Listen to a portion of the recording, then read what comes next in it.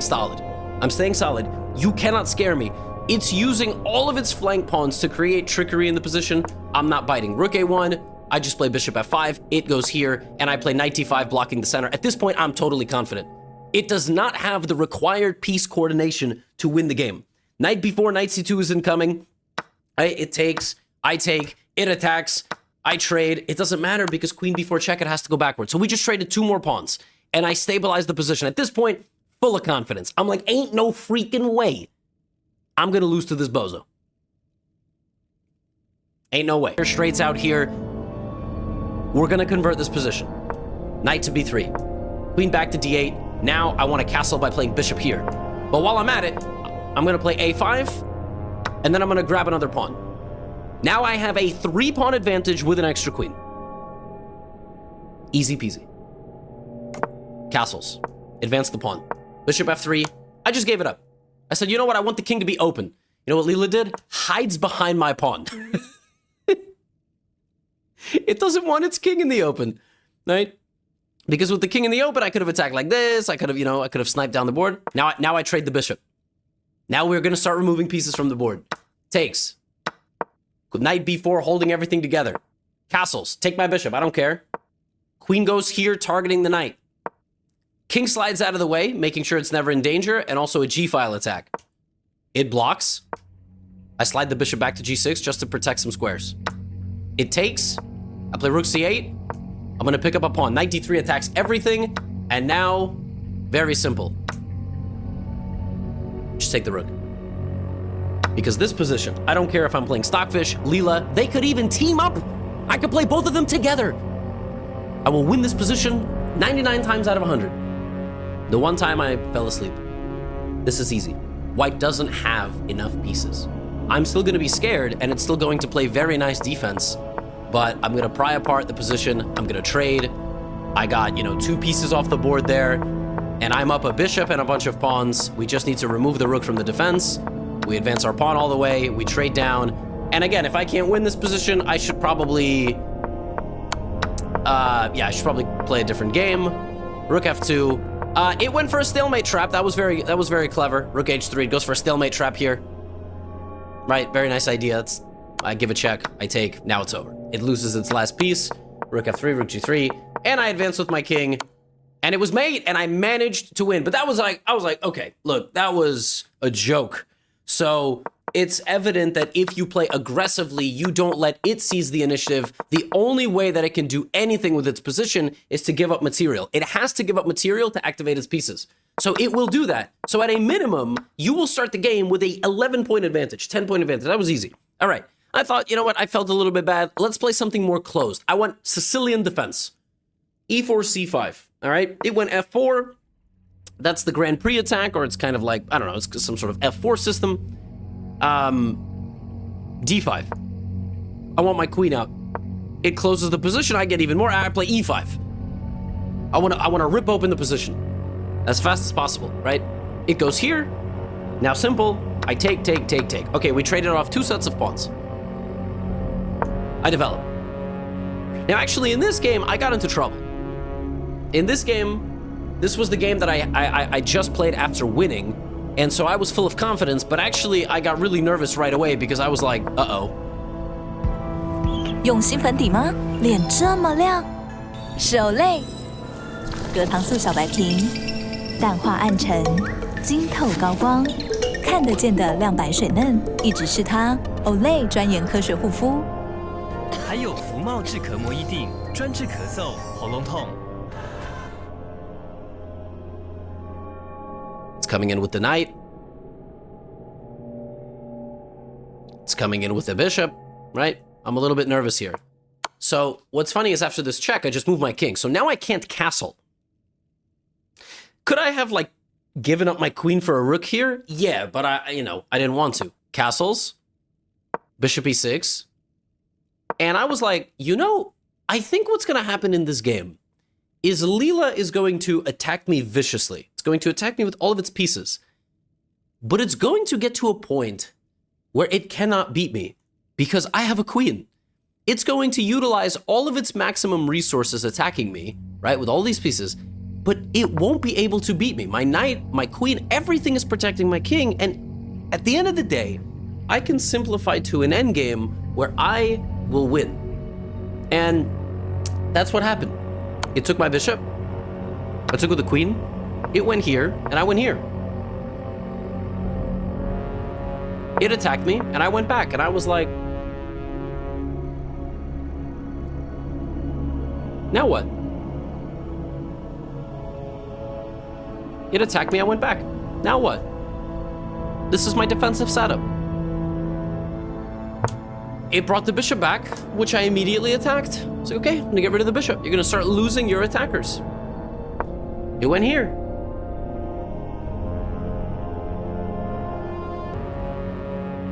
Hero had black pieces last day, that's why he was afraid of me, but I don't afraid anyone because I am big fish. I am the ocean of chess and you and Alpha Zero are the fish of the ocean. I don't praise myself, I only speak the truth. So let's go. Baby chicken Alpha Zero started with c4, I played Caro can defense, knight f3 d5 e3, knight f6 knight c3 bishop goes to g4 and we have h3, if you dare to take the knight, let me show you the variation. Then I will grab center with e5, pawn takes, white will play g4, a clear declaration that he wants to attack the king side, so e4 queen d1 knight c6 queen b6 and that's it. White have a nice queen position, that creates lot of pressure to black, g5 is coming, so, back to the position, I am super ultra ultimate max genius guy, so I moved back my bishop on h5, queen b3, queen b6, queens are seeing each other, but if you can the queen then black will get an open rook file, same as black. If black takes the queen then white will get the rook advantage, so in this position, Alpha played g4, because he is a stockfish subscriber. A true stockfish subscriber always attack in kingside. White have a nice tactical plan to mix poison in black army's food, then move up the bishop to target it by opening up the file for the rook, clear the dark square diagonal to add pressure.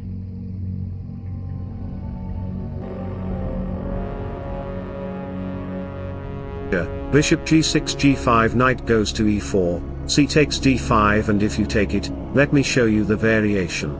Then knight takes d5 will come to pressure black, after making queen exchanges bishop h4 will come to target the knight, so knight e5, f6 to target it so knight c7 check king d8 knight takes a8 pawn takes rook takes a7, white will up material and he will be totally winning, so back to the position, we have knight takes c3 queen takes c3, bishop e4 to make problems on light square diagonal, bishop e2 bishop takes d5 d3. This d3 move plan is to play e4 to kick out the bishop and then play bishop e3.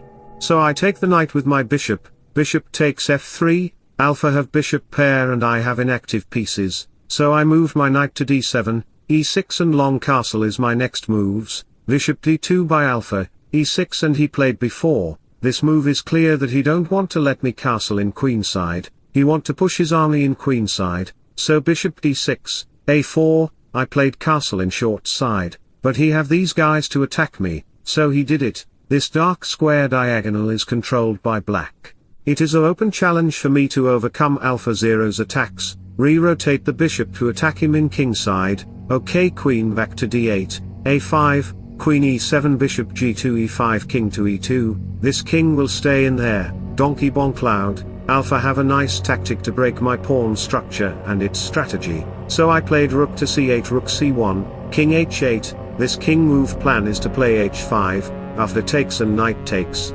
black will get the f-file, strike the queen pawn structure to attack him in his weak point. And the queen is always ready to come there with a check.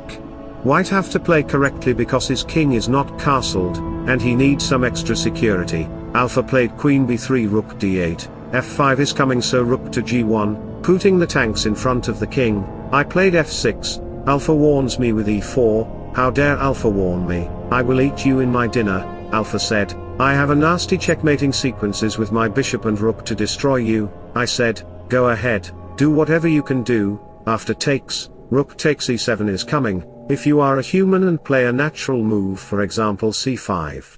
The idea is to do pawn exchange and involve the knight to target the queen, then Alpha will sacrifice the rook, this square is covered so you have to take the rook, then pawn check will come, The king have no square to run, so king takes g6, bishop f3 check. If king f6 happen, then play bishop g5 to win the queen. So if you plan king h7, then rook h1 check. King can't retreat on there, so king g6, bishop h5, king f6, rook g1, bishop g5 is coming to checkmate you. Black will be helpless.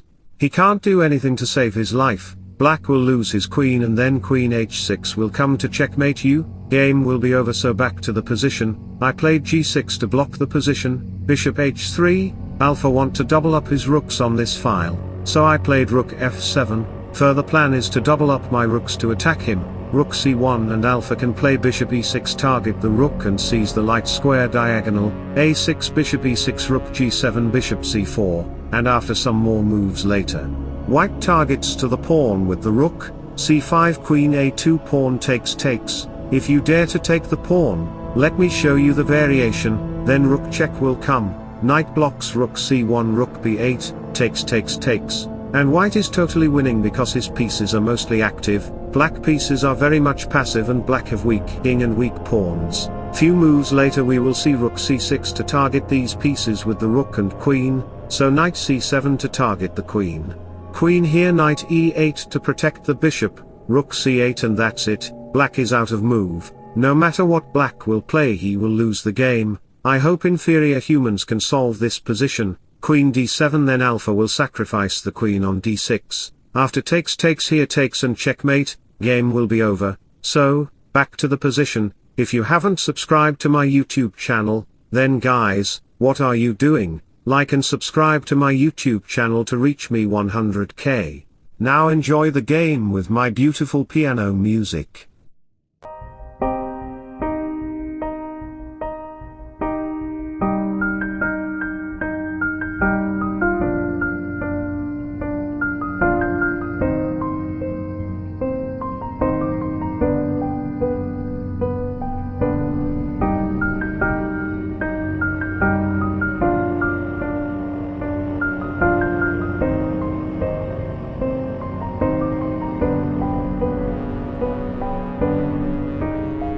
Wish you all the best. Thanks for watching. Subscribe for more. Bye bye. Take care. See you soon. Queens are seeing each other, but knight c3, d5, e3, knight f6, knight c3, bishop goes to g4, and we have h3. If you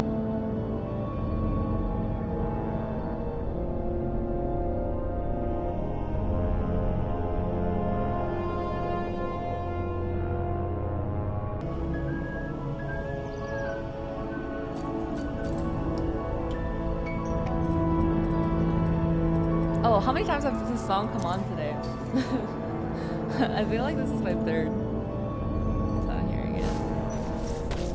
It's just different pianists. I skipped you. I mean, I didn't skip, man. I tactfully ignored.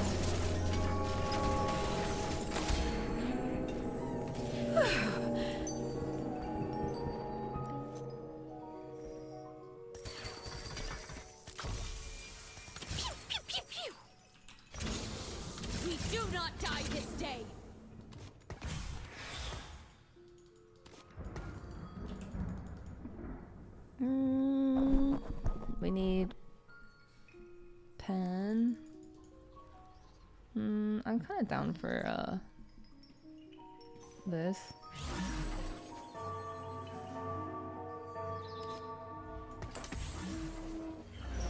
I mean, is it bad?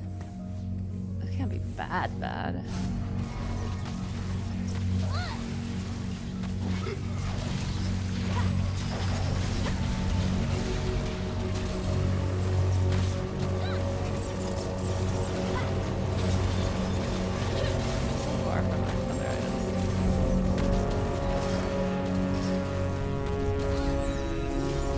This music is actually calming. It actually makes me feel so much more relaxed.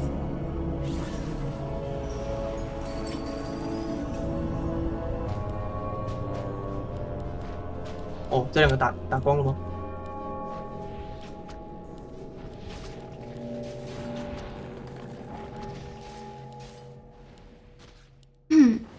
这个一定要扣进来的，这一定是 open 的。我会选 4，正常要 4了。你可以看一下。嗯，不 4。这一狗进前3，狗进前3。很难。这别按太快，这别按太快。你会演一下吗？没有，因为你有觉得跟他1打1啊，你 J2说不定赢那个 GG，就是那个大盲。4。你刚刚升1打1，你说不定有机会赢他。哦，有人自愿要出去。扣那吹。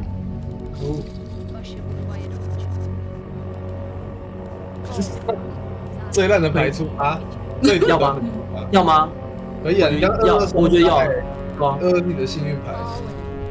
不是，哎，你哦，你真的是个成熟的业务，阿亮。你欠2。对啦。对啊。Nice。我跟你说，这波那个台湾吹的应该要冲进去了。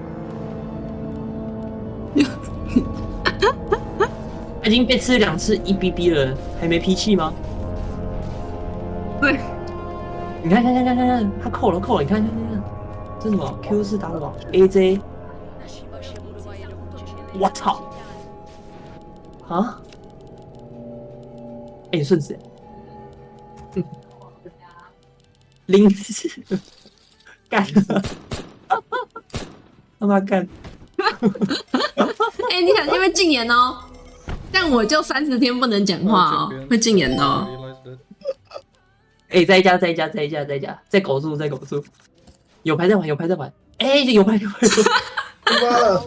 发了，出发。我觉得他出发，当 triple leader 啦。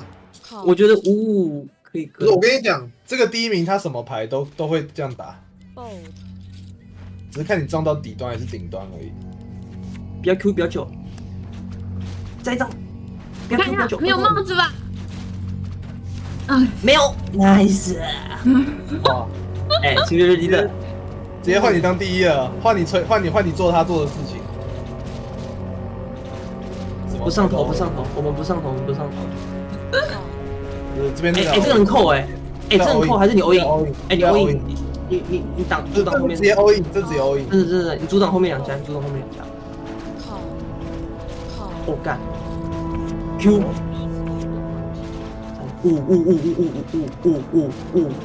方块5，哇，黑的。梅花5。我靠！我看到什么 ？What the fuck？ 你杀死2家要双杀！3万来了！干！哇，还金色的？哦，没有。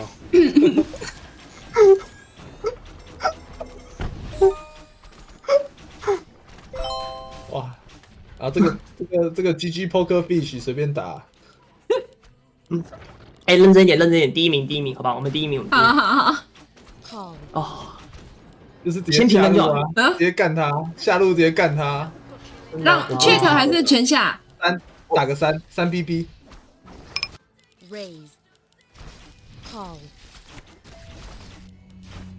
我这边先 check 吧，看一下他怎么搞。可以带1枪啊，一枪小的。哦。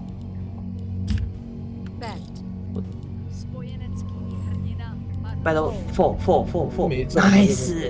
对啊，你要给他压力啊。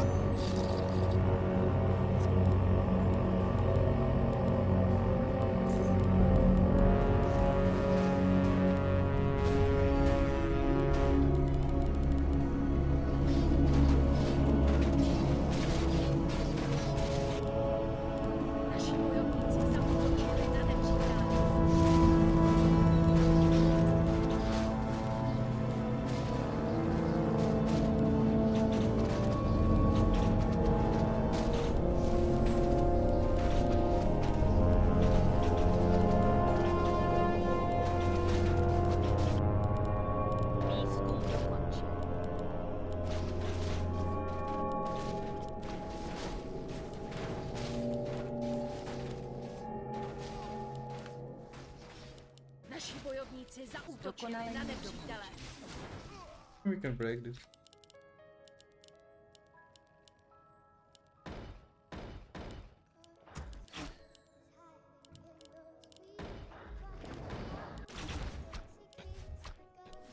Vaše budova je dokončena.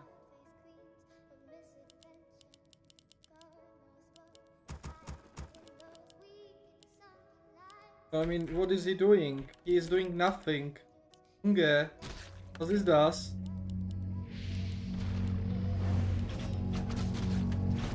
Vaše budova je dokončena.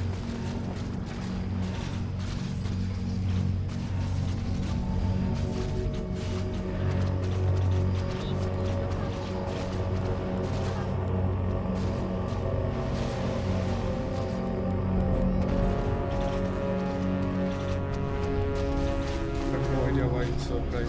I have no idea. This ain't normal shit. Vaše budova je dokončena.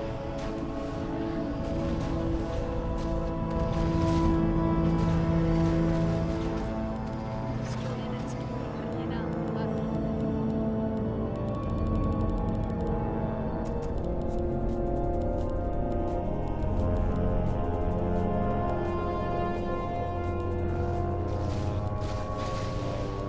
Vaše budova je dokončena. Vaše budova je dokončena.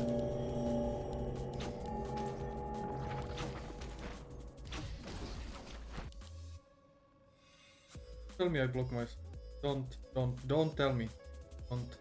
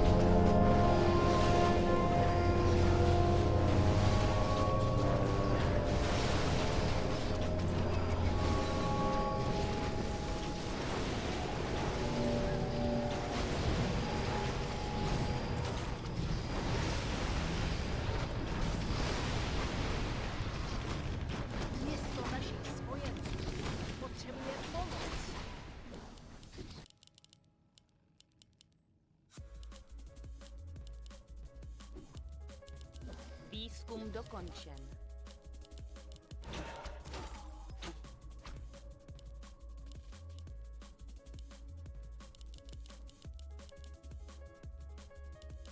Město našich spojenců potřebuje pomoc.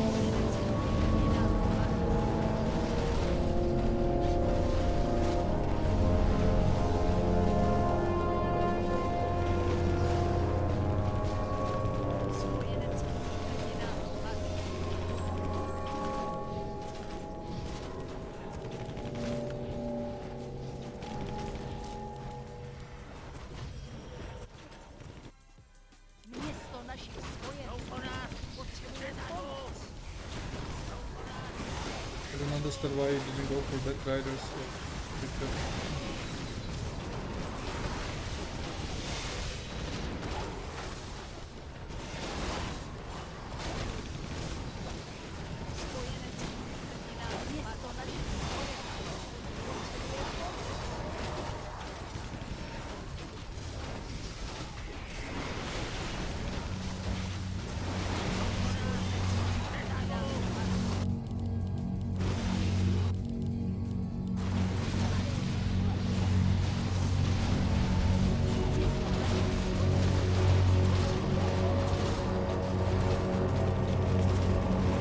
Please attack, man, just use A-click.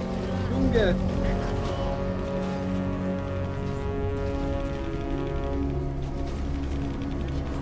Bro, you're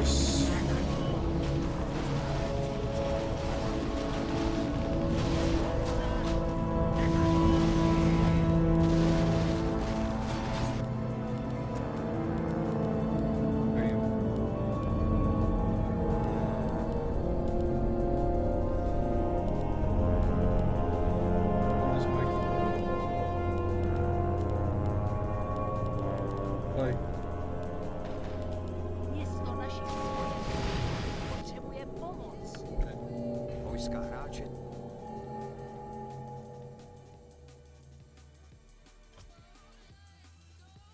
not the best understand. Or I should have focused on air. Art. Hello Morphling. To na mě. Ahoj Peci, čau Lubko. Já jsem teďka zapnul stream, takže nepůjdu.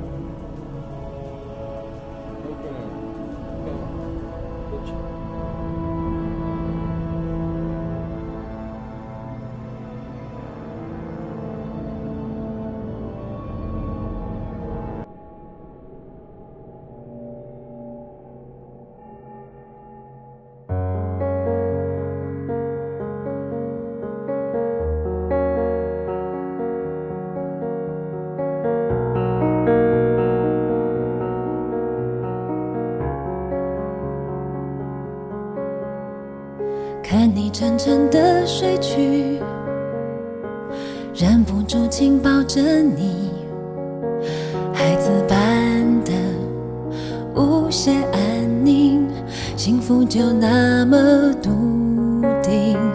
突然想写一封信，给我最亲爱的你，看你不畏惧，一股杀劲，有时候多不忍心。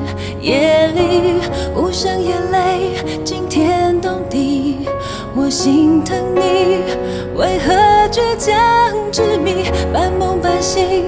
你说再多打击也不放弃，也曾失望伤过心，你总相信那片乌云会散去。从没变的孩子气，常让我生气却又着迷。就算冷眼伤了你，却不曾逃避，横冲直撞，也不管受了委屈。我会守护你那颗赤子的心，永远不分离。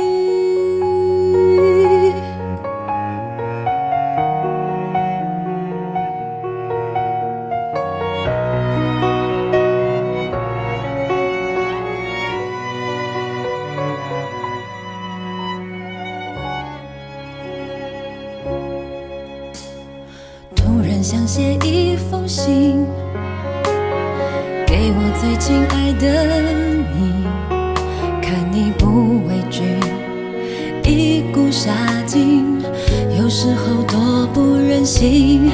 夜里无声眼泪惊天动地，我心疼你，为何倔强执迷，半梦半醒。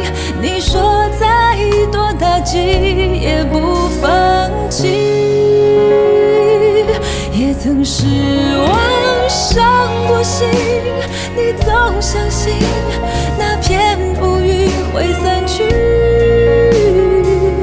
从没变得孩子气，常让我生气却又着迷。就算冷眼伤了你，却不曾逃避，横冲直撞也不管受了委屈。我会守护你那颗赤子的心，永远不分离。梦和现实的差距，有的时候让你感到灰心。世界无情，只要记得我在这里陪你。我最亲爱的你，擦去泪滴，那片乌云已散去，我们一起走下去，一起笑着看沿途风景。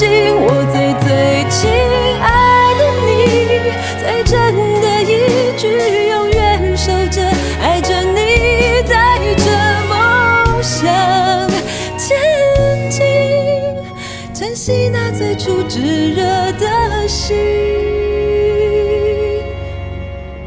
最亲爱的你。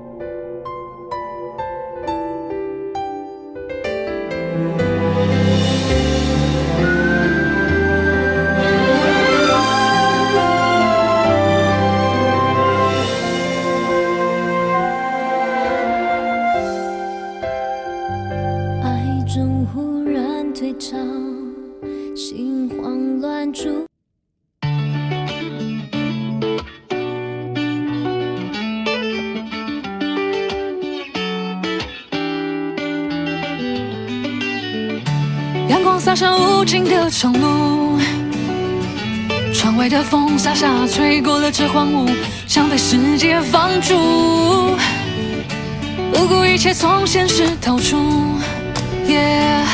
未知的旅途伴随着音符，开往陌生的领土，因为我们都是自由的信徒，渴望挣脱桎梏，为自己欢呼，自处才是救赎。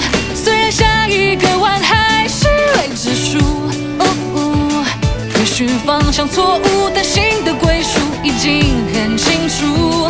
想想人生多苦，生命每一秒都在倒数，天生反骨，却有太多无奈在约束。放下地图，不要害怕迷路，别忘了这一路还有我与你共度。现在需要一点加速度，空转的喉咙画出了一阵烟雾。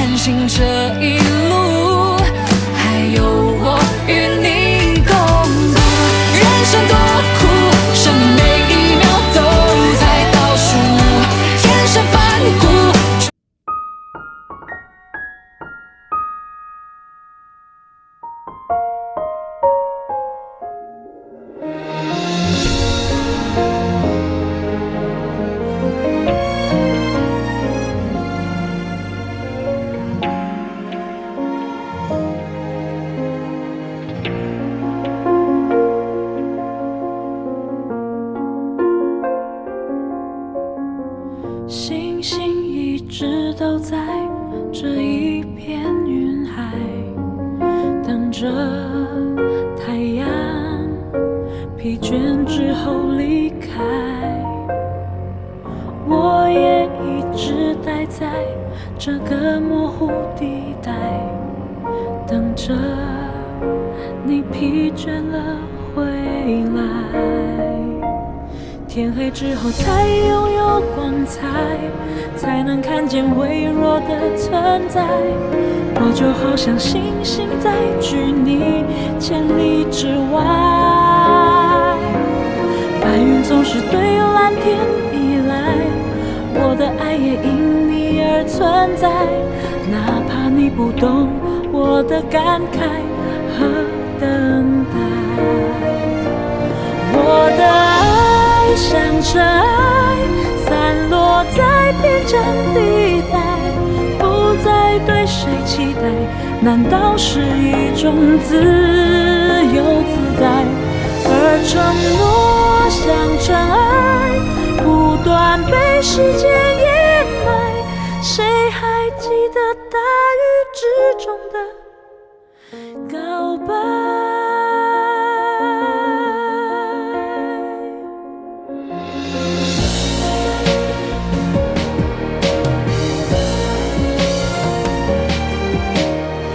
时间走得太快，要爱得痛快，宁愿受伤，也不想要空白。谁都想被疼爱，找一个未来，不要在孤独里徘徊。天黑之后才拥有光彩，才能看见微弱的存在。我就好像星星在距你千里之外，白云总是对蓝天依赖，我的爱也因你而存在，哪怕你不懂我的感慨和等待。我的爱像尘埃，散落在边疆地带，不再对谁期待，难道是一种自由自在？而承诺像尘埃，不断被时间掩埋，谁还记得大雨之中的告白？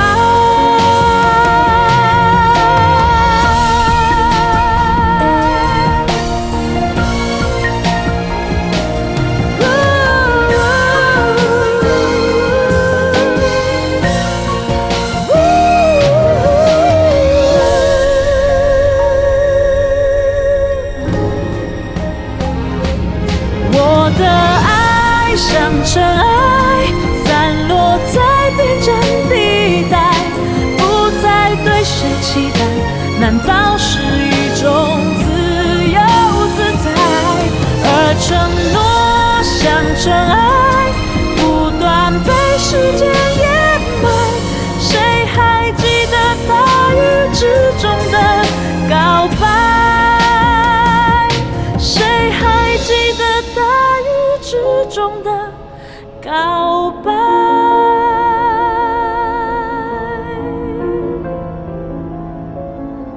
谁都想被疼爱，找一个未来，不要在孤独里徘徊。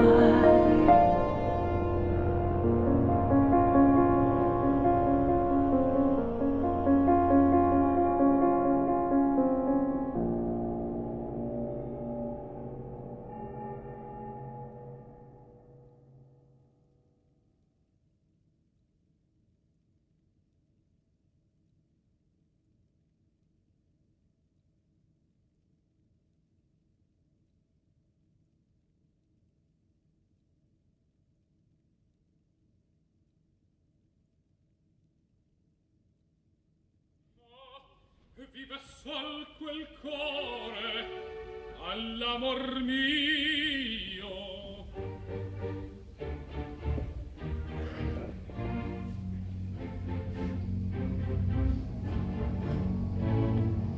È tardi, ed oggi forse più non verrà mio padre.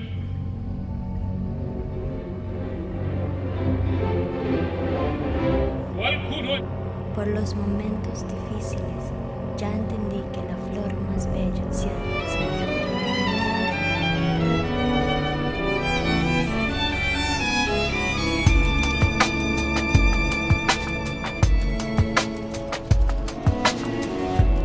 莉莉娅，美丽的眼眶，为何流浪？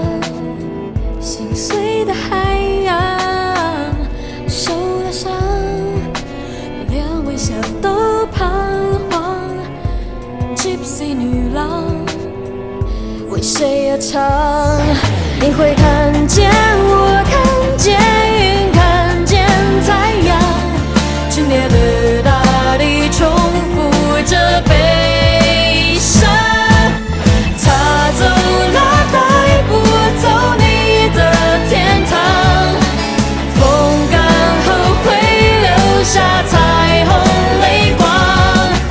他走了，你可以把梦留下，总会有个地方等待爱飞翔。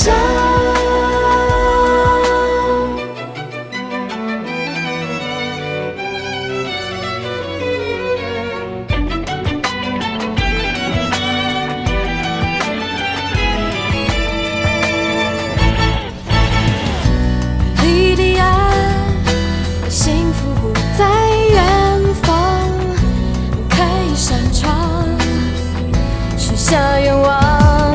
你会感受爱，感受恨，感受原谅。生命总不会只充满悲伤。他走了，带不走你的天堂。风干后会留下彩虹。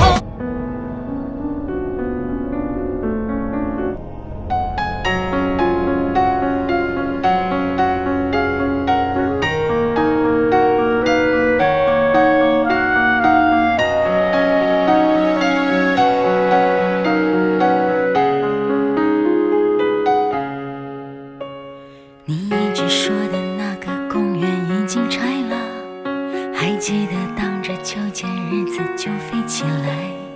慢慢的下午，阳光都在脸上撒野，你那傻气，我真是想念。那时候小小的你还没学会叹气，谁又会想到他们现在喊我女王？你哈哈笑的样子倒是一点没变。时间走了，谁还在等呢？这杯咖啡忘了加糖，真不是我那么伤感。世界太复杂，你说单纯很难，我当然都明白。可是呀，只有你曾陪我在最初的地方，只有你才能了解我要的梦从来不大。我们没有在一起，至少还像情侣一样。我痛的、疯的、伤的，在你面前哭得最惨。我知道你也不能带我回到那个地方。你说你现在很好，而且喜欢回忆很长。我们没有在一起，至少还像家人一样，总是远远关心，远远分享。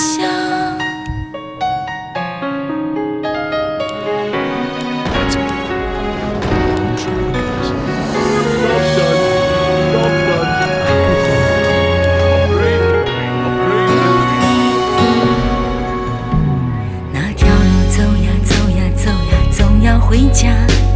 两只手握着，晃呀晃呀，舍不得放。你不知道吧，后来我都在想，跟你走吧，管他去哪呀。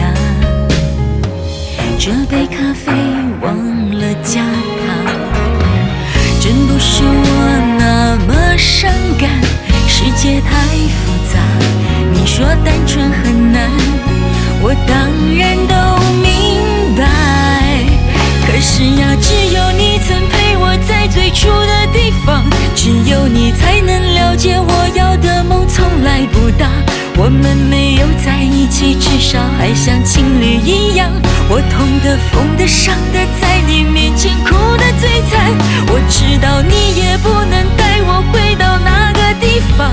你说你现在很好，而且喜欢回忆很长。我们没有在一起，至少还像家人一样，总是远远关心，远远分享。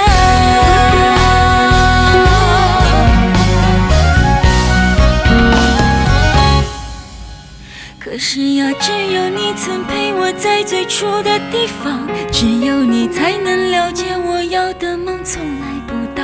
我们没有在一起，至少还像情侣一样。我痛的、疯的、伤的，在你面前哭得最惨。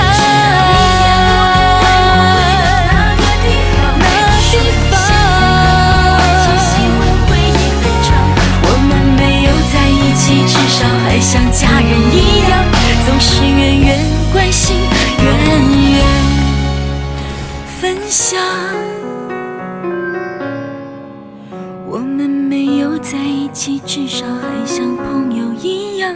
你远远的关心，其实更长。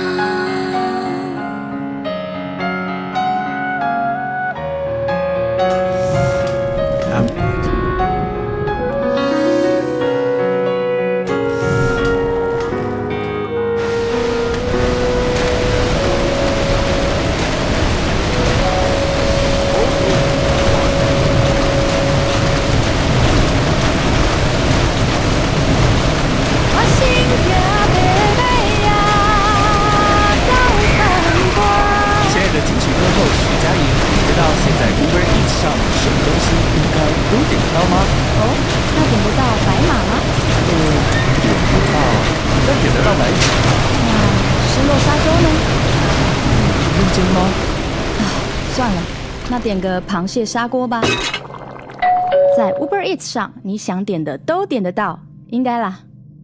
Magic mirror on the wall, who is the fairest of them all? 迪士尼经典童话再现，阿拉丁越来越爱你，金奖音乐团队操刀打造全新金曲，邀请你走入魔法森林，享受华丽的大荧幕音乐飨宴。3月20日周四，迪士尼《白雪公主》全台戏院上映。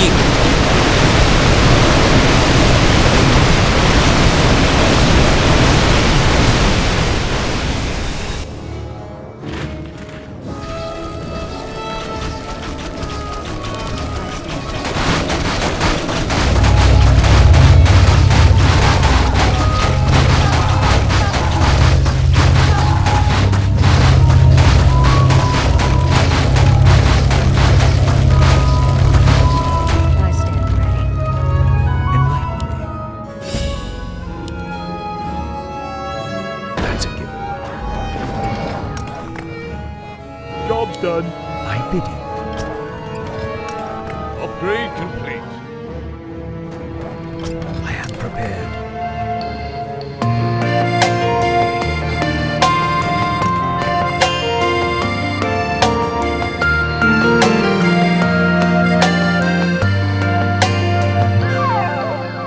冬天的离别，在莫斯科的深夜。一列列军队在街上森严戒备，这里没人察觉谁又爱上了谁，因为苦难不许人崩溃。当青山若习惯反悔，记住多一个长尾，听音乐你心默着灵魂。拥抱就是罪。莫斯科没有眼泪，大雪纷飞，你冷得好憔悴。单身的我，原本以为可以一辈子不跟谁。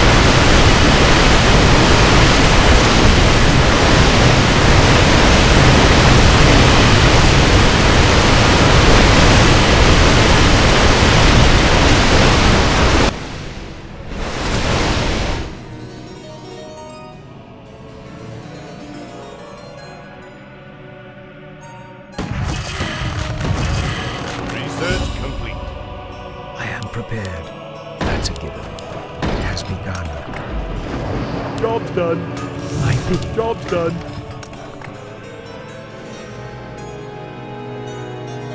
My brothers. Job's done. Enlighten me. I bid you.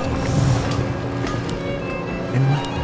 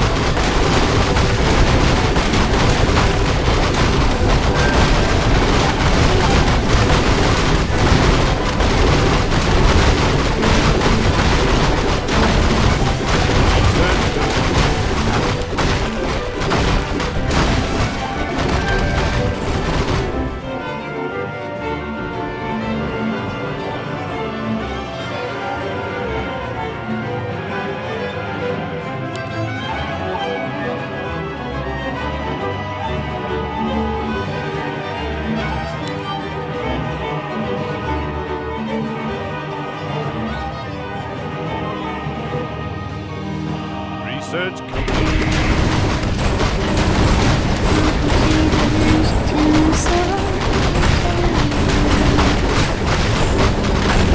熄过的发现心中火焰，永存的刻画以为一生眠。漫长的告别是青春深我冬夜的手像滚烫的誓言，你闪烁的眼像脆弱的心Job's done. 贪恋的岁月被无情冲坏，骄纵的星星烟消云散。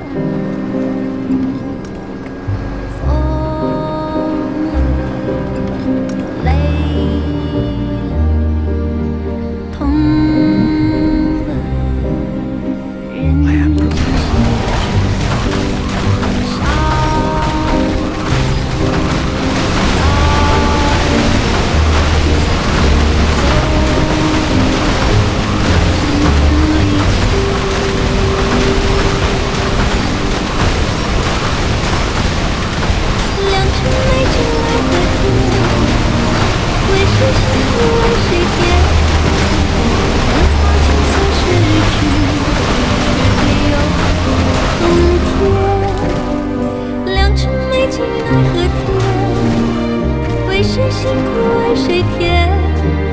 这年华青涩逝去，明白了世界。疯了，累了，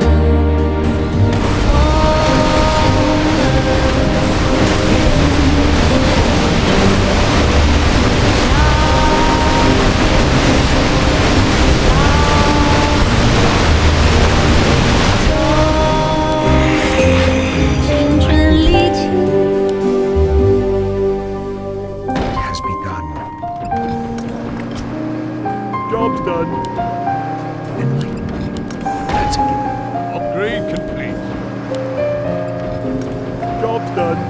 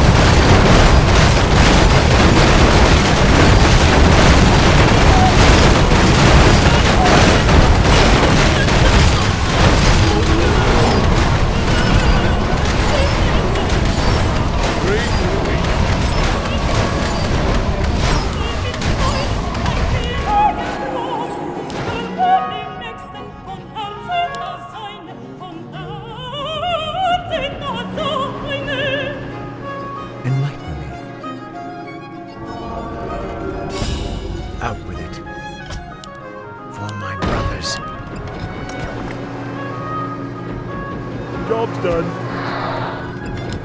I bid. Which way? I am prepared. Upgrade complete. Job's done. My bidding. Upgrade complete. That's a given. My brothers, it has begun. Job's done. Job's done. Job's done.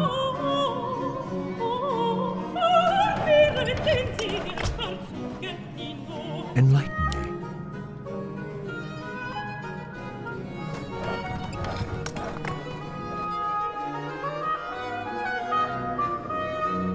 I am prepared.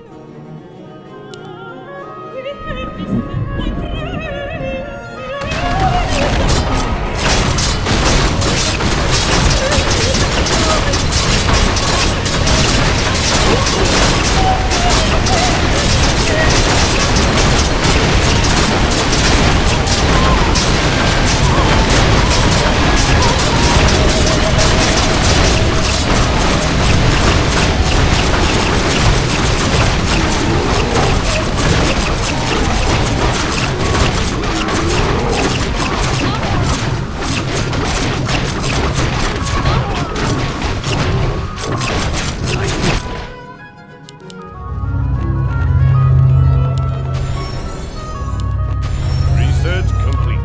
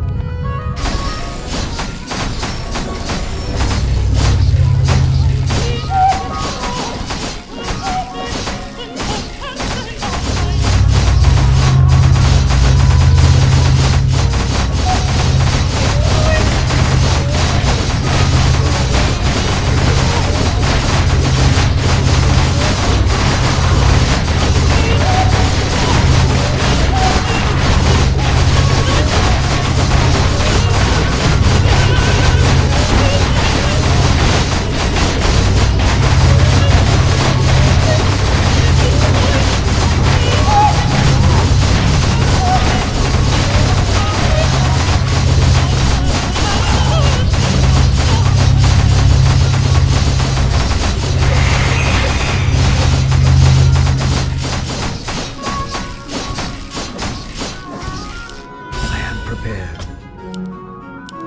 That's a given. Job's done. Out with it. In Upgrade position. complete. My bidding. Upgrade complete. Upgrade I complete. am prepared.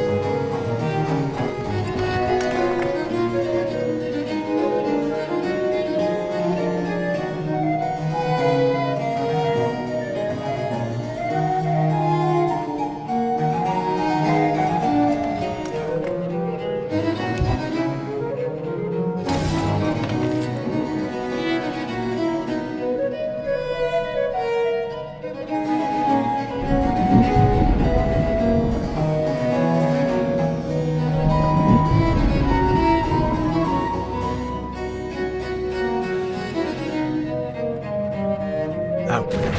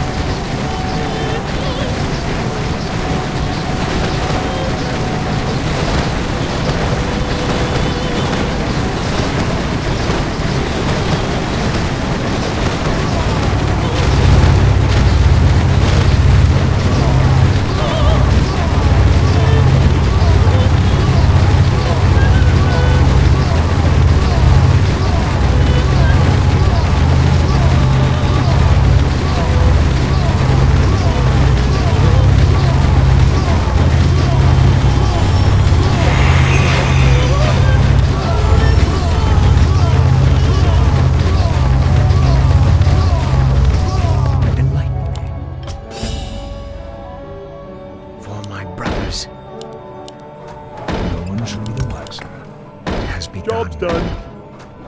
Job's done. Job's done. Job's done. I am prepared. Upgrade complete. Upgrade complete. Upgrade complete. I bid you. Upgrade complete. Upgrade complete. Upgrade complete. My brothers, that's a given. Job's done. Job's done. Upgrade complete. For my brothers, no one shall be the wiser. I am prepared. That's a given. Job's done. For my brothers.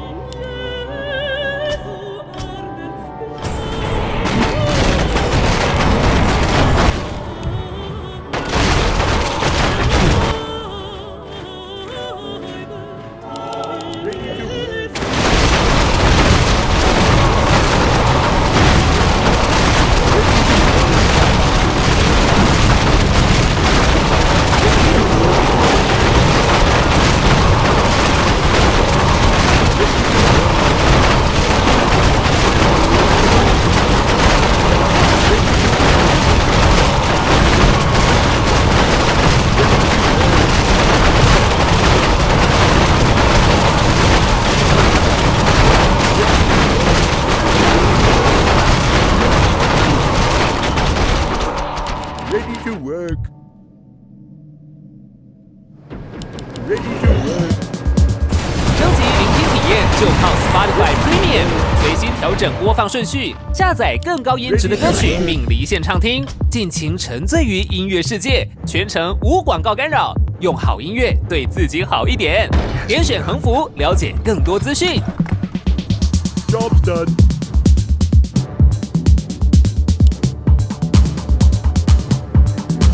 Upgrade complete. Out with it. Enlighten me. I am prepared. Upgrade complete.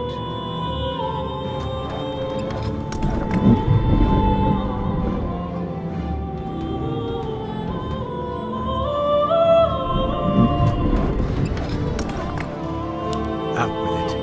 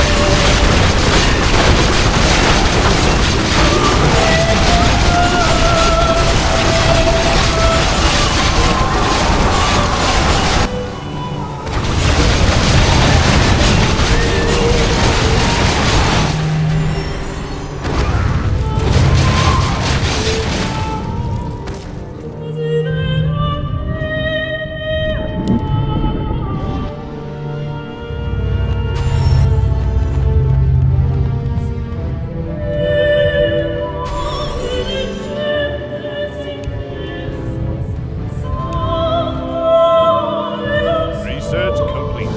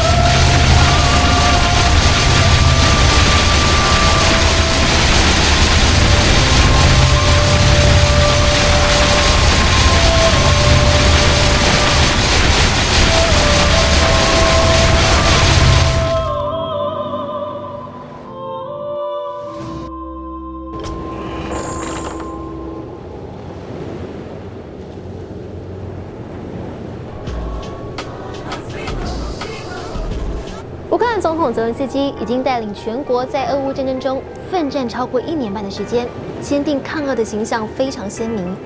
但是我们在研究泽伦斯基的时候，发现他的母语其实是俄语。在成为总统之前，他的事业也跟俄罗斯的关系很密切。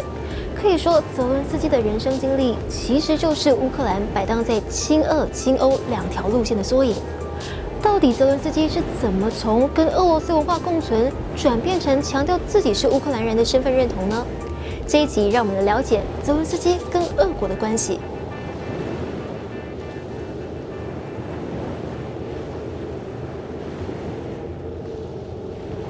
泽伦斯基跟俄罗斯的关系要从他的生长背景开始说起。1978年，他出生在乌克兰的中部城市克里维里赫。在泽伦斯基13岁以前，乌克兰还属于苏联的一部分。不但官方语言是俄语，人民对世界的认识也大多来自苏联的视角。所以，童年时的泽伦斯基住的地方是苏联典型的集合式住宅，街上常会看到列宁的雕像。学校里会有政治教育课，也必须参加共产党青年组织的活动。随着乌克兰在1991年宣布独立，共产党掌权的生活终于告一段落。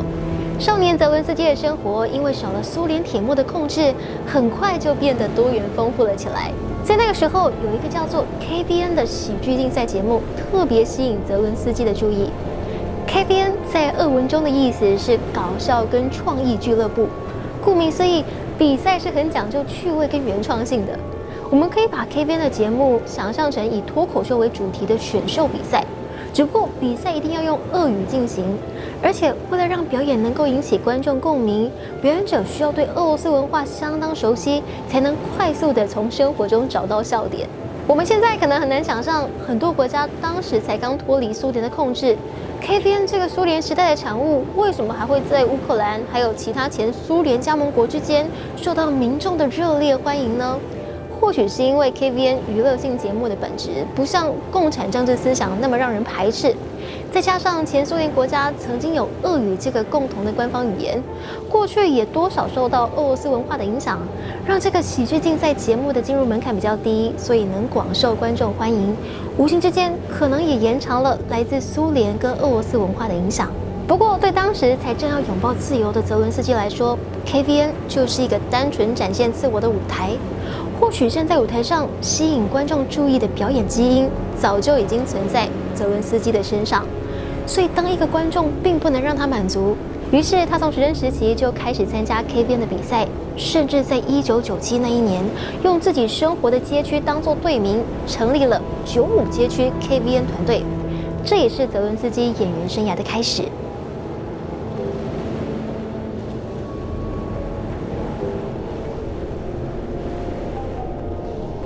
泽伦斯基跟他的团队从1997年开始，一直都是俄国节目 KVN 的参赛队伍，直到2003年才离开比赛。在这之前，泽伦斯基把自己的 KVN 团队转型成独立的制作公司，也把公司的目标定为用幽默跟创造力让世界变得更美好、更友善、更快乐。而说到公司的代表作，很多人可能会马上想到《人民公仆》这部戏剧。当泽伦斯基当选总统的时候，这部电视剧因为太像泽伦斯基的真实人生，所以知名度特别高。不过，泽伦斯基的团队还制作过各种主题的戏剧或节目，也都成功的为观众带来欢笑，像是喜剧游戏节目、浪漫喜剧电影，还有长达6季的长青喜剧等等。这些作品在乌克兰跟俄罗斯都很受欢迎，所以演员泽伦斯基对两国观众来说都算是熟面孔。不过，除了演员之外，泽伦斯基也同时拥有公司老板的身份。在他的带领之下，公司推出的影视作品很常跟俄罗斯的导演跟演员合作。俄罗斯跟乌克兰也都是销售影视作品的市场。他在俄罗斯甚至还有一家分公司。不过，因为乌克兰跟俄罗斯长久以来的关系都很微妙，所以泽伦斯基的演艺事业其实还蛮常被地缘政治影响。有时候，泽伦斯基的表现也会让人搞不清楚，他到底是站在乌克兰还是站在俄罗斯这边。举例来说，根据 Fox 的报道，在2014年俄罗斯入侵克里米亚的时候，泽伦斯基的公司曾经捐款给乌克兰的军队。以一个乌克兰的公民来说，这是蛮合理的行为。可是另一方面，因为公司业务跟俄罗斯娱乐界有密切的合作，所以当乌克兰文化部想要禁止俄罗斯表演者到乌克兰工作的时候，泽伦斯基也好几次公开反对政策。其实泽伦斯基面对俄罗斯的矛盾态度，还是跟他的过去有关。他在苏联文化当中成长，演员阶段也几乎都是用俄语表演，再加上工作上也跟俄罗斯人有不少合作，让他早年对于俄罗斯的态度似乎是倾向接受俄罗斯文化影响，也可以跟俄罗斯共存的关系。话说回来，其实不只是泽伦斯基，很多乌克兰人因为过去乌克兰曾经被苏联统治，让他们不管是在生活或者是人际关系上，都还是跟俄罗斯维持着紧密的连结。但是问题来了，当泽伦斯基当选总统之后，身为代表国家的领导人，面对俄罗斯，他还能够保持着这种中立的态度吗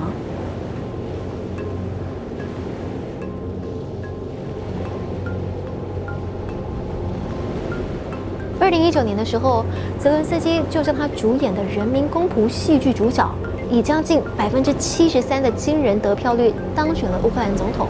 在就职典礼上，他是这么说的：Протягом свого життя я намагався робити все, щоб українці посміхалися. Це я відчував так серцем. Це була не тільки моя робота, правда, це була моя місія. Наступні 5 років я зроблю все, українці, щоб ви не плакали. 泽伦斯基这个政坛新手虽然挂保证要服务国家，但是在他上任的那一年，克里米亚已经被俄罗斯控制长达5年，乌克兰东部的顿巴斯地区也持续跟亲俄势力发生军事冲突。而泽伦斯基虽然选前承诺会积极的解决领土问题，但是他提出的方法却是跟普廷和谈，而且和谈的基础是很多乌克兰人都反对的明斯克协议。这个协议同意让顿巴斯地区不再受到乌克兰中央政府的控制，还可以拥有一定程度的自治权，等于是变相的让乌克兰失去顿巴斯地区。这就让许多民众开始担心，这位新科总统对俄罗斯的态度太软弱，可能会让乌克兰继续生活在俄罗斯的阴影之下。也有很多人会把泽伦斯基母语是俄语的背景，还有从政前跟俄罗斯娱乐界的密切合作再度拿出来讨论，担心他跟俄罗斯过去的关系代表他可能会是个亲俄的领导人。但其实泽伦斯基并不是亲俄的人，从他自己的成长经验还有乌克兰的历史当中，他知道整个国家从独立以来一直都面对民族认同的挑战。他自己身为讲俄语的乌克兰人，很清楚的知道，当俄罗斯不断用军事或文化的方式来影响乌克兰的时候，要拥有一致的国家认同并不容易。所以他在就职后的第一个新年演说当中，就向乌克兰人提出了谁才是乌克兰人的问题。他认为，就算人民有着不同的身份或职业，或者是喜欢的事物不同，但一样是乌克兰人。Хто я? Той, хто 10 років живе за кордоном і любить Україну в інтернеті? Той, хто втратив все у Криму та почав з нуля в Харкові? Айтішник, що мріяв втекти з країни? Чи полонений, що мріяв повернутись додому? Це кожен з нас. Це українці. Такі, як є. Не ідеальні і не святі. 过去在乌克兰国内，有些人会认为讲俄语就代表自我认同是俄国人，这个想法其实不能理解。就像我们会觉得，讲日语的就是日本人，而韩国人就是讲韩语一样。所以泽伦斯基用这一段新年演说，想要传达他对乌克兰民族认同的愿景。他希望这个新的民族认同可以让受到俄罗斯文化影响的人跳脱出不是乌克兰就是俄罗斯的二元对立想法，让整个国家专注在那一些可以让彼此团结的事物上，并且希望这个认同会超越语言、种族跟记忆的障碍。泽伦斯基的民族认同愿景，有些人认同，有些人不认同。不过他可能没想到，在俄乌战争开打之后，帮助他加速建立乌克兰民族认同的人，竟然会是俄国总统普廷。煮来煮去都一样。还好有康宝浓汤，不止煮汤，还可以。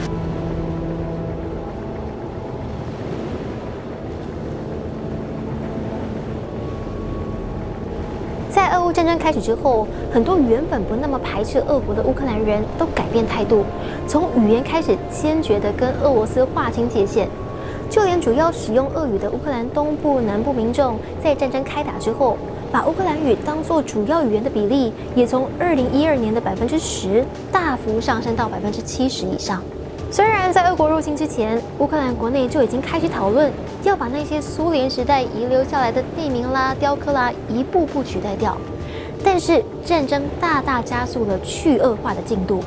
泽伦斯基签署了很多禁令，有的让俄罗斯相关人物的雕像倒下，有的让很多街道被重新命名，有些法案则是让公共场合不能播放俄语音乐，俄罗斯书籍也不能在乌克兰出版。泽伦斯基的某些禁令，以民主价值来看，其实是侵犯了人们的一些自由。在战争时期或许可以被接受，但是在战争结束之后，可能会遇到更大的挑战。改地名、推倒雕像，要去除这些外在的东西相对容易，但是从文化上去除俄罗斯的影响，对有些人来说，好像也消除了自己的一部分生命经验。对那些跟泽伦斯基一样以俄语为母语，也曾经在苏联统治底下成长的人来说，这样矛盾的感觉更是深刻。战争可能多少帮助了泽伦斯基，让他可以带领乌克兰找到民族认同，但是泽伦斯基的挑战还没有结束。他曾经在访谈中提到，战后最大的挑战是让海外国民回家。泽伦斯基在这段时间被认可是优秀的战时领袖，但是他在战争之前所表现出来的治理国家能力，实在遭到不少批评。在俄乌战争结束之后，泽伦斯基要怎么实现让乌克兰人不再哭泣的这个诺言，让全国人民从内在到外在都拥有一样的乌克兰认同，而且从此告别俄罗斯的阴影？这将成为泽伦斯基之后最大的挑战。国际大人物，我们下期见。上一集有观众留言想问，为什么伊朗？Cuckoo. Cuckoo. Cuckoo. Cuckoo.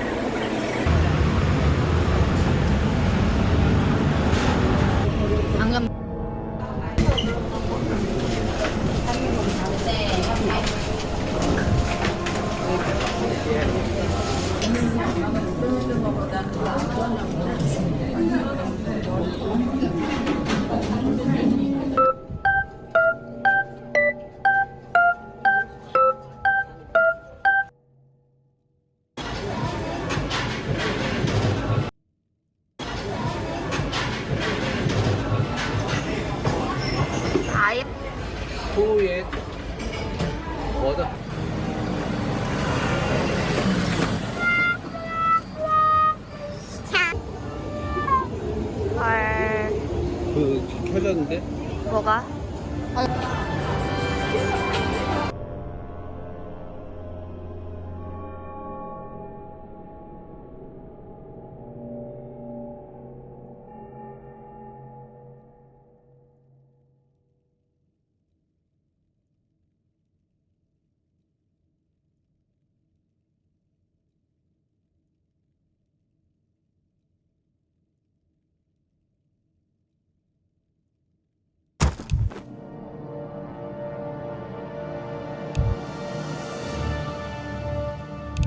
Our forces are under attack. I am prepared. That's a given. For my brothers.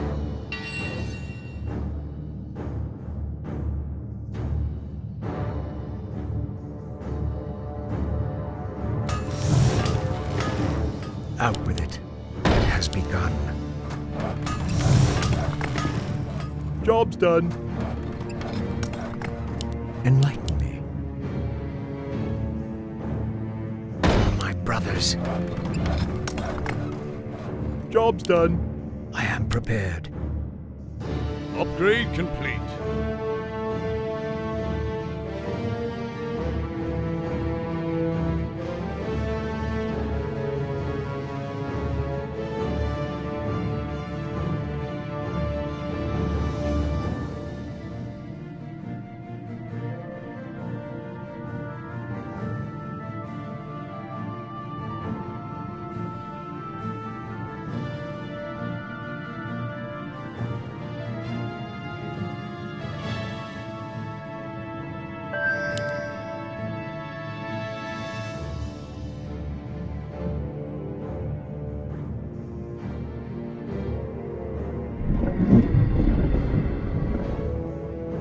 Thy bidding.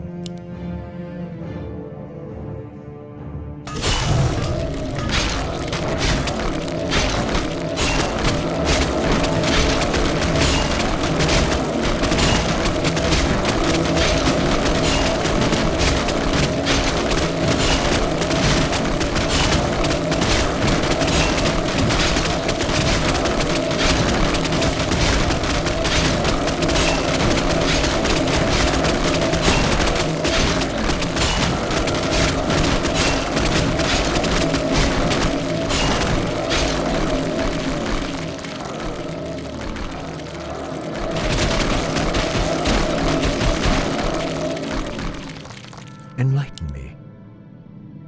More gold is required. No one shall be the wiser. Thy bidding.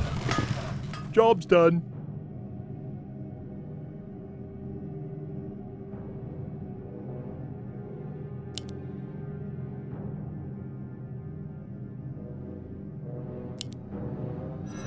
Enlighten me.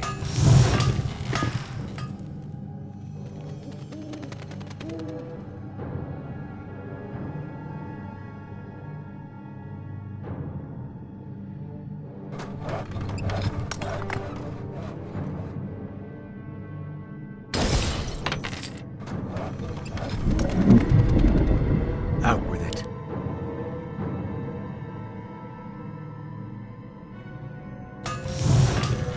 Thy bidding.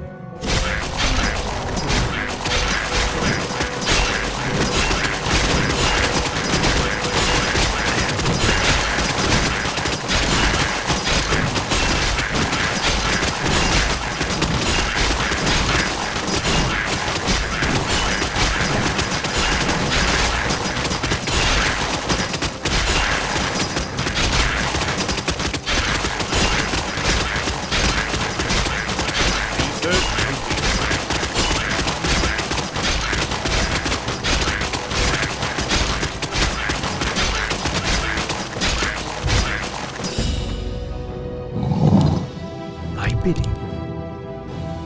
Upgrade complete. That's a given. Job's done.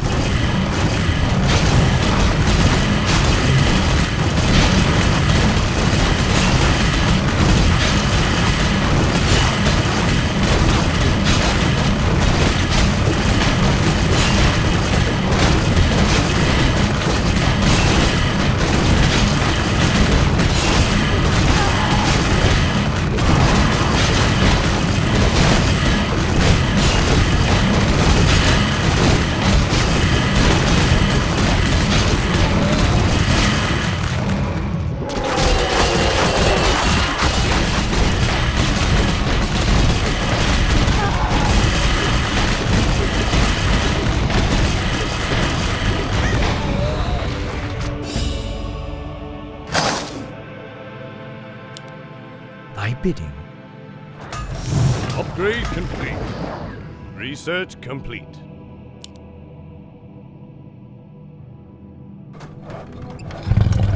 I am prepared.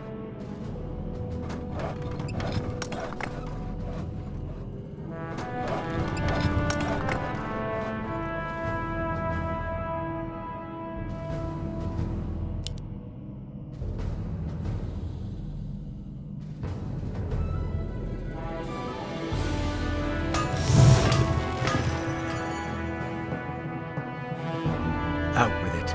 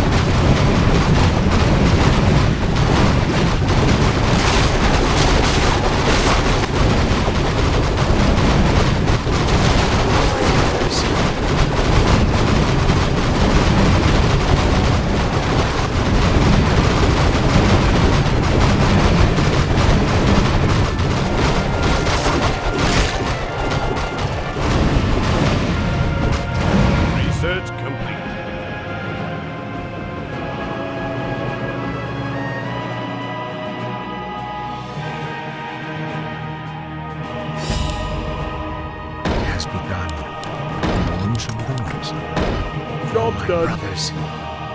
Job's done. Job's done. Thy bidding.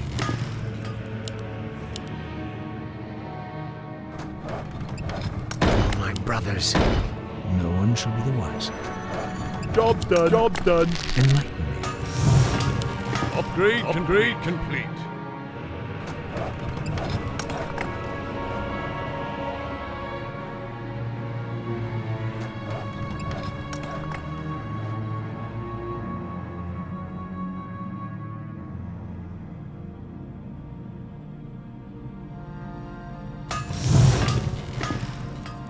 Thy bidding.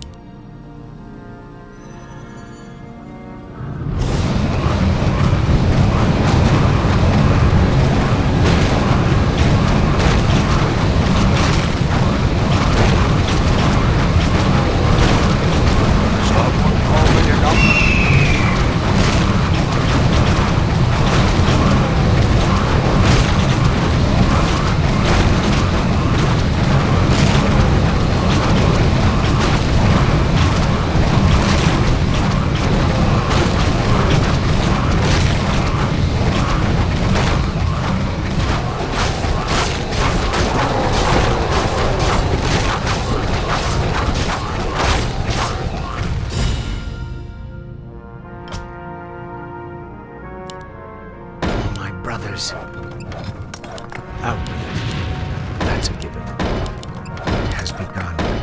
For Job's my done. brothers. Job's done. Job's done. Job's done. Upgrade complete. That's a given. Upgrade It complete. has begun. Job's done. Job's done. Enlighten me. Upgrade complete. That's a given. Upgrade complete. For my brothers. It has begun. Job's done. Out with it. No one shall be the wiser. I cannot summon there. It has begun. Job's done. Job's done. Job's done.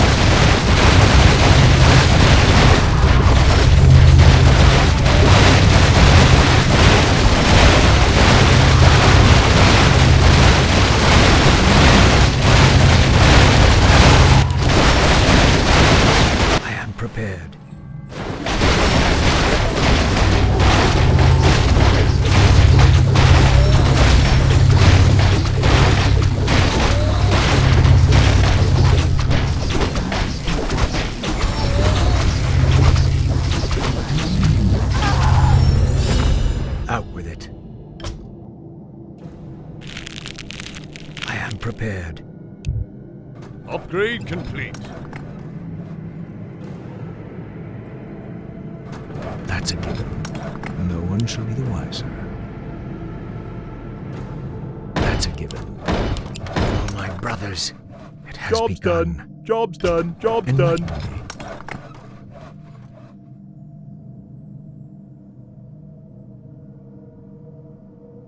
I am prepared.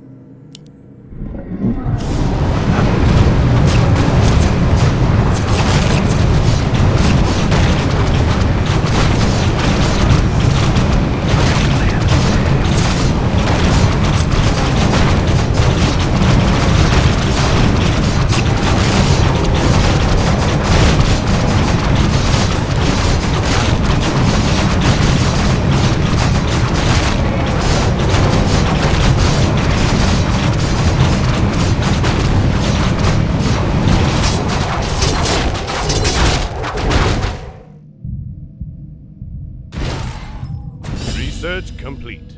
Thy bidding.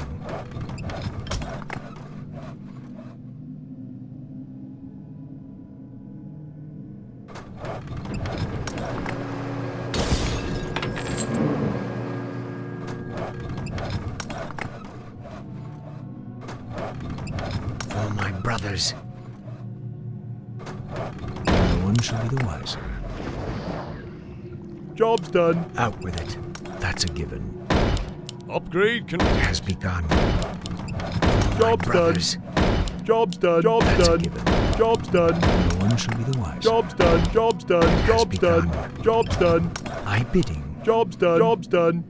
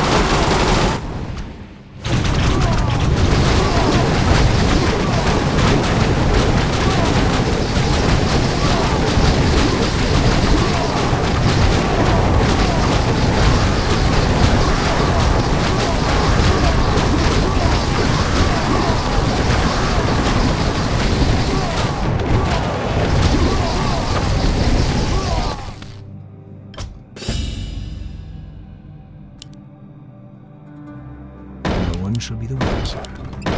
That's a given. Job's done. Job's done. Job's done. Job's done. Job's done. Job's done. Job's done.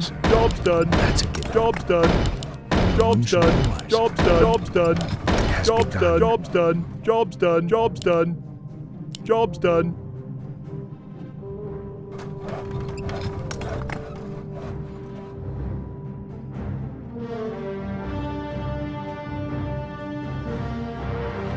For my brothers. That's a given. For my brothers. Job's done. Thy bidding.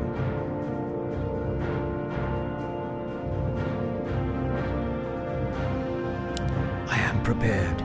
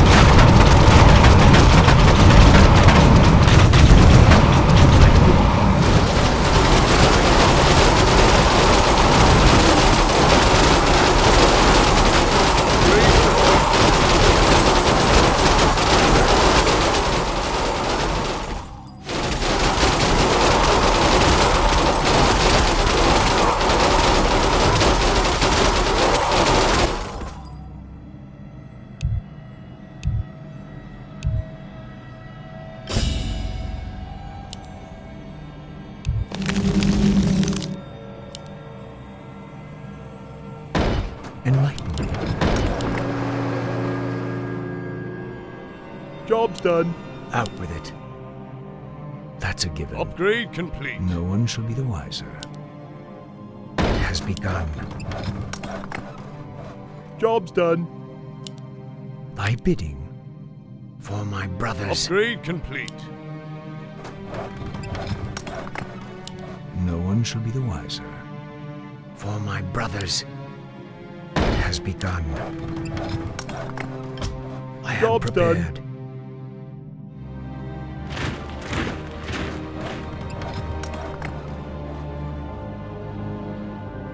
Us hear and obey.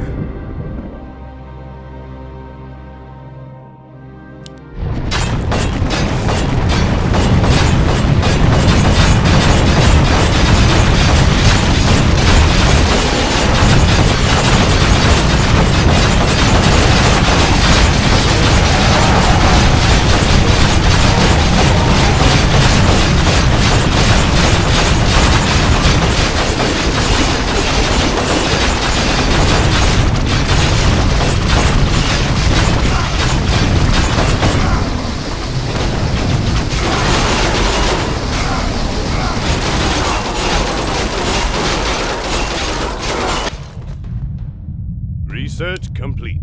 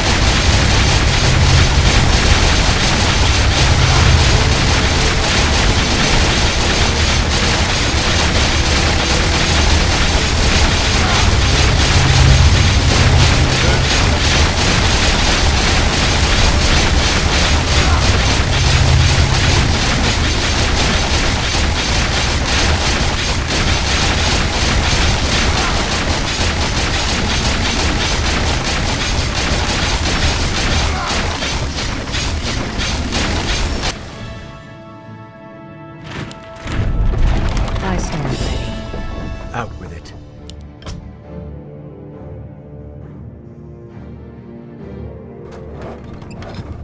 I hear the summons.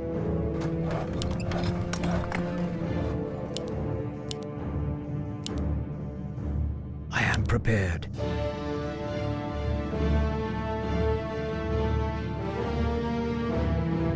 No one shall be the wiser. That's a given. For my brothers.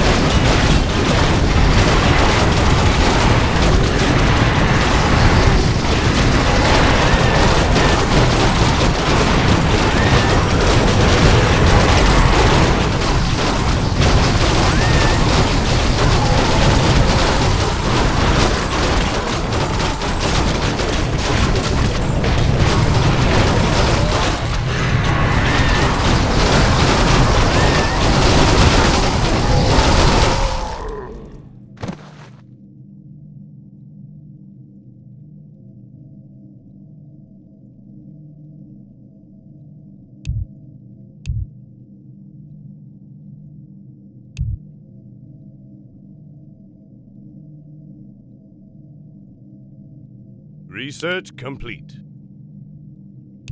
Enlighten me.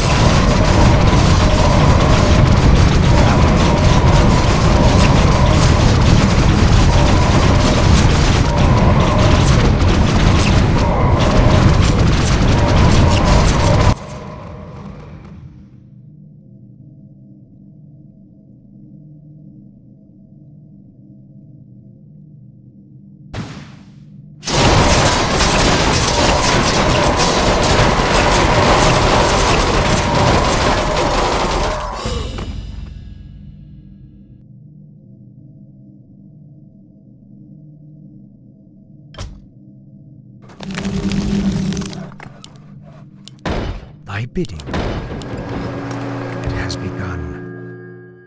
Job's done. Upgrade complete.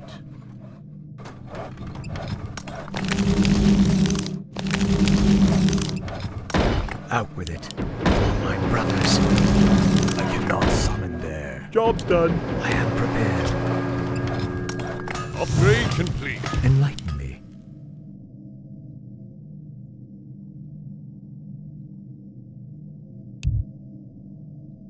Upgrade complete.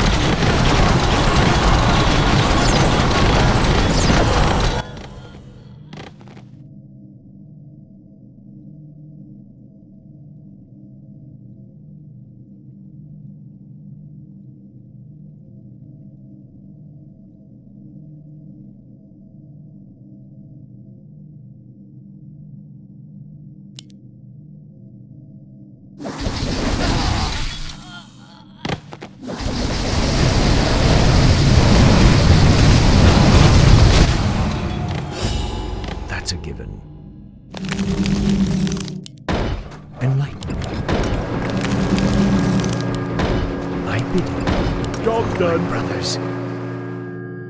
Job's done. Out with it. Upgrade complete.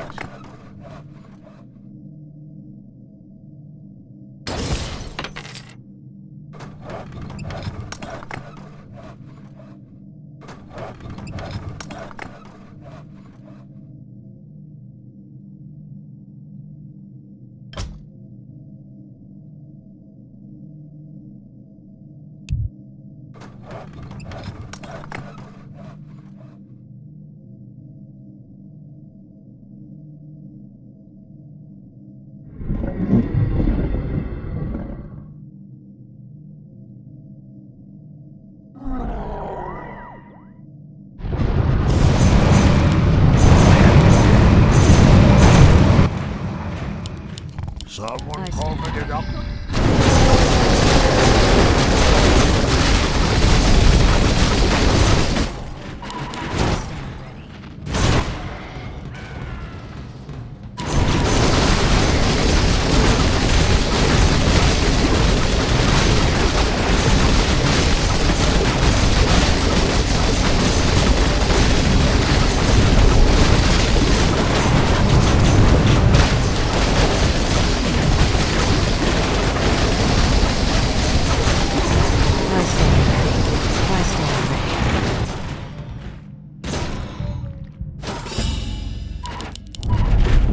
I stand ready. Enlighten me. No one shall be the wiser. It has begun. No one shall be the wiser. Job's done. Job's done. I am prepared. Upgrade complete. My bidding. I stand ready. Upgrade complete. Out with it. It has begun. For my brothers. Job's done. Job's done. Job's done. Job's done. Job's done. Job's done. Job's done. Job's done. Job's done. Jobs done. Jobs done. Jobs done. Jobs done. Jobs done. Jobs done. Jobs done. Jobs done. My bidding. I stand Upgrade ready. complete.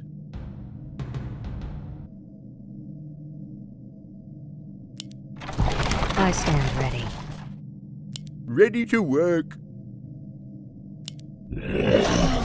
I stand ready.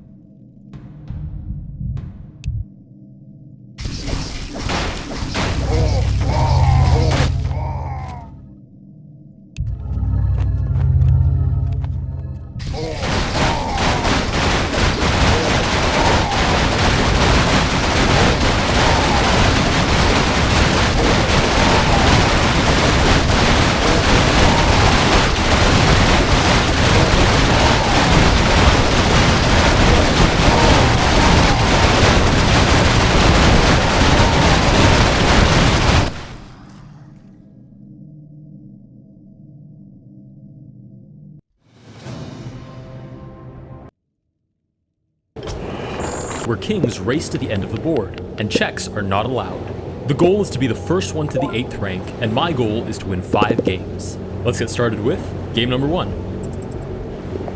Alright, I guess we've started. I do apologize if the names are backwards. For whatever reason, when you play with the black pieces, it just puts your name on the opposite side of the board. I guess because it can't decide who goes where since we're both starting from the same side. Okay, my opponent's just going for it, and I guess I'll do the same. We're both cut off by bishops at some point, I believe. Or maybe not, actually. I might have to move my rook at some point to fully cut off my opponent's king. So I'll keep following my opponent's lead for now. Okay, the king moves forward. Let's play rook to g2 with the idea that the queen and the bishop cut off the king, and then the rook does the same as well. Okay, rook goes all the way down to the other side. I believe I can keep walking with my own king. Now I'm at least even with my opponent. And the biggest thing to remember is that check is not allowed. So obviously you can't walk into check, but your opponent also can't put you in check. A little bit of a weird format. Okay, queen comes out. I don't think either of us are really going to start making progress anytime soon. So I think we should just start taking some pieces. Let's take... Oh, I can't take this because it puts my opponent in check. Interesting, interesting. Let's play then. Let's just play knight to f6 and hit the queen. Hit the queen, hit the knight. We're offering a trade, which is totally fine. Okay, queen moves over to h5. I believe my opponent could probably win just by playing the rook here so that there's no more check. Oh wait, no, but then my opponent can't cross because of my bishop. Okay, so what do I need to do? I need to find a way to cut off this diagonal. Let's play this. Oh, and I've dropped a bishop without even noticing. Okay, all right, I've dropped a bishop. It shouldn't be the end of the world though. Let's follow that up with knight to e4, and my idea is knight to g3 and then walk the king down, rook down, and then finish up the game. Right, because if I can put my knight on g3, the bishop doesn't reach that square anymore, and I can walk all the way down. Okay, rook here. If I play this now, my opponent could take, I would take back, and I think we're doing fine there, so let's play knight to g3. Okay, takes, I'll take back, obviously threatening to go to the back rank, and then queen goes to the back rank. Gotcha. Okay, let's just play knight to f1. We've now cut off the queen, so I think we're good to make it to the back rank. There's two different ways we can get there, and I don't know if my opponent can cut off both of those squares at the same time. Right, my opponent can probably catch one, but both should be impossible. Okay, that's exactly what my opponent does, cuts off one square, and with that we win game number 1. All right, that was pretty straightforward. There's really no opening that I'm applying to this. I'm just moving my king all the way down. In fact, that's what my opponent did as well. And then you just have to have a little bit of finesse in terms of cutting off your opponent's king without cutting off your own king.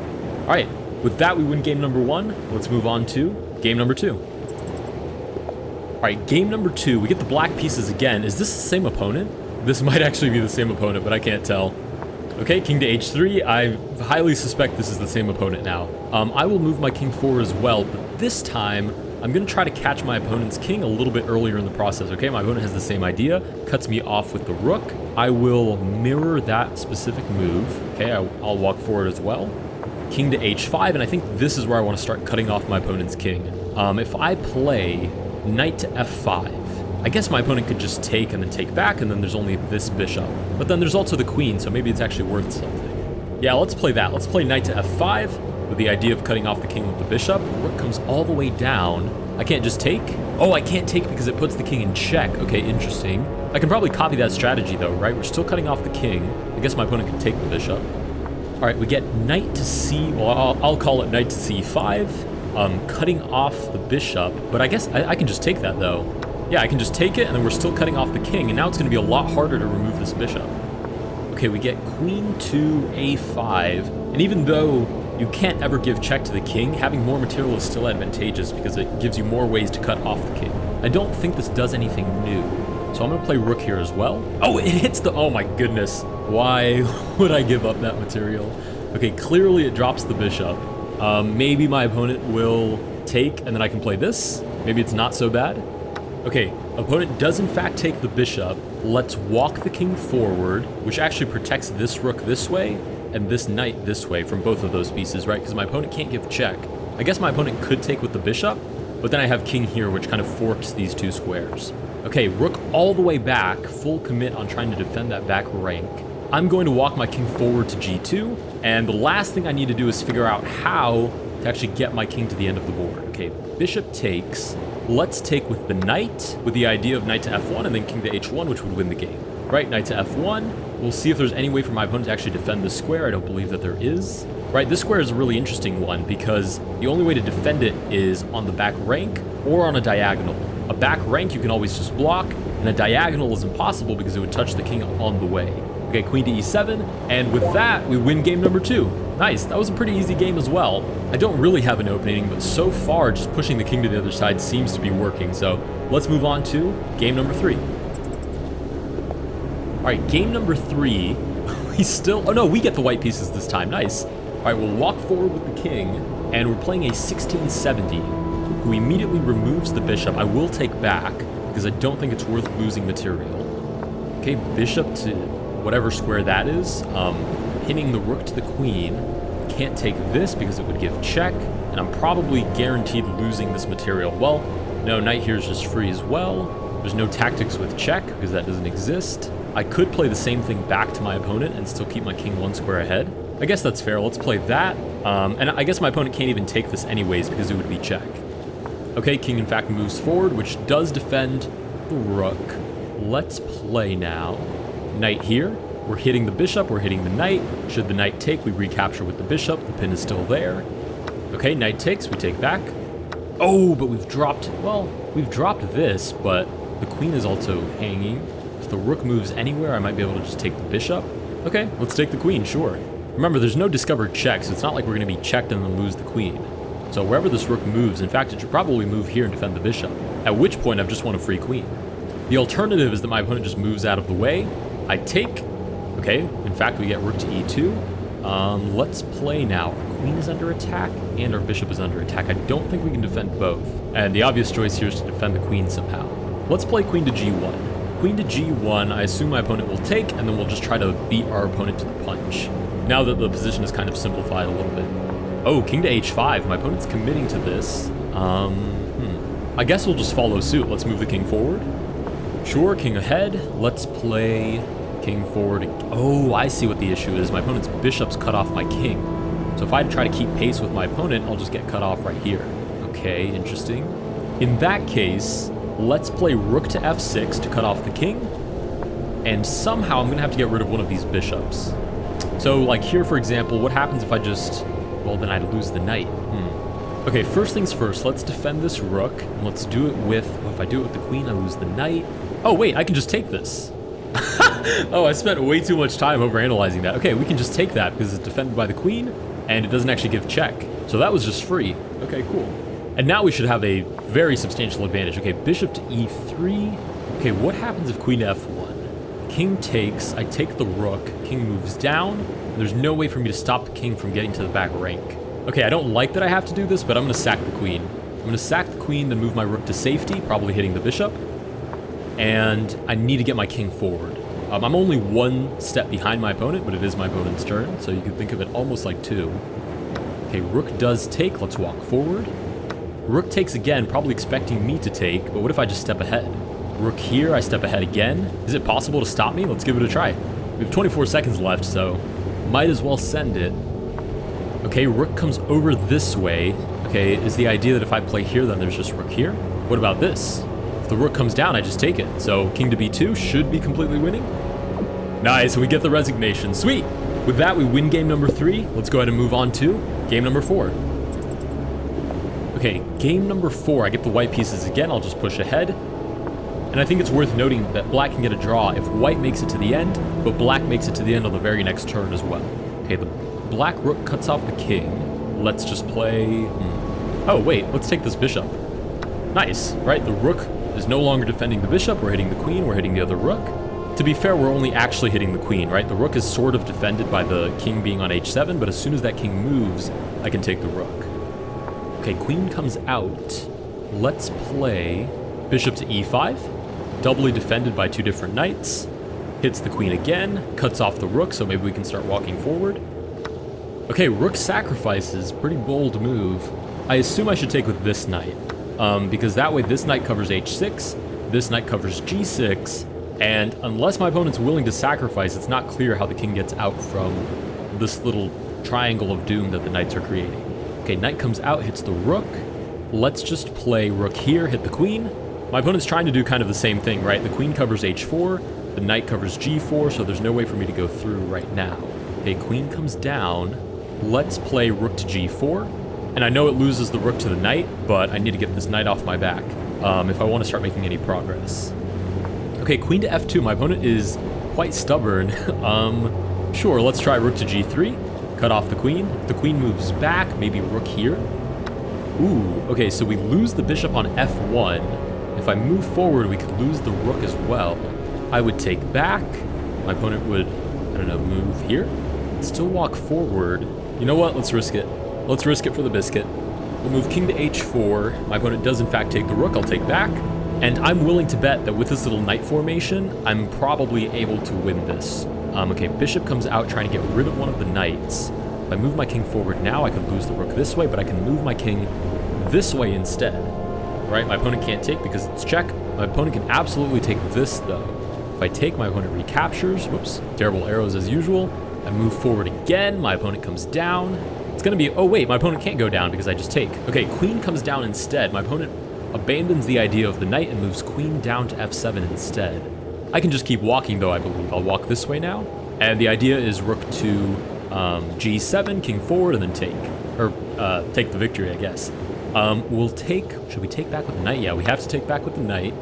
And I'm not even sure that our position is that amazing. The biggest thing here is that my king is so far ahead that it seems very unlikely that my opponent will be able to make a comeback here. So we do place the rook on that square to allow the king to walk through, and we are 2 squares away now. Rook doubles down on my rook, but it's not like my opponent can capture anyways, and we do get the resignation. Nice. All right, with that, we win game number 4. We have 1 game left to go. So far, we are 4 for 4. Perfect win streak. Let's go to move on to game number 5. All right, game number 5. We do get the black pieces. Oh, this is the same opponent, though. Okay, I won't count this one because this is the same opponent, and this is probably a new player, right? We see that 1484, and those are just the 16 rating points that I took off a moment ago. Okay, let's go for it. Yeah, I'm down for this. This is real Racing Kings, not all this funny business with the pieces. How fast is your king? How much has your king been training? That's what this is about. Let's play this, cut off the king, see if we can make a comeback. Okay, rook does the same thing, but the bishop looks in, so I play there as well. This is the Racing Kings that I signed up for, not all of that other funny business. Okay, see, this is the funny business I'm not interested in. I want my king to train like a track athlete. Okay, knight takes f7, back to reality. What do I play here? Let's play...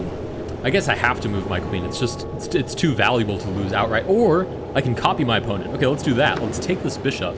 Oh, wait a minute. My opponent's gotten rid of this bishop, which means my opponent can just step forward. Ooh, critical decision now. Does my opponent step? My opponent does step forward. Okay, I have to cover the back rank now. No choice. I have to cover the back rank. My opponent plays here. I guess my queen just covers that square, so maybe I can play this. It's so funny. Both of our queens are hanging, but we're so close to the end that it doesn't even really matter. Oh, queen to e4 gets the queen out of danger. Interesting. Now, what happens if I play rook here? My opponent could probably just take, and I can't take back because it would be check. I see. Okay, let's get our own queen out of danger and simultaneously hit the opponent's queen. Right, our opponent can't take our queen because we just take, or rather, can't take our queen because it puts us in check, so it's an illegal move. But we are hitting the opponent's queen. We can't take that queen. Our opponent moves down, which cuts off the rook. Ooh. Ugly position. If I try to cut off my opponent this way, I lose this rook. I could just take. My opponent would take back. Bishop here. Rook back. Queen over just loses the queen. Wow, I might actually just have to. Well, if I play my queen back, and I just lose it. Oh, even worse. If I take the rook, my opponent would just take it with the king. I may have underestimated my opponent here. Okay, I really have no choice but to play this and try to cut off the opponent's king.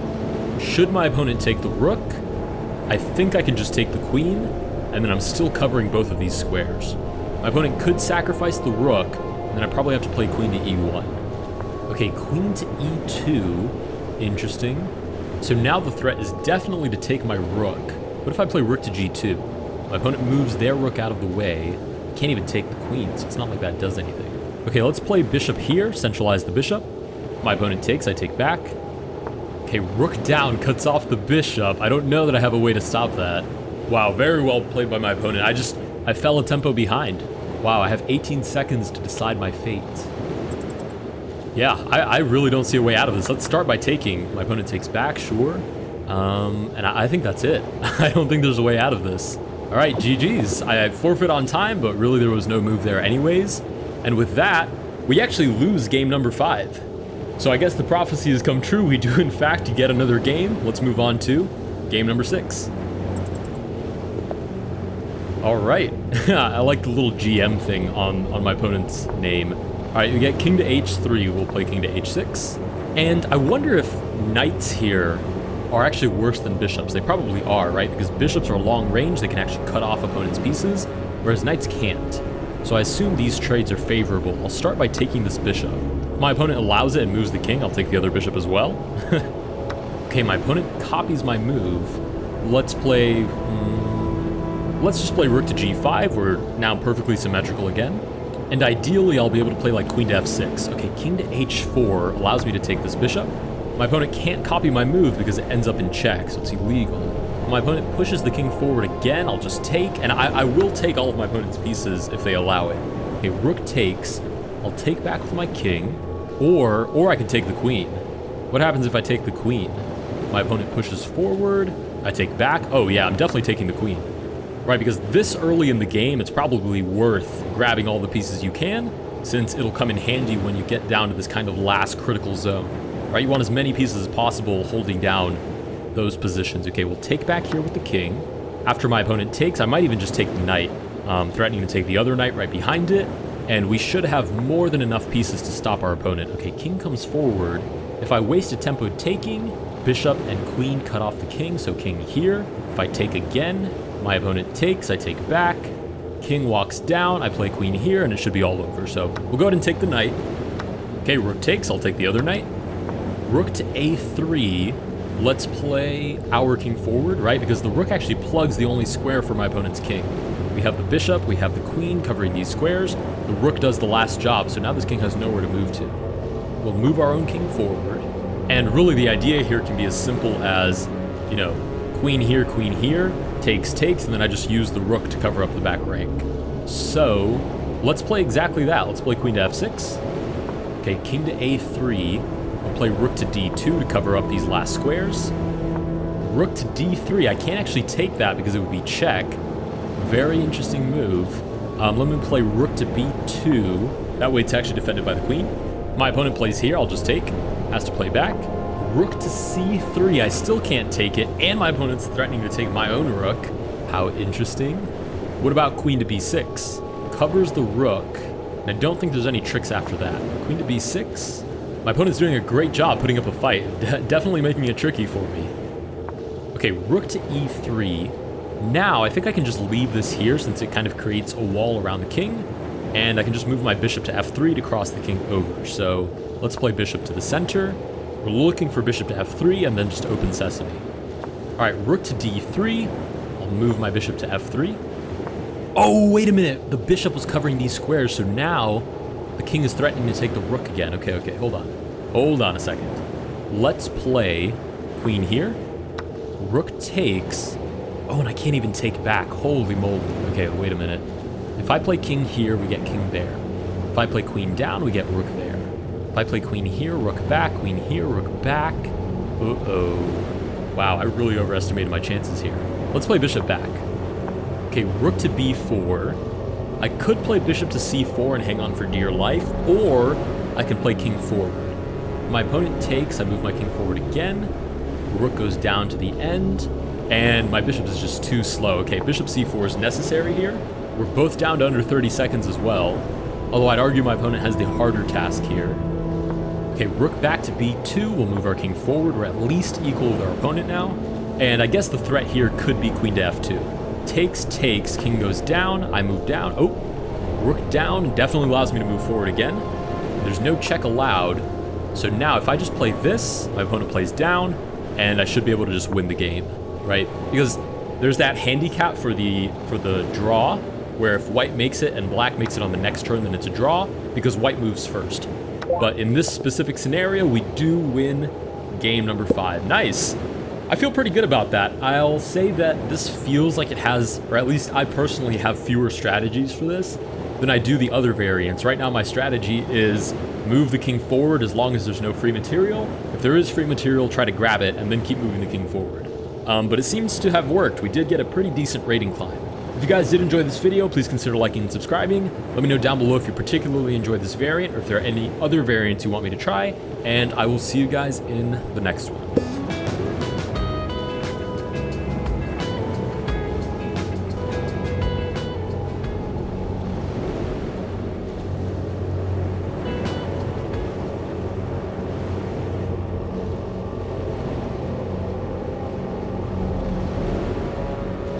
Hello and welcome back to the channel. Today I'm playing Gothic chess, which introduces the Chancellor and the Archbishop. The Chancellor moves like a rook and a knight, and the Archbishop moves like a bishop and a knight. The board is 8x10, and my goal is to win 5 games. Let's get started with game number 1. One thing I do like about this variant is that it feels more like you're in an actual battlefield, right? Because we get that extended board, so we're 10 squares wide instead of just 8. Right, a regular chessboard can feel a little bit more cramped, but here we actually have wide flanks, so it feels a little bit more expansive. I'm going to play just a normal opening. I guess this is the equivalent of d4, d5, although I'm sure that's not the actual name of those squares. We get g3 for that fianchetto. I'm going to develop my knights first. I'd imagine this is similar to regular chess in the sense that our more powerful pieces we should develop later so they're not targeted super early, and the knights are slower than everybody else, arguably worth the least, so we should bring them out first. Now, the interesting thing about this fianchetto is that there's no long diagonal on this board, so you can't actually see from rook to rook. So just by pushing this pawn forward, I'm already looking at that fianchettoed bishop. And we'll see how my opponent actually decides to deal with this new attack. Oh, that's... okay, wait, never mind. That actually is totally fine. I forgot that this archbishop moves like a knight, so it's actually defended. I'm going to take it anyways because I traded an undeveloped bishop for a developed bishop, and now my opponent has that archbishop on the diagonal. I'm going to continue to push towards the center, so I'm going to push this pawn forward. I'm assuming that's e6. We get knight towards the center, and I'll go ahead and try to push into the middle of the board. I have 2 more pieces to develop before I can actually castle. We'll go ahead and recapture with the pawn. Okay, and now I have the choice to either trade and let the position kind of open up, or I can close up the center. I mean, I guess my last choice is just leave the pawns where they are. We get this trade, and actually I like that best. I'd like to leave my pawns in the center. I mean, I've grabbed control of the center. I might as well hold on to it. I'll go ahead and develop my bishop. Okay, we get this pawn move developing my opponent's bishop, my archbishop. I guess I'll just put it here in front of my king, and I'm really just looking to castle on the next turn. I can deal with my center and my attack and whatnot after I've castled. Okay, my opponent has the same idea. We both castle, and we'll see how this develops. I have some interest in playing like archbishop here, but it's not yet defended, right? Because this moves like a rook and a knight. But I'd love to displace this archbishop on g2. Okay, we get knight to f4, which is really amusing. If I take this, it sort of messes up my opponent's pawn structure, leaves this pawn a little bit isolated. So I'm tempted to take that. I'll take that. We'll see if my opponent develops. Oh, that was my opponent's idea, to develop the archbishop. Now, that's really interesting. It hits the queen. Is that really a concern? Is my queen worth more than the archbishop? I would say yes, just because it's easier for me to use it. I just understand how to use that piece better than I understand how to use an archbishop. So I am going to move my queen out of the way, but I am still interested in trading off this archbishop. If I can trade it off, I leave a lot of really weak squares. I mean, just imagine my queen on h3, my knight on g4, unstoppable mate on h2. So that's kind of the vision that we're working with right now. We'll see how my opponent elects to finish development and start an actual attack.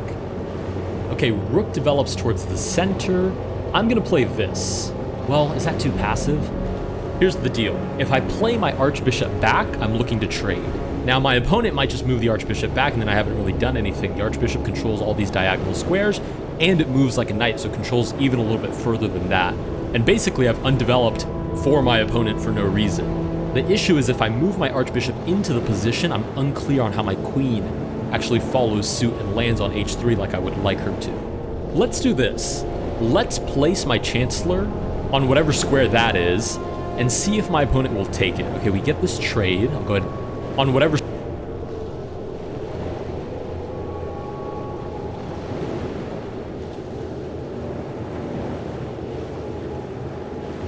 Chancellor.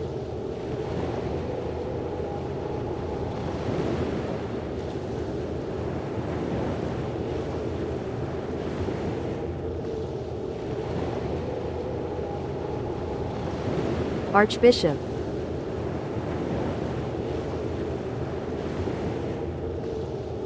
Square that is, and see if my opponent will take it. Okay, we get this trade. I'll go ahead and take back with my pawn as we originally planned.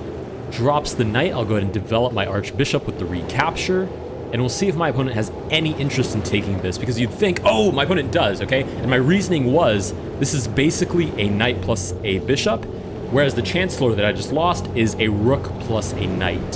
So you could argue that this piece, that I actually lost a little bit of material there. I'll go ahead and take back with my queen. Everybody's still defended in the center. queen comes out. How do I actually make use of that trade now? Let's move the queen to the center to defend the archbishop. Maybe I can play g6. And I also get the queen off of the same file as the chancellor. Ooh, interesting. Okay, my opponent takes the pawn, figuring that a archbishop and a pawn can't possibly be worth as much as a rook, which I would agree with. Can I remove this queen from defending the rook? I guess the queen would just move back. Maybe I could pin the rook, but then I just drop the archbishop anyways. Let's give it a try, though. Let's try to boot the queen. Maybe if the queen moves back, I can move the archbishop to e4, or whatever square that is, hit the queen, and hit the rook at the same time. Looks interesting. Okay, queen moves back to d3. Let's play that. Oh no, even better, let's play the knight here, right? Let's play the knight to whatever square that is. Hit the queen, hit the rook. We have to get our material back, and we kick the rook off the open file, so it gives us an opportunity to fight back along that same open file. Okay, we get queen takes b7. I think I can just take this anyways, so I will. I'm gonna go ahead and take that rook on that square, and maybe the prophecy will come true. Maybe I'll get queen here and then mate on g2. The light squares will come to fruition after all. Okay, knight comes to the center. That doesn't seem to do anything about these weakened light squares. If anything, it cuts off the queen from coming back. So, let's play that. Queen to the center. I think we're looking good. Oh, and my opponent resigns. Nice. Wow, that's really good. I'm quite proud of that game. That only took 23 moves, and I would actually argue that I was probably worse at some point there. But we kept our eye on the prize. We were watching out for these weak light squares. We did that trade to keep our archbishop on the board and get rid of our opponent's bishop. And there we go. We were forcing checkmate on g2. With that, we win game number 1. Let's move on to game number 2. All right, game number 2. We get the black pieces again. But we're paired with a 1500 with a question mark, so it might be our opponent's first time playing this. Let's play this, and maybe we can challenge the center. Nice, this is basically like a Caro-Kann in a different universe, in a different dimension, okay? And it's kind of like a advanced Caro-Kann. Let's play this, continue to play it like a normal Caro-Kann opening. Looking to challenge the center. Nice, and we get, I don't even know what square that moves to, e4, f4, whatever you want to call it, bolstering that center support. Since it unleashes the bishop and now there's 2 attackers on this pawn, I am going to go ahead and capture that central pawn. And we get the recapture on d5, or whatever you want to call that square. Let's play now this, and I'm pretty sure that this is how the pawn structure is going to remain unless my opponent decides to go for some crazy aggressive push, and we'll go ahead and just develop around this sort of setup. Okay, we get checked by the archbishop. We'll go ahead and defend it with our own archbishop, right? We offer that trade. Oh, I think my opponent may have miscalculated this and forgotten that we can actually take back, right? Archbishops are looking at each other 100%. So we are now up an entire archbishop. So our only goal now right away is to trade everything off as fast as possible. So let's develop. And the closed position isn't really ideal for trading pieces since there's less piece mobility, but we should be fine to do it anyways. Let's go ahead and take that free pawn. We have too many defenders, 1, 2, 3, and there's only 1 attacker. So that pawn was definitely free. Knight here doesn't seem to create any new threats, so I'll continue to develop. Kind of self-explanatory that the bishop has 0 scope along this diagonal, so I will have to fianchetto my bishop. Nice, we'll go ahead and fianchetto here on g7, we'll castle, and we should be in a great spot at that point. We'll figure out what to do with this bishop momentarily. I don't think this creates any new threats, so bishop here, and once we castle, we'll be totally fine. Okay, bishop develops, we castle. Rook comes towards the center, presumably looking for this breakthrough, which does drop this pawn in the center. Let's kick the knight, so we'll play c6, or, you know, well, I'm just going to call the squares whatever I think they are naturally, and you'll understand what I mean because I draw the arrows anyways. We'll play c6 to boot the knight. Knight does move out of the way, but drops to the archbishop, and this is very natural. I mean, this is my second round through all of these variants, so I'm no pro, but I am a little bit more familiar. That is to say, I have a little bit better board vision when it comes to these, what I like to call suspicious pieces, right? First of all, I keep a sharper eye out for the weird pieces, and I'm a little bit more familiar with how they move. So I'm less likely to hang it than somebody who's just played this for the first time. Ooh, e6, super aggressive, but I don't believe it works. We take here on e3, hit the queen, defended by the bishop. We'll go ahead and take that back. My opponent officially has no extra pieces to work with. We do lose this pawn, but instead of taking it back and losing the exchange, I'm just going to shuffle my king out of the way. After the bishop returns, it's unclear how my opponent actually follows through on that attack. I might even get a little bit cheeky and just play queen here and see if I can get checkmate. So my opponent plays here to hit this. Let's move my queen up. Oh no! Let's put Eric Rosen moment. Oh no, my chancellor. That'll be my thing since I'm the variance guy. Instead of oh no, my queen, it'll be oh no, my chancellor. And I'm threatening to win the pawn on g2 with checkmate. Or should I say, oh no, I've blundered my chancellor. Okay, queen comes over, neither taking the chancellor nor defending g2. So we'll go ahead and capture and deliver checkmate. Nice. With that, we were defending g2. So we'll go ahead and capture and deliver checkmate. Nice. With that, we win game number 2. A little bit less satisfying than the first one, but we did get an oh no, my chancellor moment. So it's give and take. Let's go ahead and move on to game number 3.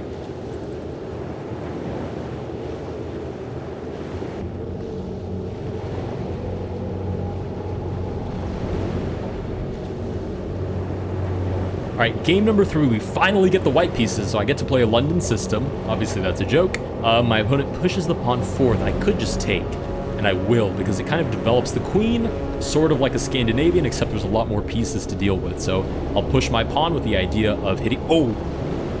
Holy smokes. That was close. My opponent didn't even take A's. My opponent took more time than I did, but I blundered, right? I pushed this pawn. My opponent easily could have just taken my bishop. This archbishop moves like a bishop and a knight. Nothing to do with defending that bishop. But instead, luckily we get checked. So I'll develop my archbishop and hit the queen.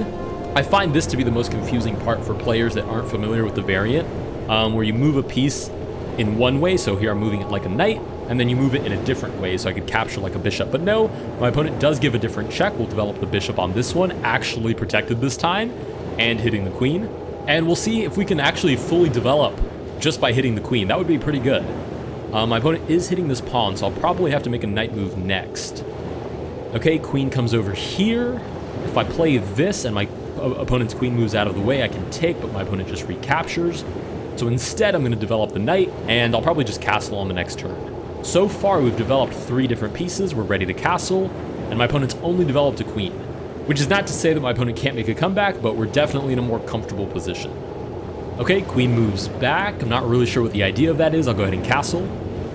Okay, chancellor shuffles over. Let's develop a knight. And I'll probably just wrap up my development with d3, get my bishop out, and we'll look for our attack after that. Probably somewhere along this semi-open file, since the king is still uncastled. Okay, chancellor develops, but I'd imagine a bishop has to be worth less than the chancellor, so I'll go ahead and accept that trade. Queen takes back.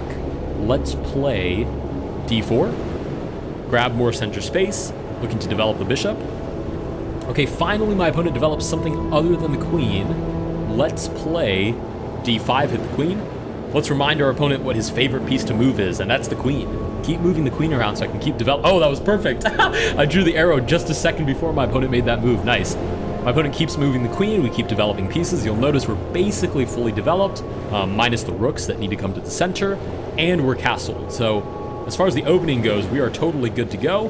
And my opponent insists on moving the queen around and deeper into the position. Let's play this. See if we can lure the queen into taking the pawn. Okay, queen moves back. b4, keep hitting the queen. I mean, if my opponent allows me to keep hitting the queen, eventually I might even win it. Okay, queen moves back again. Let's play... Well, I'm a little concerned because if I play knight to a4, queen moves over, and then I take the pawn.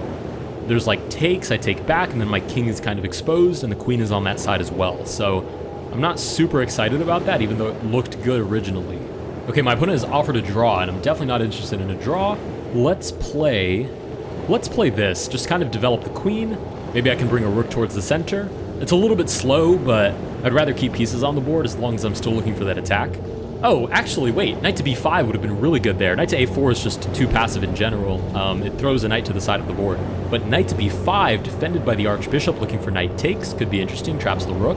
We get bishop out, which obviously hits the archbishop. Archbishop has to be worth more than a bishop, so I'm going to play archbishop to what I'm going to call c4, hitting the queen. I still don't have this off my back. And I'm not sure if my opponent will even notice that idea of taking and then opening up my king. And I'm not even sure that my opponent has enough pieces developed to take advantage of a weakened king side, but conceptually I understand that it's a concern.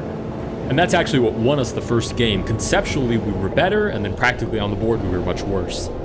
Queen here, let's play this. Hitting the queen, hitting the pawn right behind it. Maybe we can start lining up some sort of attack. It is defended by the archbishop, so it does have 2 defenders minus the queen, and we do have 2 attackers, so not quite enough to actually take it yet. Okay, queen jumps into the position. Very aggressive, but I'm not sure if it's actually effective. Let's go ahead and take. Let's take the queen with the chancellor. If my opponent recaptures, I'll centralize my rook, and I'm sure that the chancellor and the queen are probably about equal. So I'm not super concerned about the point difference that we just exchanged there. Okay, archbishop develops, has to be worth more than my bishop, so I'll happily trade it off. If my opponent takes back with this pawn, queen here, I hit the bishop, I hit checkmate, so one or the other. If my opponent takes back with this pawn, which my opponent correctly finds, I can still play this, still hit the bishop, terrible arrows as always, but that's nothing new. Still hit the bishop, still hit the pawn, my opponent decides to forfeit the bishop, makes sense. Keep the king nice and protected. We will hit the knight now instead. Knight moves back. Let's play queen back. And I know I just said that the archbishop has to be worth more. Oh, I can't even take with check. Never mind. That was just a bad trade. I was trying to take with check and then recapture.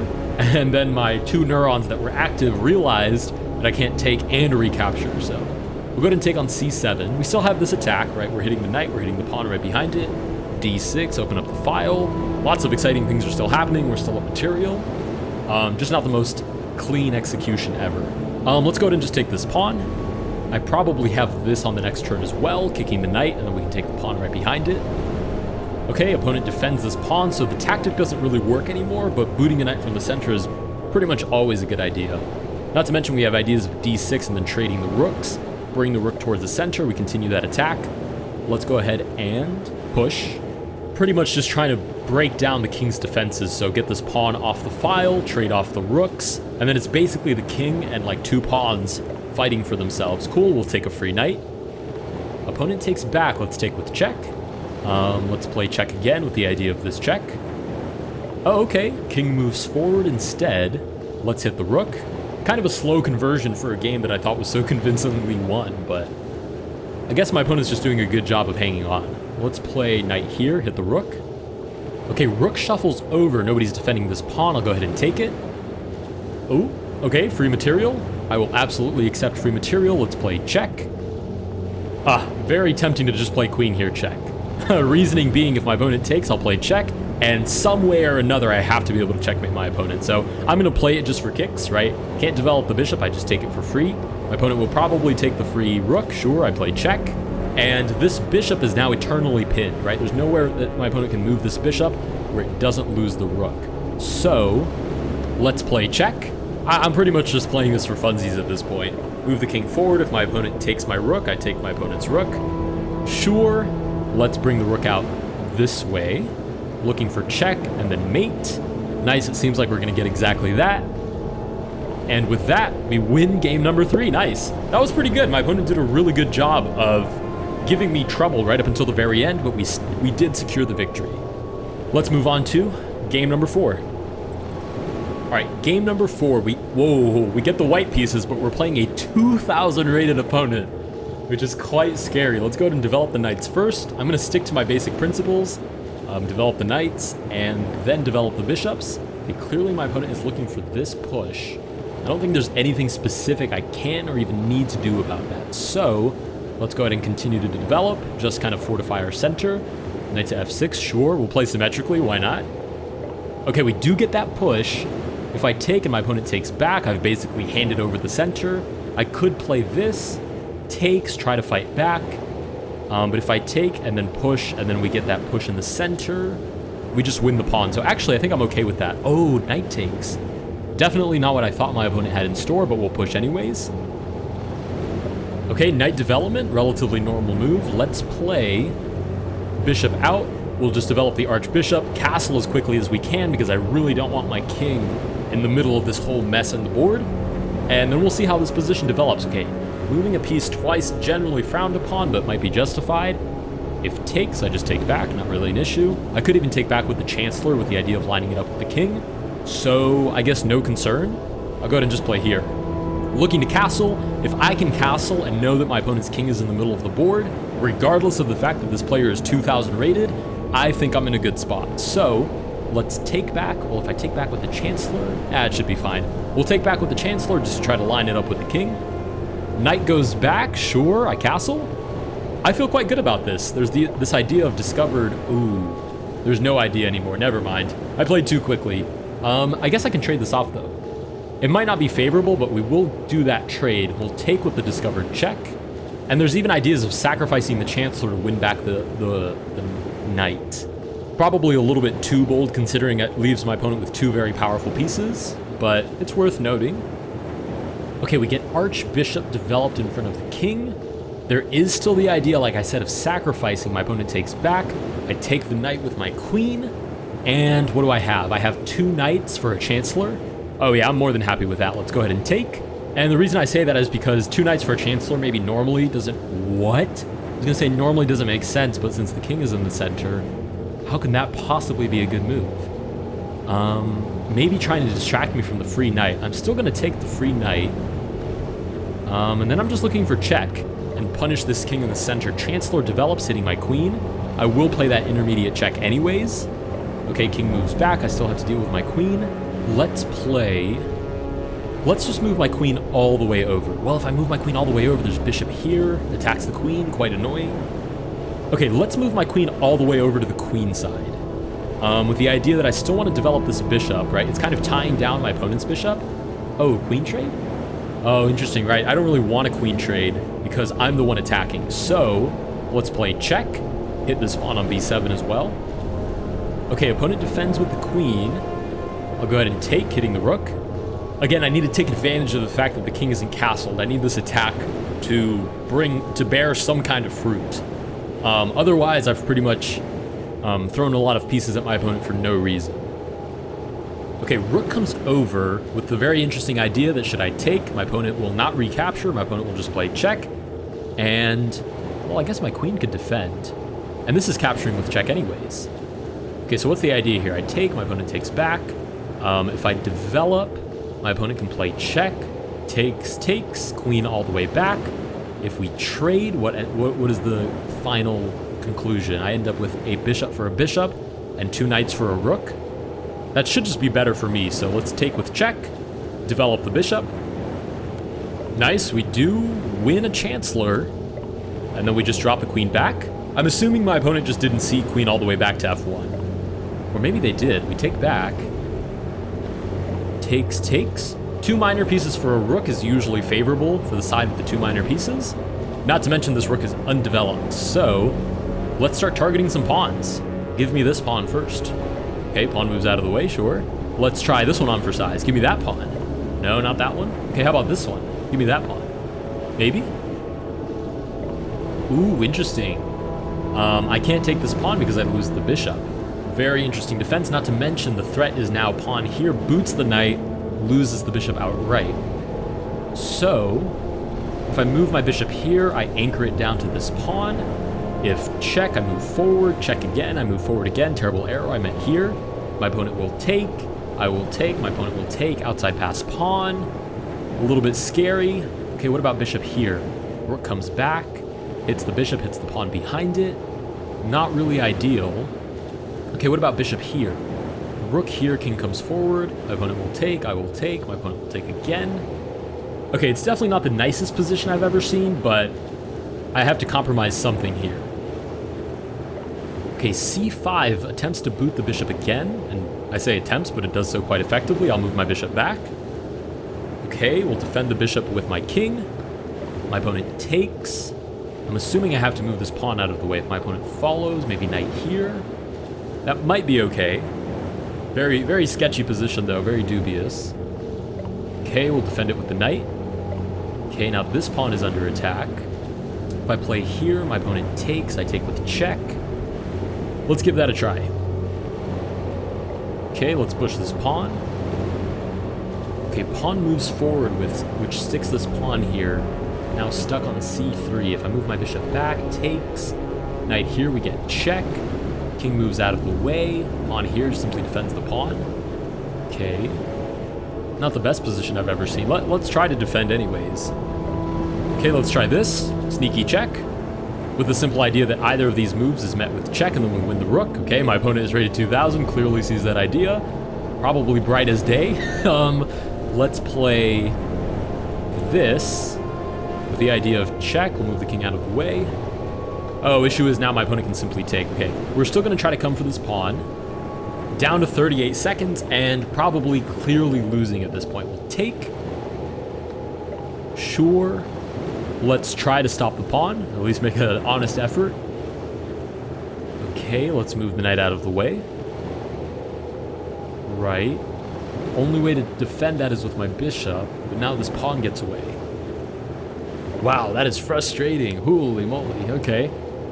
I don't think I have any way to defend this anymore. I mean, yeah, I'm even looking around for tricks, and I don't see anything in this position.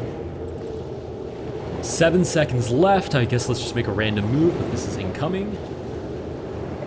Right pawn is getting away, and there's just really nothing for me to do here, so we do forfeit on time. With that, we lose game number 4, but honestly, probably the best game we've had so far. My opponent says GG. Gotta say GG in the chat. And with that, let's move on to game number 5. All right, game number 5. It's quite funny. Our last opponent was rated so much higher than us that we only lost 2 points of rating. Okay, we'll go ahead and play this kind of pseudo Caro-Kann. We do get the advanced variation of whatever this opening is. We'll go ahead and play the same thing, pushing towards the center. We're threatened here right away. Let's go ahead and capture. And it seems no matter how my opponent takes back, I should be able to just win this pawn on the next turn. Okay, my opponent takes back. I believe I can just win this pawn. Looking good so far. We get this pawn move forward. Let's start developing some knights. Nice, our opponent has the same idea. Slow pawn pushes to control the center. Okay, we do get a trade. I'll go ahead and develop my archbishop. If I can develop a piece while recapturing, that's usually ideal. Okay, Chancellor comes towards the center, but that's actually defended. So, let's do a little fianchetto. Let's get fancy. We get a battery going.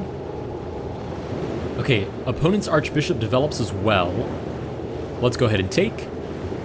Right, opponent takes back, now threatening the bishop still. So let's defend that with queen to c8. Defends the bishop, forms a battery, so we're also attacking g2. Okay, queen develops. I think I can just take on g2.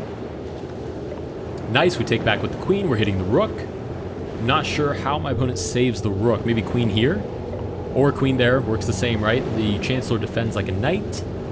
So let's go ahead and trade. And can I just win a piece here? Because this moves like a knight or a rook, but there's no way to control the square. So I guess my opponent could play here. If I take the knight, then there's check. I lose the rook. So that's not actually viable. Let's develop the bishop and look to castle first, and then we can look for something like this. Okay, cool. We'll go ahead and castle. Now actually threatening the fork. My opponent looks for that attack, but we'll go ahead and fork these pieces. Ooh, opponent retreats, but right into the line of sight of the bishop, so I will absolutely trade a bishop for a chancellor and then pick up my free knight after. Let's play check. Make our opponent lose the privilege to castle. Ooh, pins the knight. Right? Whenever we pin a piece, it's nice that this piece can't move anymore, but we like to put pressure on it, so we win the knight right behind it. Nice, we take back, and this is just a matter of conversion at this point. Which, to be fair, is what I said about the 2000, but I have a little bit more of a significant advantage in this game. Nice, and we do get that resignation, and with that, we win our 4th game. We've played 5 games, we've only won 4 of them. Let's move on to game number 6. Oh, instantly paired. Nice. We do get the black pieces again, though. Nice. Let's go with this Caro-Kann. Is this theory? Is this theory? Let's pull a chess bra and ask if it's theory. Nice. We win a pawn right out the gate. So I'm quite happy about that. Opponent having a deep think about why a pawn just disappeared off the board. Opponent having a very deep think, it seems. Maybe reading the rules. Maybe just now noticing that the board is longer and these pieces magically appeared. Wondering what these pieces mean. What's the implication on the position, on the whole game of chess? Oh, my opponent actually finally plays, develops the archbishop, hitting my own bishop. Okay, that was kind of a surprise. Took him a minute and a half to calculate it, but sure. Let's go ahead and just retreat the bishop. Defend this pawn once more. and kind of start from scratch. Now that we have this valuable piece developed, I'm sure I can target it with some developing moves. Nice, we'll play knight to c6, hit the archbishop. Oh, wait a minute. Takes, just loses the pawn back, but my opponent unfortunately blunders the archbishop. Nice, we'll move the knight back as well. We're threatening taking on g2, which will win the rook right behind it. Oh, with a fork as well. Okay, we get the queen development. We'll pick up the free rook. Chancellor also develops, but it seems it's walked into a skewer, so we'll skewer the Chancellor and the queen. Okay, we win the Chancellor, or at least the exchange. Bishop recaptures. Let's go ahead and continue developing. I mean, opening principles don't go out the window just because we're at materials, so we'll keep developing, start controlling that center, which will be a little bit easier now that we have more pieces. Sure. Opponent does castle, so full marks on developing and castling. We'll go to play e6, or the equivalent of e6. Okay, bishop takes. We'll go ahead and recapture. Happy to trade off pieces since we're at material. Knight moves to the side of the board. Not sure that it has much of a future, so we'll just continue our developing moves. And I might even mount an attack before I even castle, because it doesn't really make sense to castle into a semi-open file when we're up to this much material. So let's play this and boot the bishop. Cool. Let's try to make this knight regret coming to a4.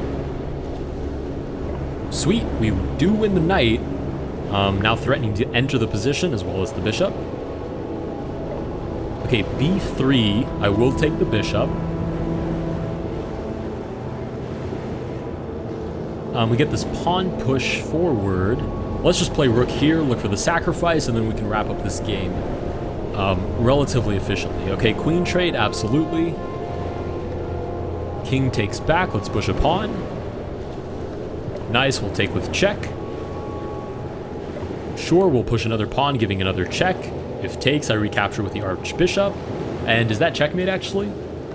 Yes, I believe this. Yeah, it is checkmate. Nice. Okay, cool. I thought this game was going to be kind of just an extra game, but we did actually give checkmate quite poetically with the Chancellor and the Archbishop by themselves, giving that final checkmate.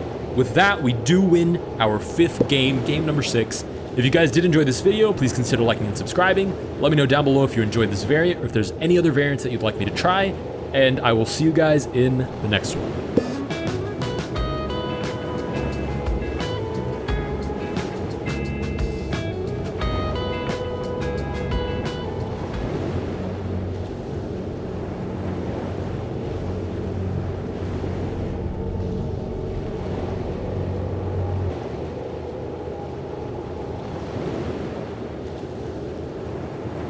Freddy's back, bitches.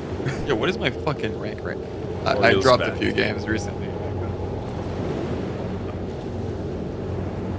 How about you? Nice. Tree of time with protons? Yeah. Okay. I wouldn't make this unless I had protons. Or something else to DPS in the back. It's usually bad on level 3 to make this. Usually, but you know. Oh, they don't send. They don't send.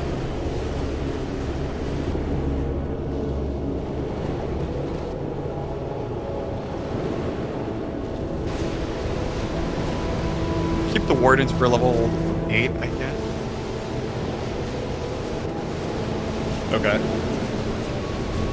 I could technically build you for level for the upcoming levels. If you want. Want, sir. I can't do the peasant voice.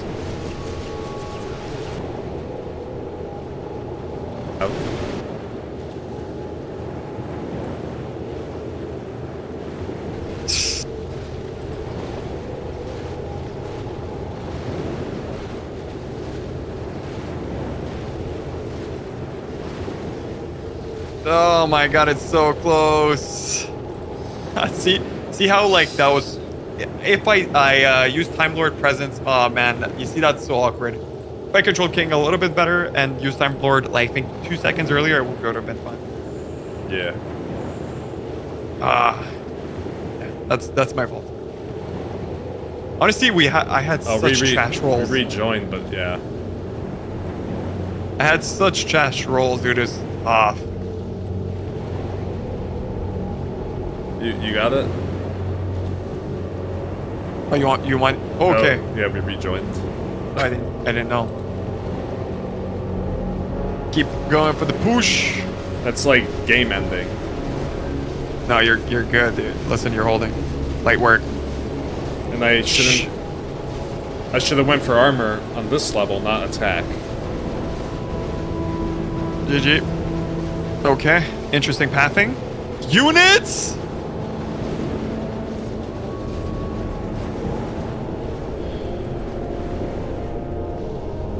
Yeah, go.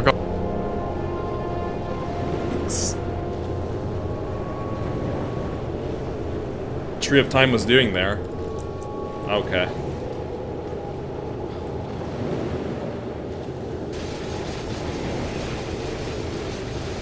It's gonna be close. It's only because of what I did at the start. I screwed up on level 3. Oh my god, we literally won by 1. I'm so stupid, dude. I went for the greedy income. I had like 400 income.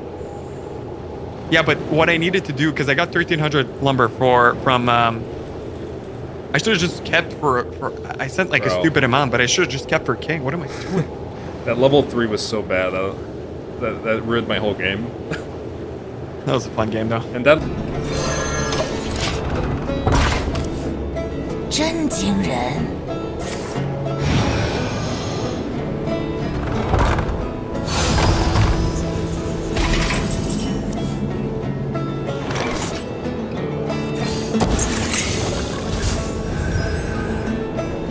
你让我发火了！欢迎参观我的画室。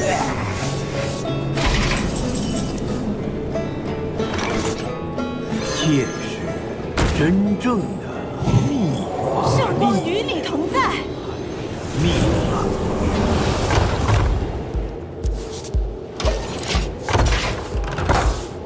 屠杀！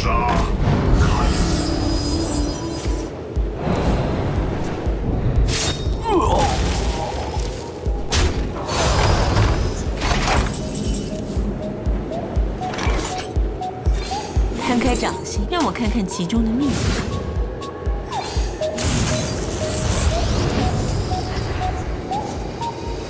摊开掌心，让我看看其中的秘密。为了雅体为公。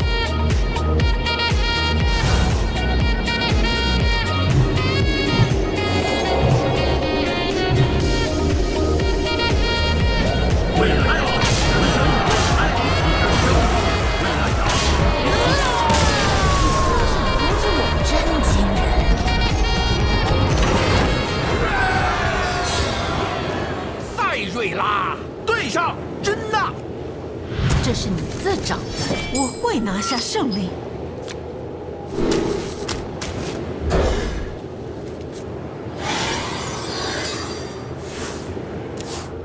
一丝啊，这个，一点啊，那个。时间快不够了。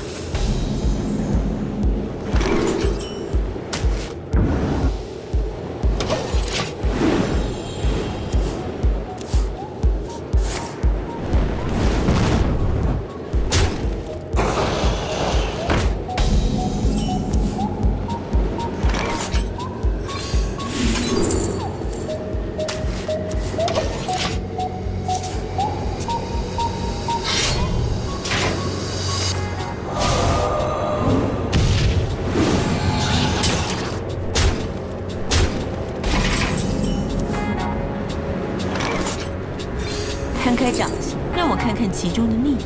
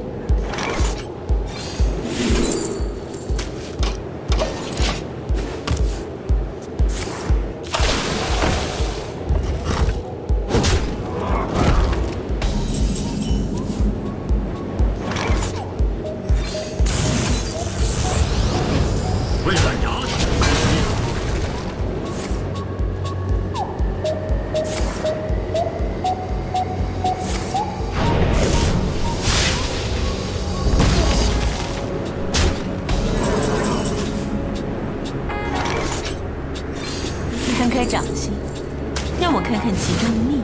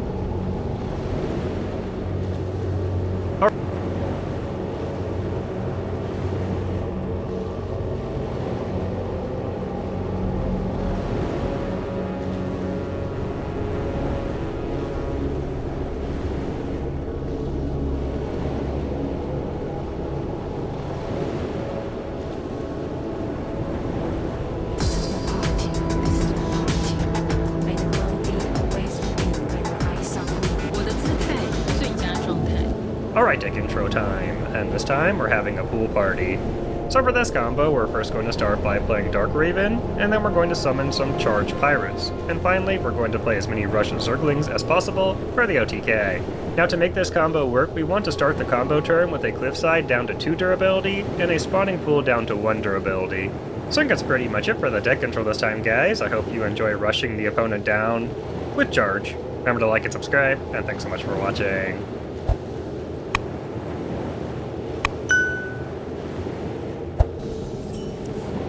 Alrighty, a Paladino.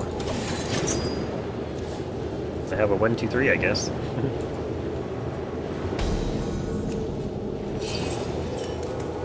Alright, now that's my quest proc next turn, although it's not that great.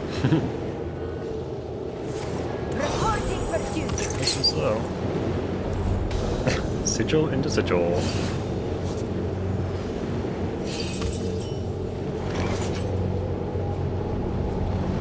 Is that better? I guess it doesn't really matter. Actually missed locations, that's kind of annoying. Super. Alright. Sadly, I'm like a third of the way through my deck. I don't have any of the locations, Cliffside or Spawning Pool. That's kind of unfortunate. The big cheese! Could be a Dragon Paladin, you never know. One never knows. Patchy.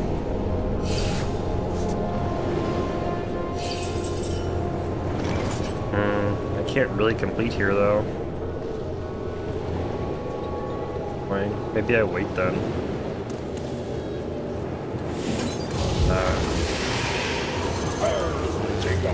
It doesn't really make sense to play that.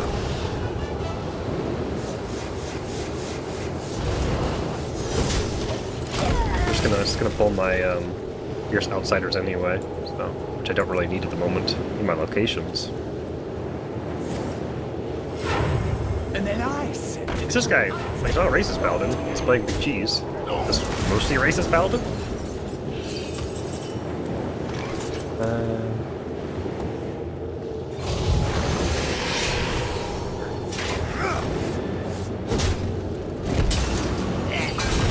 Not mucho. Alright. I have 4 soul fragments, 6 parachutes. Not hitting what I need. It might be a dragon variant. I don't really care if I kill that. Raw's just horrendous. It's me after all.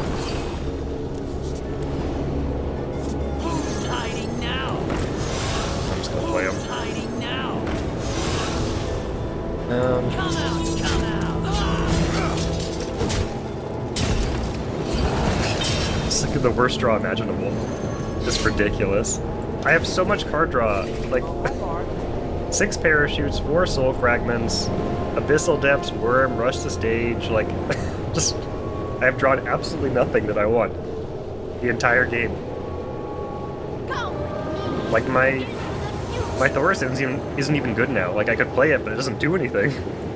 Because my draw's been that bad. He has to be Reno, too. Annoying.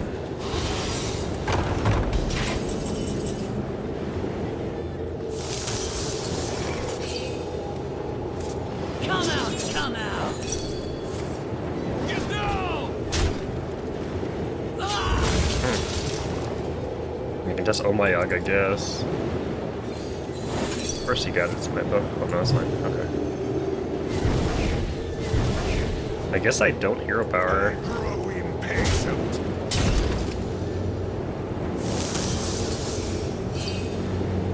mean, I can complete it, but it doesn't do a whole lot. 牙套清洁，你做对了吗？99.9% 杀菌力，小粒径，我的口腔护具清洁定。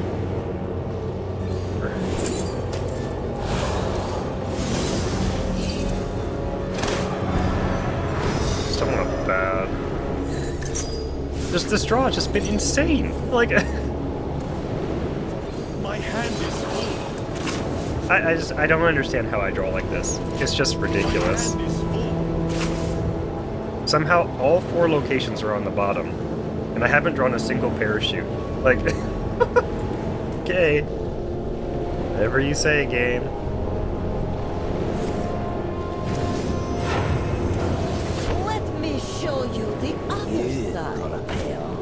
I could double aura here, I guess.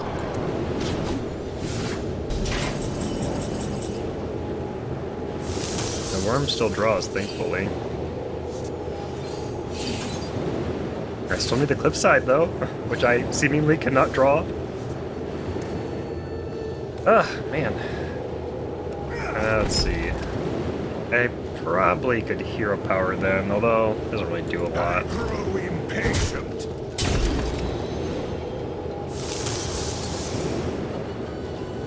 I got a cliffside. Maybe I spell that instead. I probably should do that instead, actually. Buy milk cartridges. No.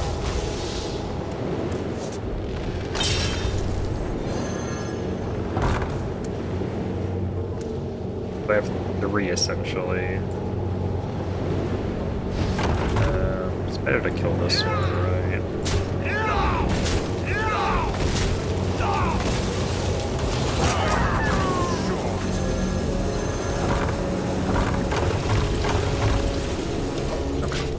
Oh, we're almost there.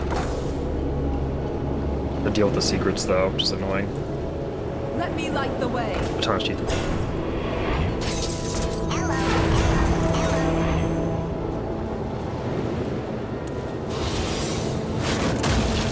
Annoying.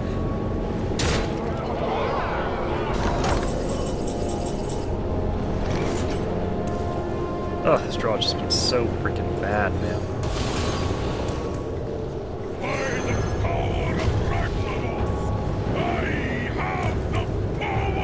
I guess it doesn't really matter if I attack now. I probably shouldn't.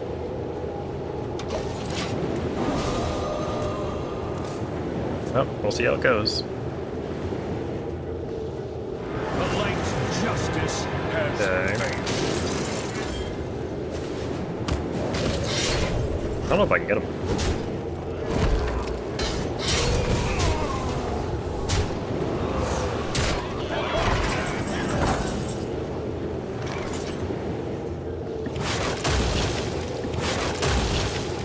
My torment is my peace.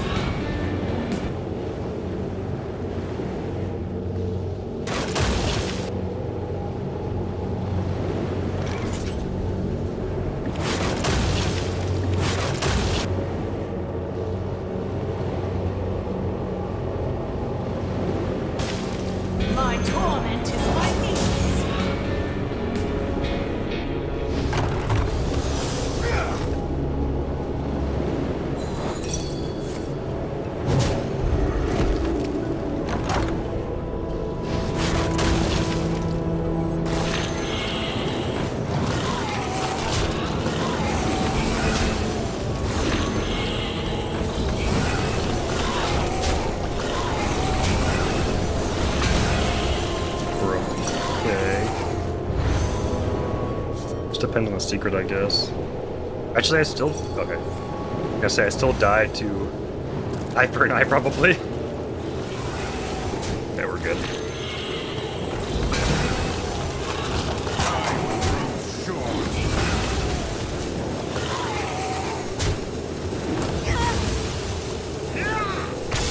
Just barely.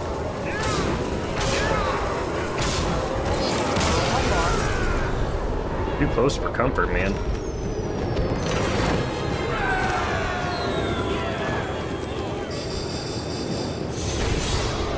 Secret Keeper, appropriate.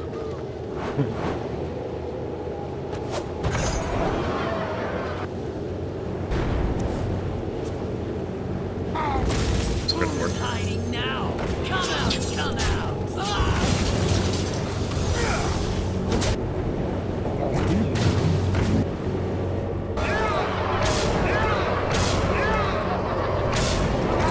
Everyone's there now.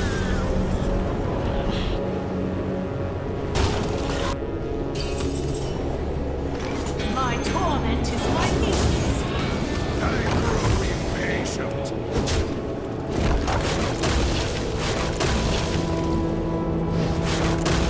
And here we go.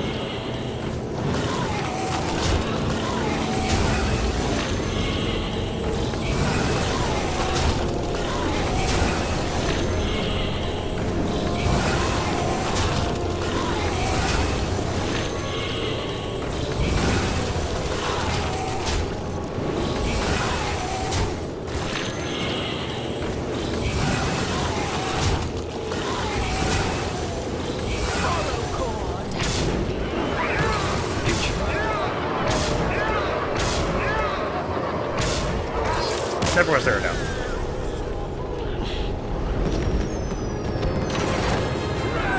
How are you? Hope you are good, and today again I will show you the pure game between Stockfish and Magnus Carlsen where he sacrificed his queen against me. That's the first time where he sacrificed his queen against Stockfish, so let's go. He started with e4, I played c5, knight f6 and we have knight c6 which is called Old Sicilian defense. You can play open Sicilian with d4 or traditional variation of Sicilian knight c3, but Magnus goes for a Zolimo attack with bishop b5.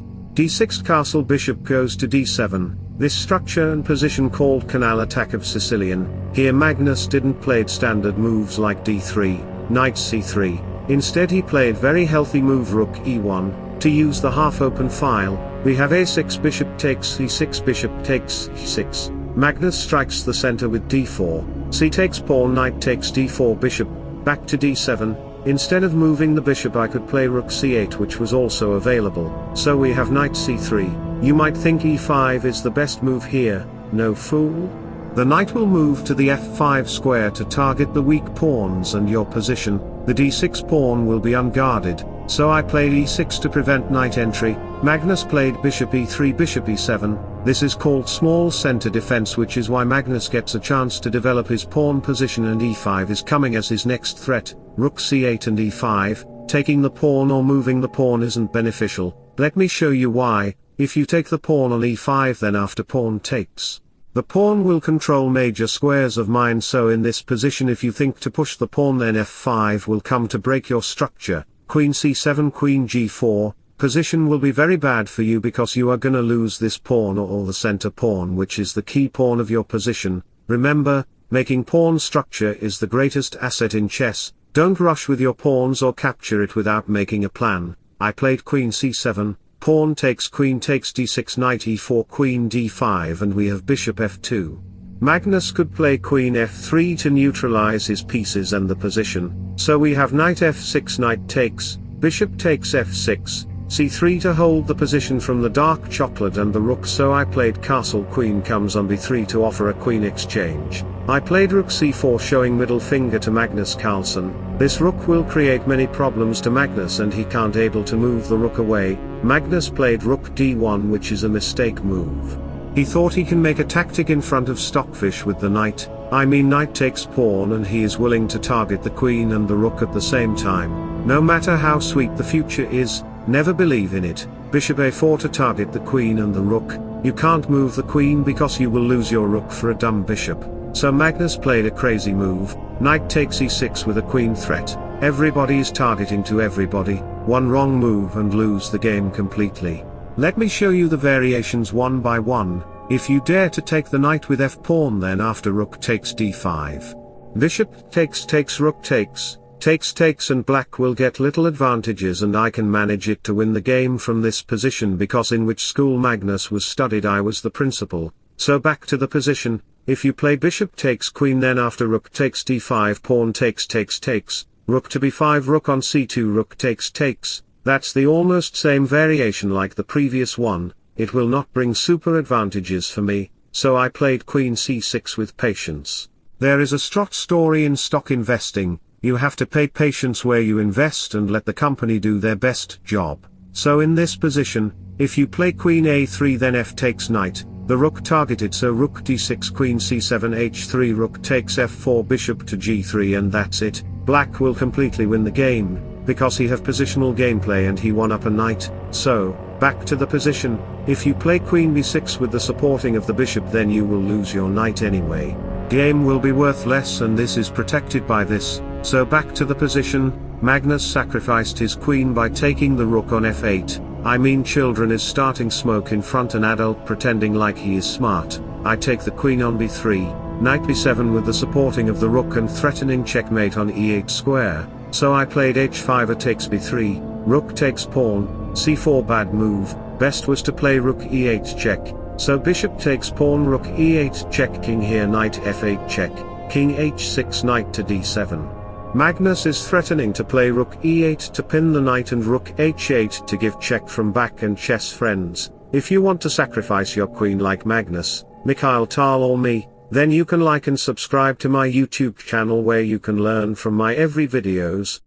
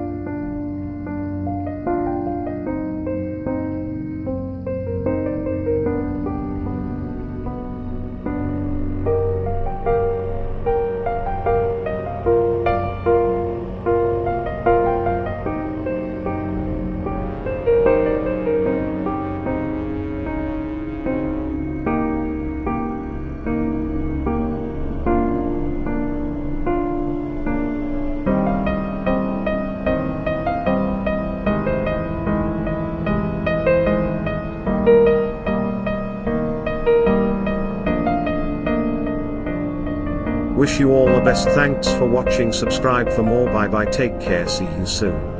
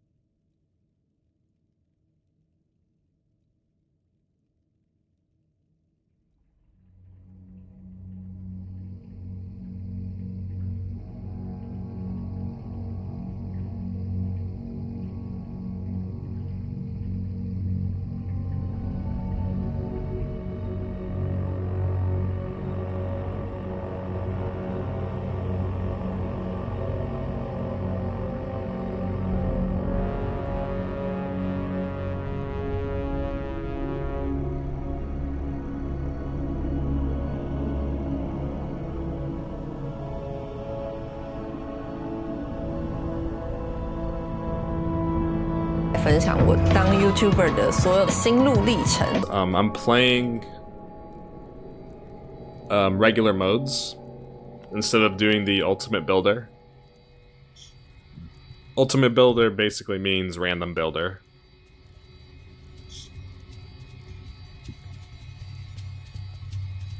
I don't really like doing it, to be honest. I like ultimate builder better, but I figured I'd just do this for a change. You know? Oh, nice. I think our allies AFK.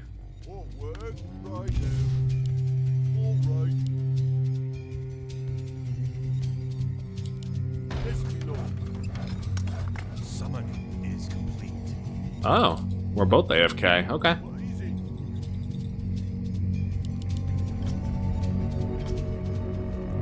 No, they're just complete beginners.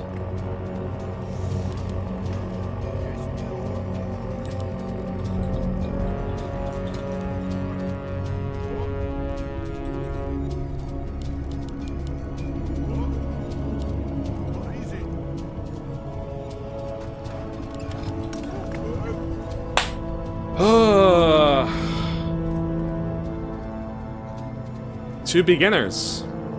Game's over. I'm sure the other team's not... Oh my god. I'm sure the other team's not shit.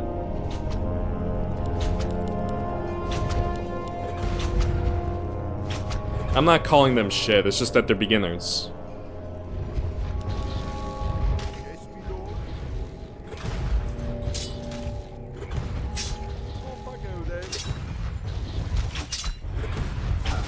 We didn't get that kill, that sucks.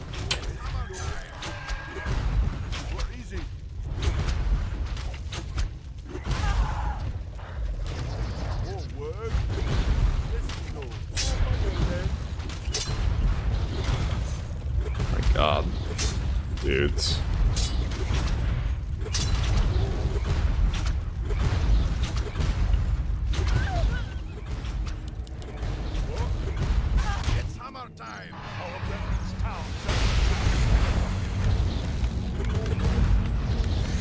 The other team's just not gonna say anything?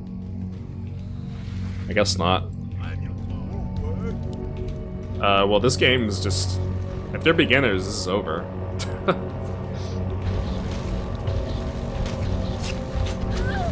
I mean, it's not if they're beginners, they are beginners.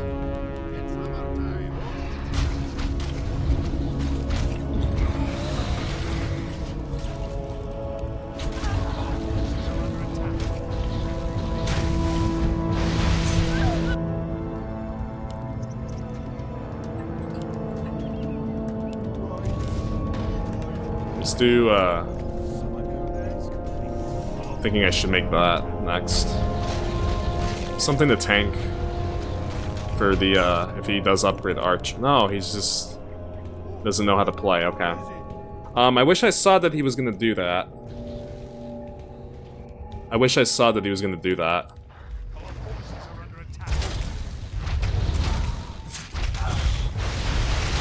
Swamp Well just for my Griffin, okay.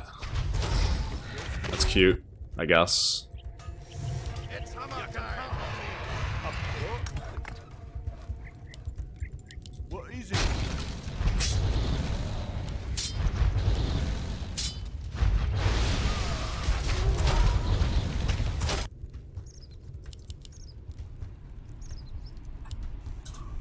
Our forces are under attack.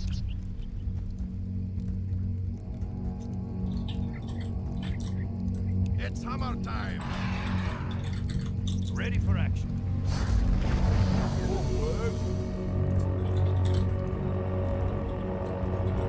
Our forces are under attack.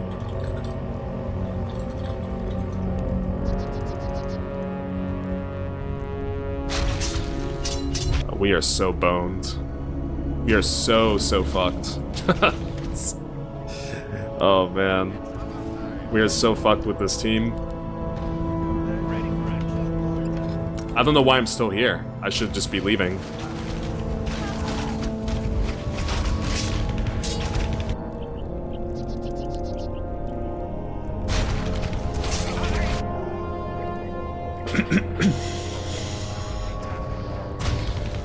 Yeah, we lose the game. There's nothing we could do. These guys are complete beginners, have never played even one game of this. And on top of that, they're not talking, which doesn't help. Our forces are under attack. He's upgrade. Oh my god.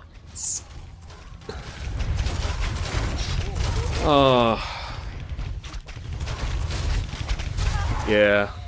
This is over. It's just over.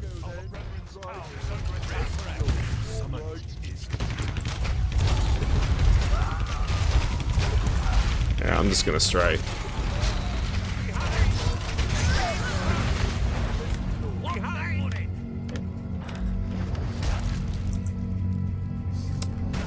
Yeah.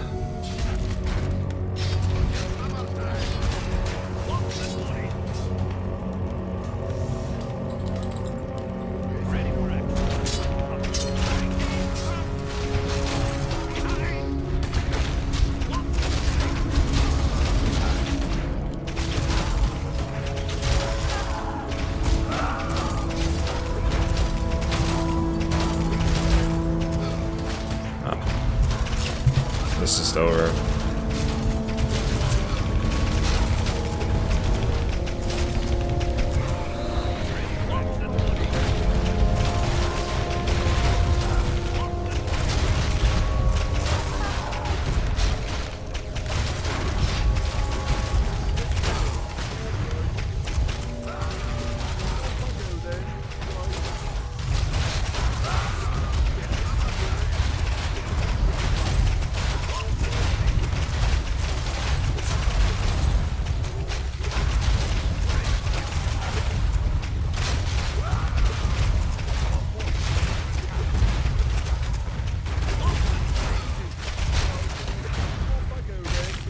I mean, it's nothing to do.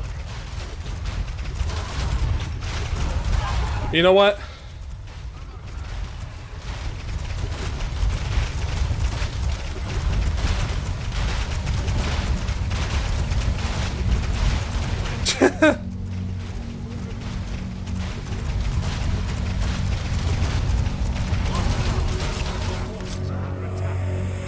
What a waste of my time.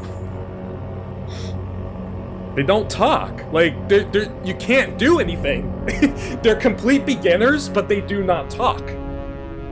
I think they understand what I wrote, because afterwards, they started upgrading units. But talk! Do something!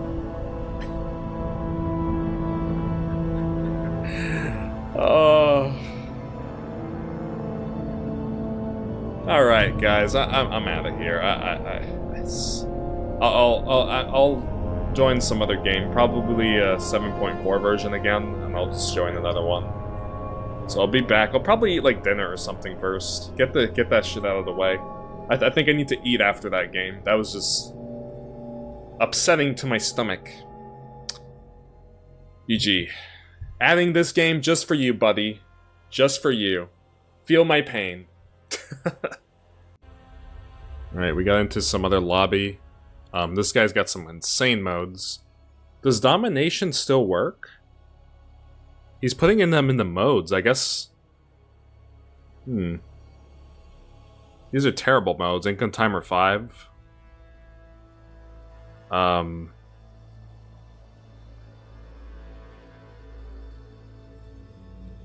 Yeah. Domination and Income Timer 5, so whoever wins the middle.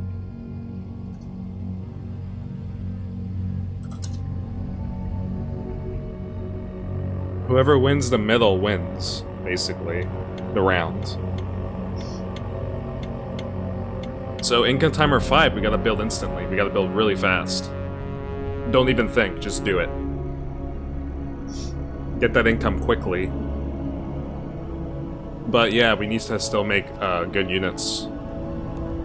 Anything that pretty much counters or attacks air.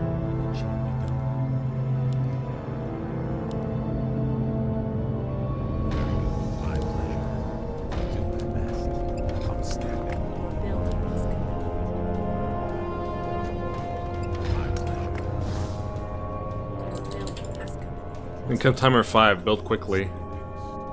What is he saving for? Crystal Palace. Okay. Is there sync?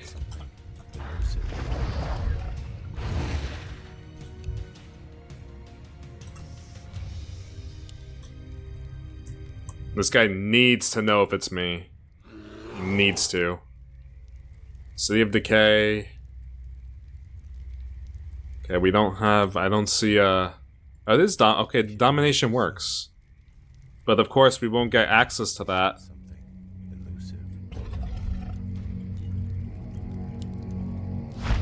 Okay, looks like beginners there. I feel edgy, holy shit. I miss you saying that, my dude.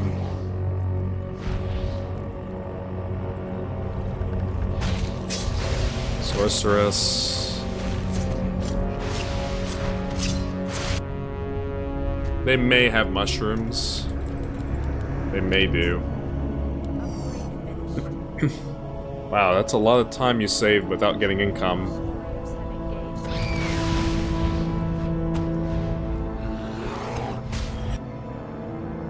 Oh, he actually waited to see what units they get. But yeah, he's doing Altar of Greed. I know I'm greedy, but like... doesn't mean you should be. Kidding, of course. Okay, we can save for Orcish Siege Factory. What the fuck? Oh, that null instantly destroyed me. I'll do my best. Okay, we're not looking good here. They should be winning. I don't think my siege is gonna do anything. Shall be done. Very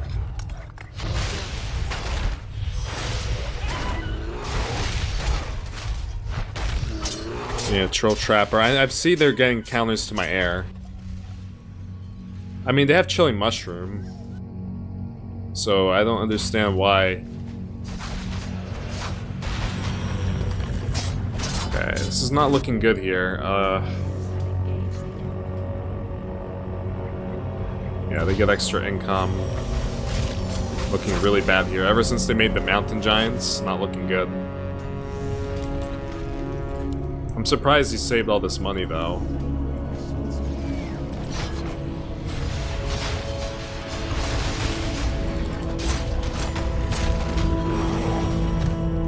I guess making... You have to look at the units that you're making. It makes sense.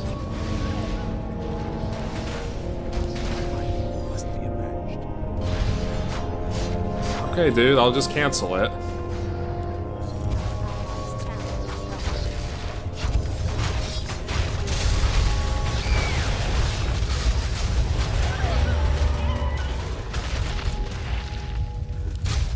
Oh, wow. We're in big trouble here. We're in gigantic amounts of trouble right now. They have Oracle. And they also have tentacles, so my little wolves in the cages aren't going to be too fun.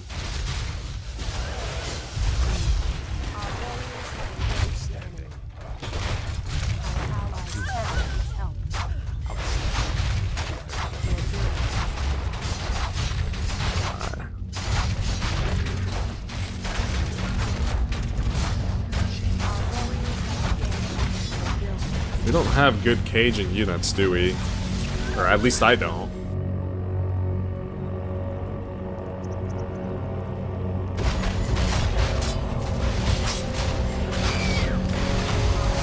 Yeah, the enemy team's going for a little bit of cheese. That's what they're doing, I see that.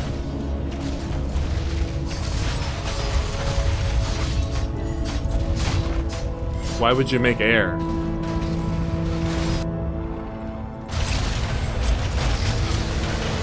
Like...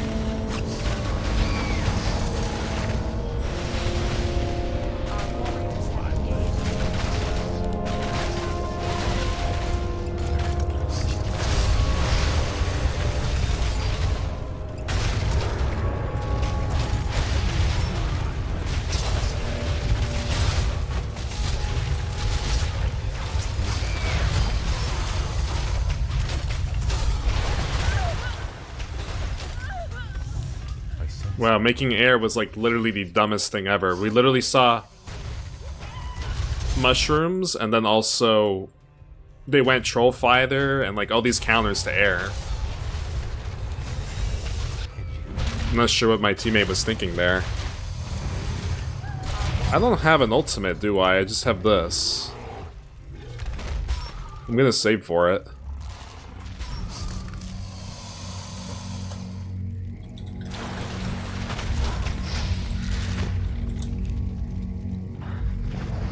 Must be avenged. I'll do my best. My pleasure.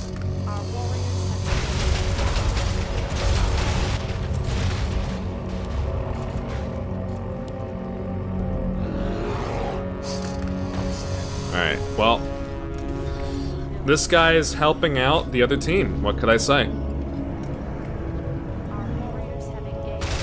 Literally, I had the only air unit, I canceled it. And this guy, what does he do? He helps them get value out of the mushrooms. They literally would have had 2 mushrooms for my 1 Shadow Ancient.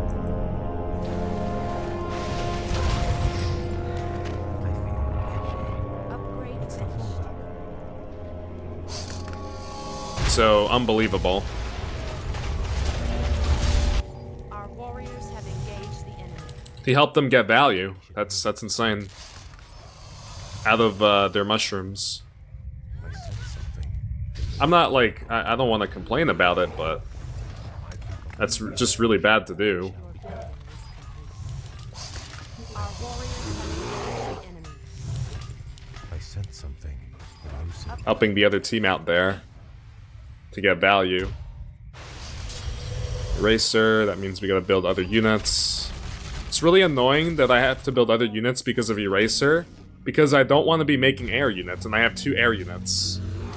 So, a little bit upsetting there. Of course.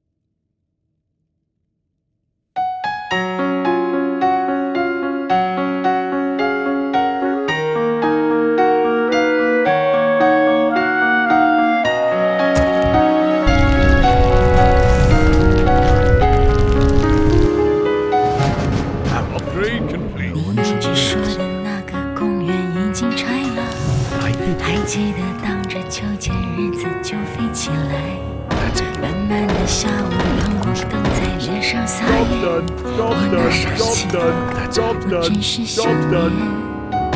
那时候小小的我还没学会弹琴，谁又会想到当你现在还我玩？你哈哈笑的样子倒是一点没变，时间走了，谁还在等呢？这杯咖啡忘了加糖，真不是我那么伤感，世界太复杂，你说单纯很难，我当然都明白。可是呀，只有你曾陪我在最初的地方，只有你才能了解我要的梦从来不大。我们没有在一起，至少还像情侣一样。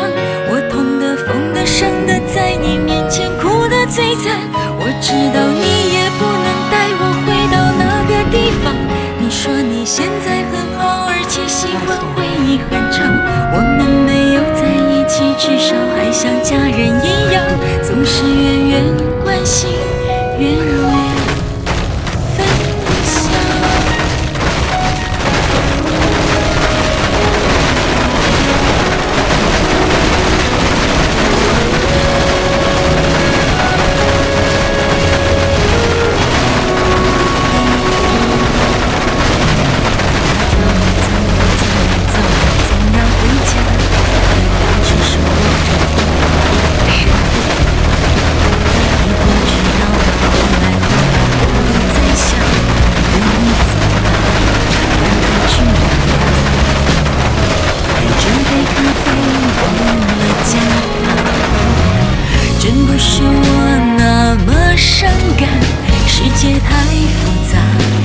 说单纯很难，我当然都明白。可是呀，只有你曾陪我在最初的地方，只有你才能了解我要的梦从来不大。我们没有在一起，至少还像情侣一样。我痛的、疯的、伤的，在你面前哭得最惨。我知道你也不能带我回到那个地方。你说你现在很好，而且喜欢回忆很长。我们没有在一起，至少还像家人一样，总是远远关心，远远分享。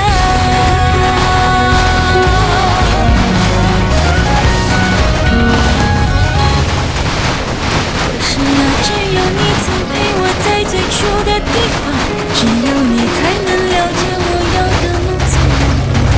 我们没有在一起，至少还像情侣一样。我痛的、疯的、伤的，在你面前哭得最惨。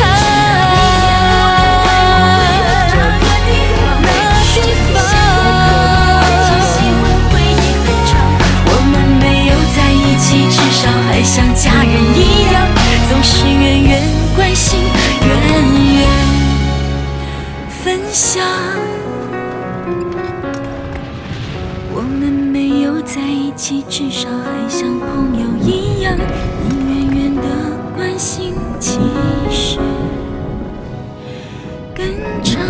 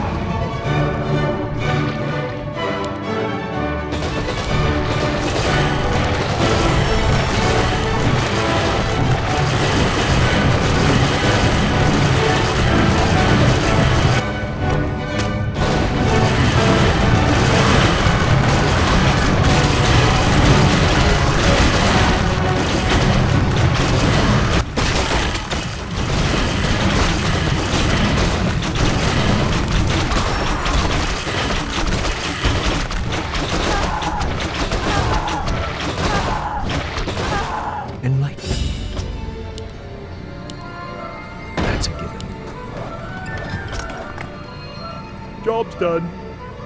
My bidding.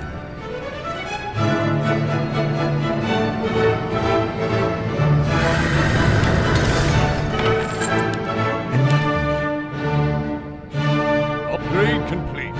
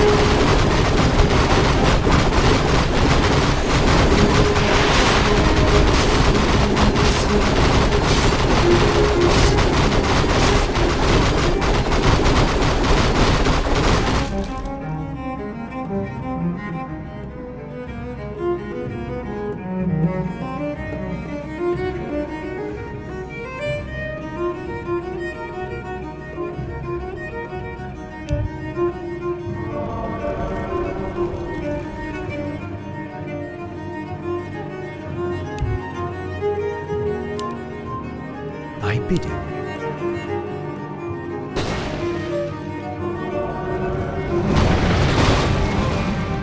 Out with it. For my brothers, it has begun. Enlighten me.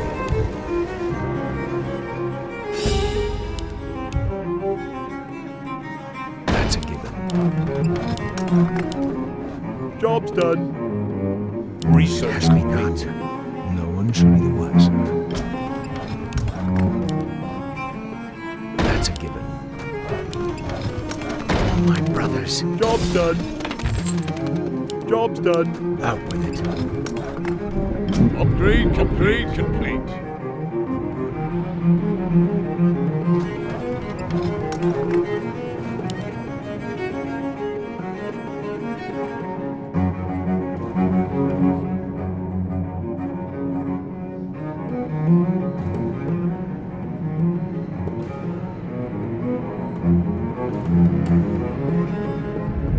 I am prepared.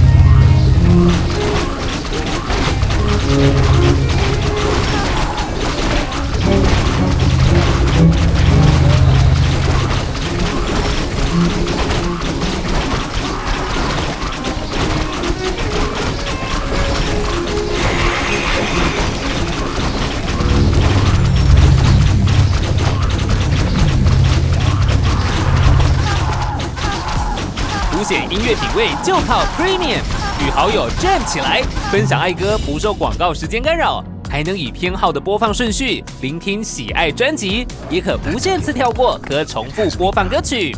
点选横幅广告获取更多资讯。Job's done.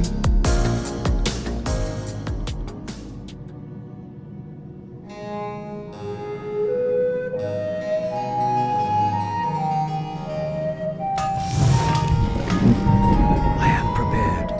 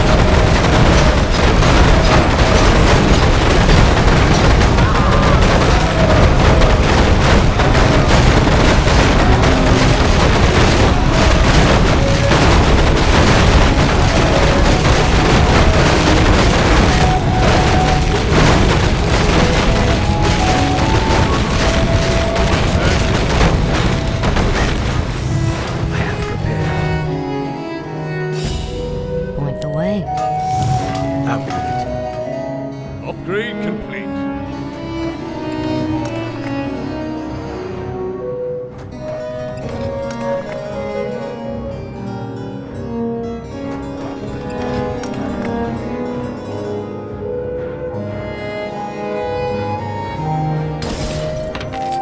Build more farms.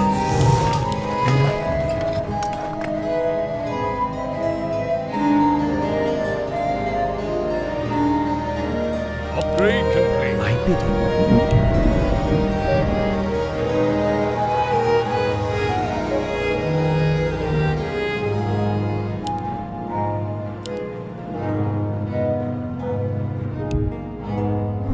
I am prepared.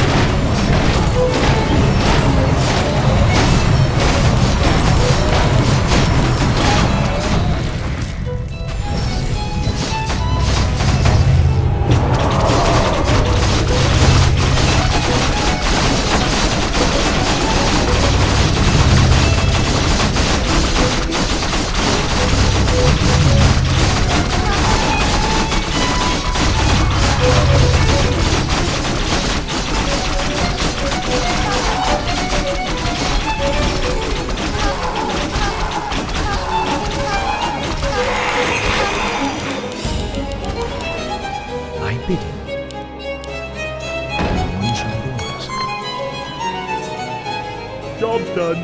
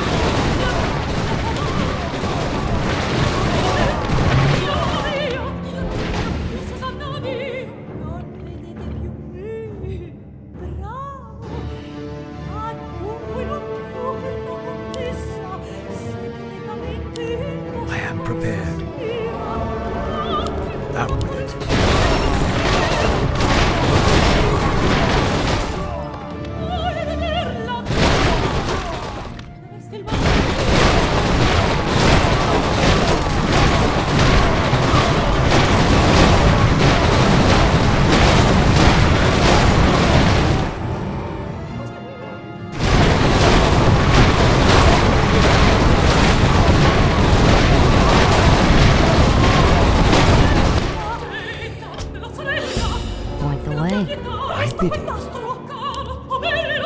Upgrade complete. That's a given. It has been done. That's a given. No one shall be the wiser. It has begun. For my brothers. That's a given. Enlighten. Job's done.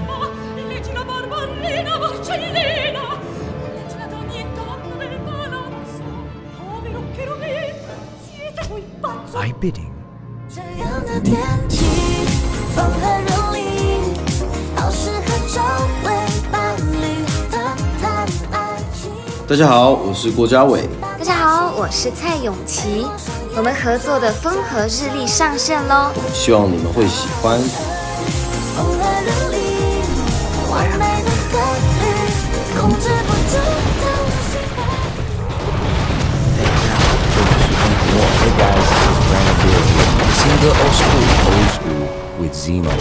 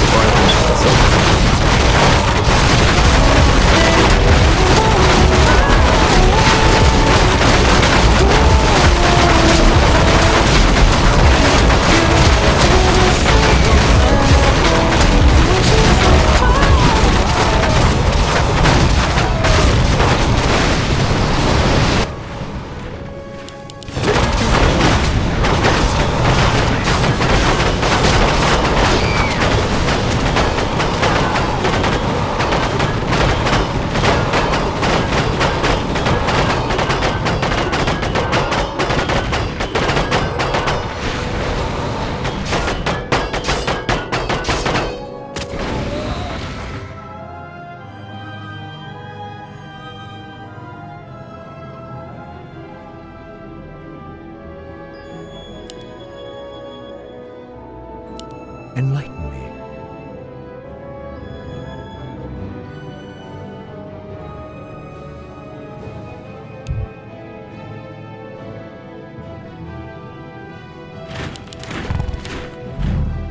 Out with it.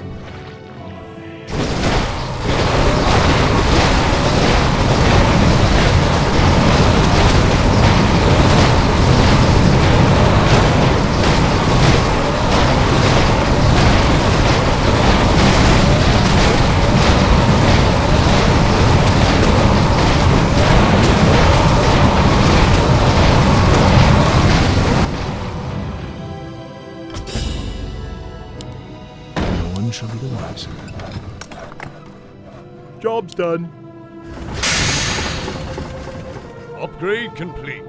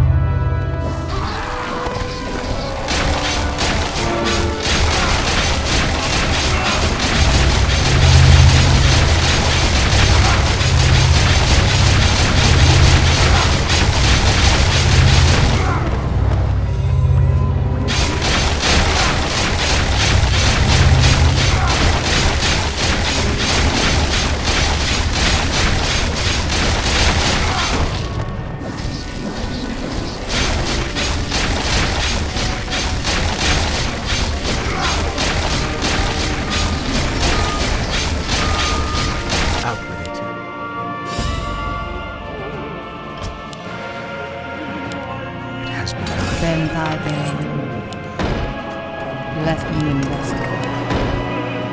Ashvalano. My bidding. Let me investigate. Job's done. Out with it.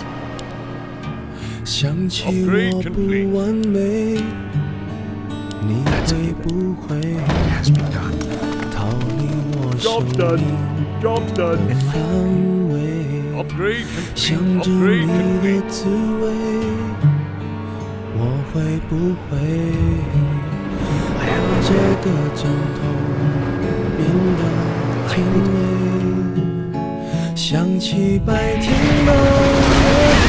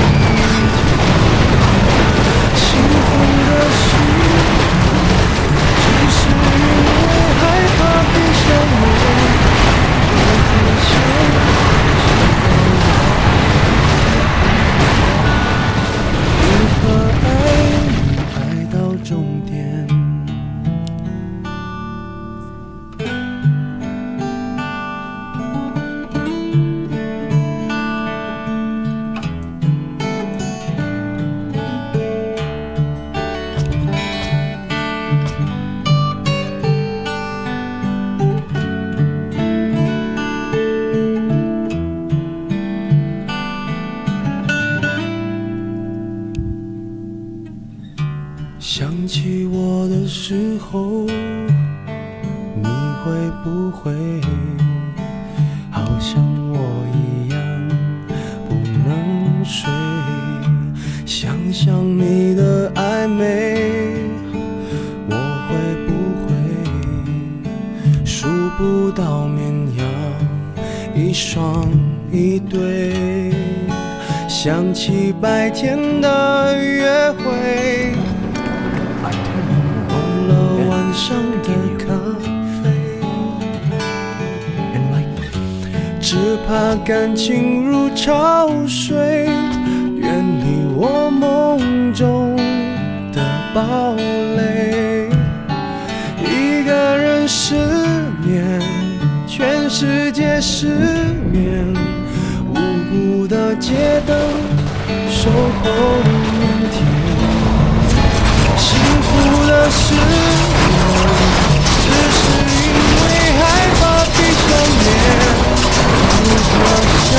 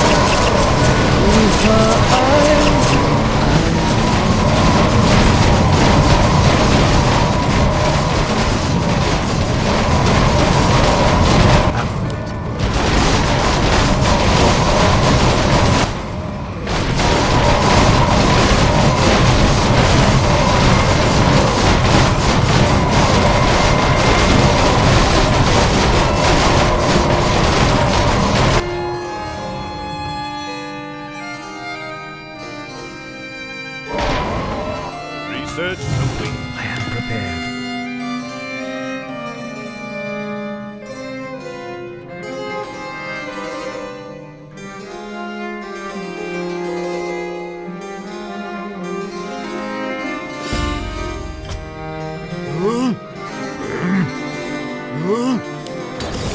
What are you looking at? Out with it. Build more force. I am prepared. Get on with it.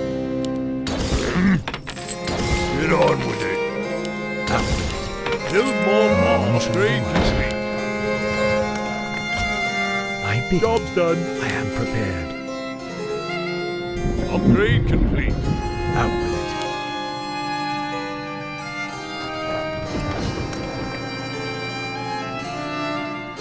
I am prepared.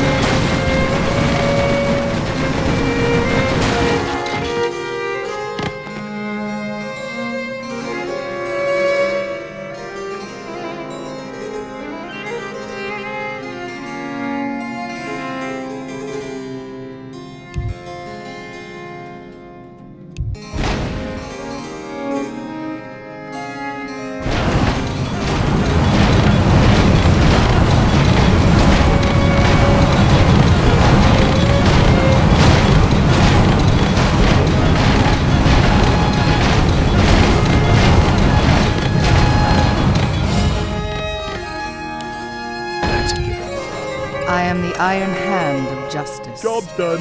Point the way. Out with it. Upgrade complete.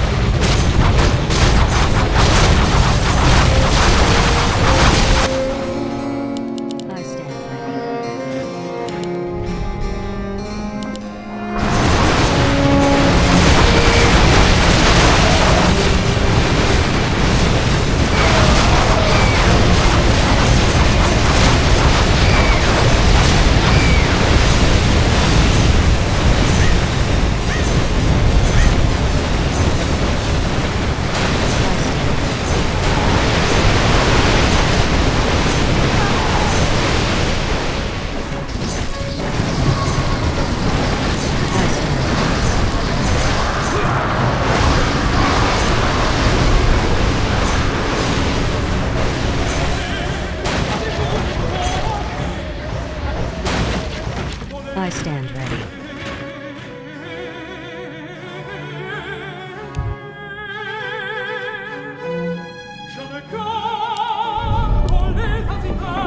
I bid you. I stand ready. I am prepared for my brothers. It has begun. For my brothers. Job's done. Away. Out with it. Waiting on you. Upgrade I bid you. Upgrade complete.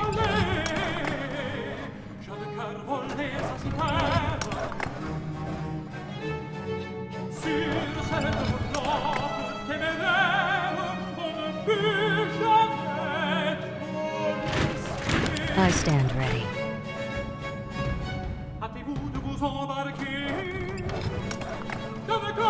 I stand ready.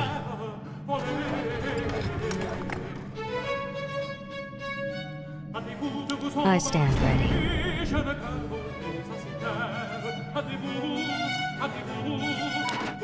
I stand ready. Ready to work. I stand ready.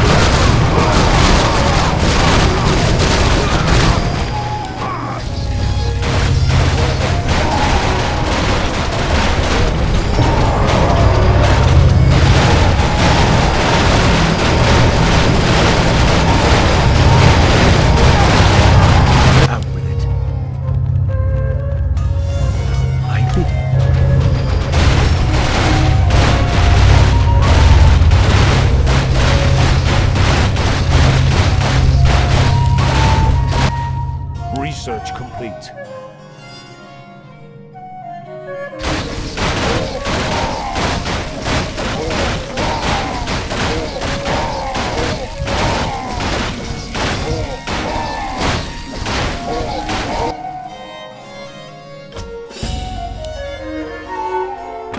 One shall be the wiser.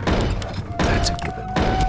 Job's done. My brothers. Job's done. Job's done. Job's done. For my Job's brothers. done. Out with it. Job's done. Job's done. I cannot Agree. stop. I am prepared. Job's done. Job's done. One shall be the wiser. Job's done. Job's done. One shall be the wiser. Job's done. Job's done. Job's done. I cannot summon. That's a given. It has begun. That's Job's done. Job's done. Job's done. Job's done. Job's done. Job's done. No one shall be the wiser. Job's done.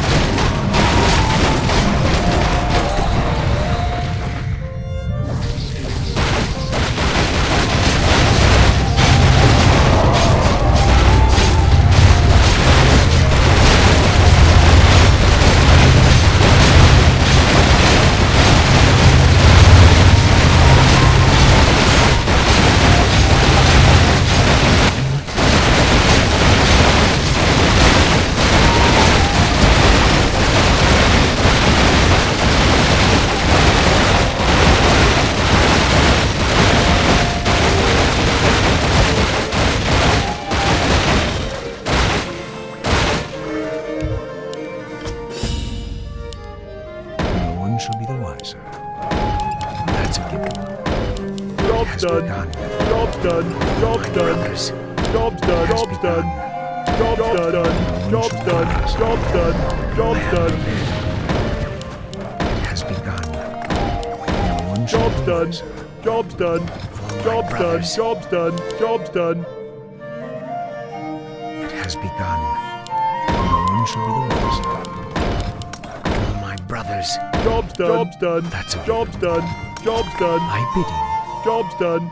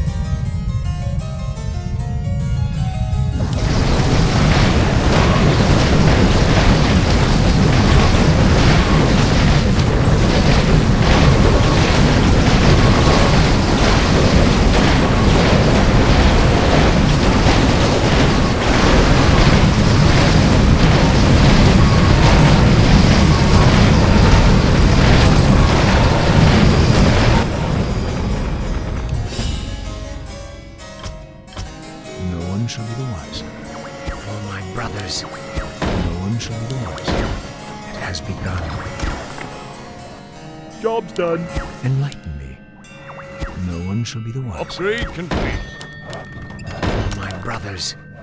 Job's done. Job's done. My brothers. Job's done. Job's done. Job's done.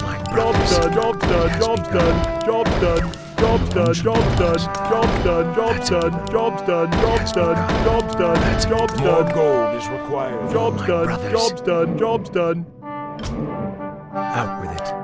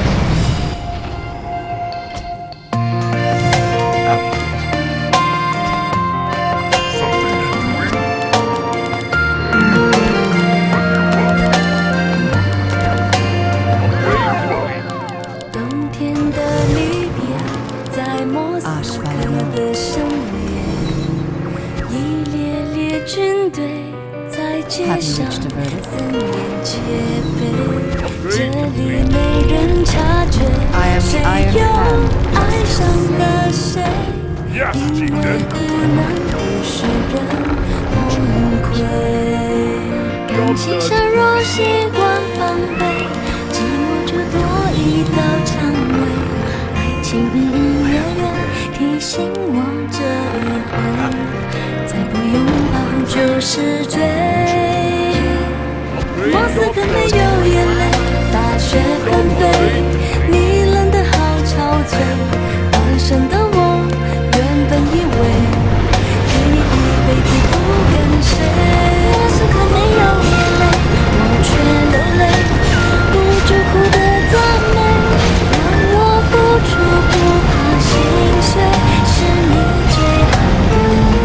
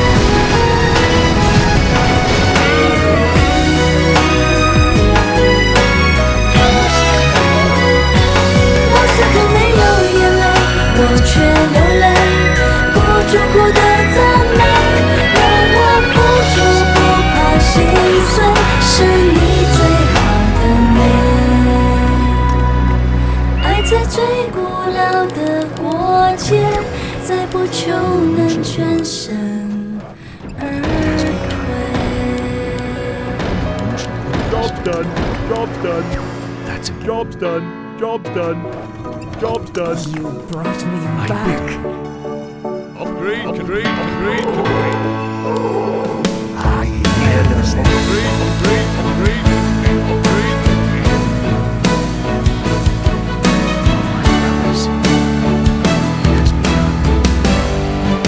Hi， 我知道 How can I help? I'm here to 那 help. 些炙热与梦想，总是在黑夜中微弱的发光。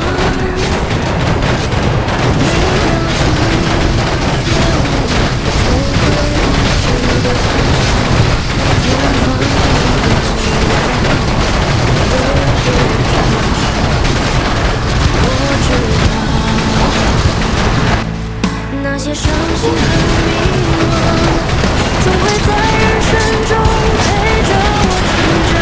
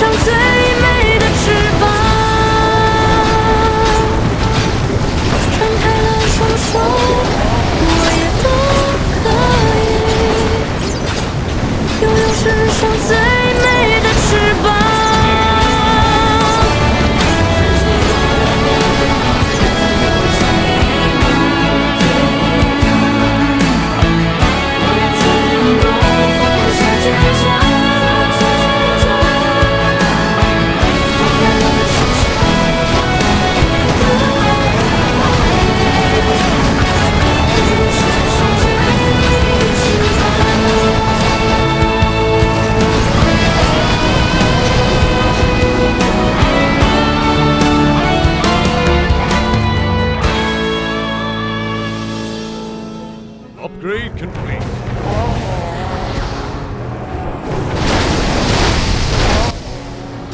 That's a given. No one shall be the wiser. It has begun. Job's done. Job's done. I wish only to serve. I bow to your will. I am prepared. Upgrade complete. Upgrade complete. Wenn mich falsche Zungen Enlighten me. I am prepared.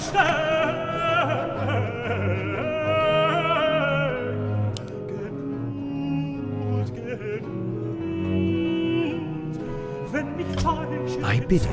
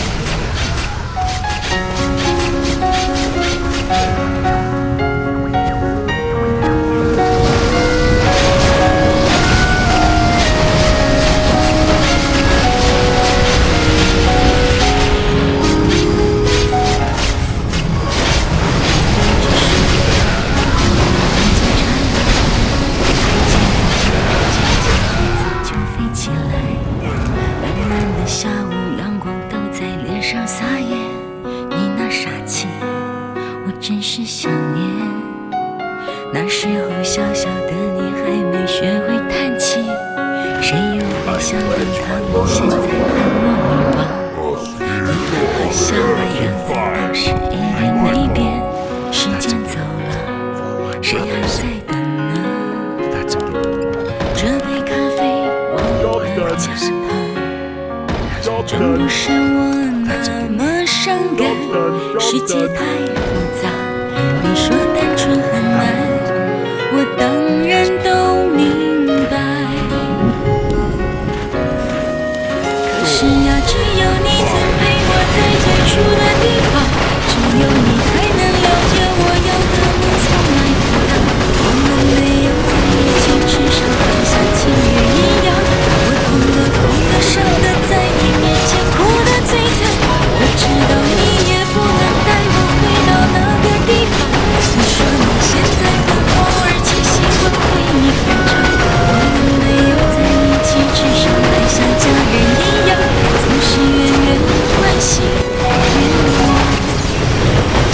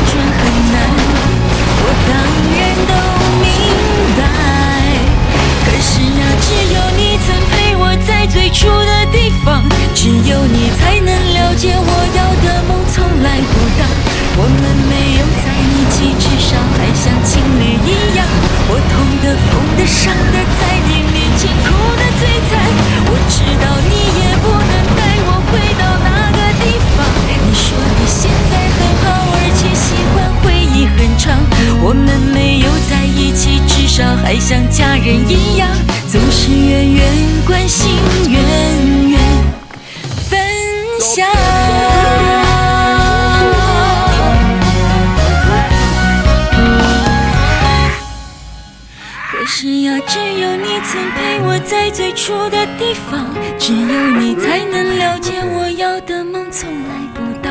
我们没有在一起，至少还像情侣一样。我痛的、疯的、伤的，在你面前哭得最惨。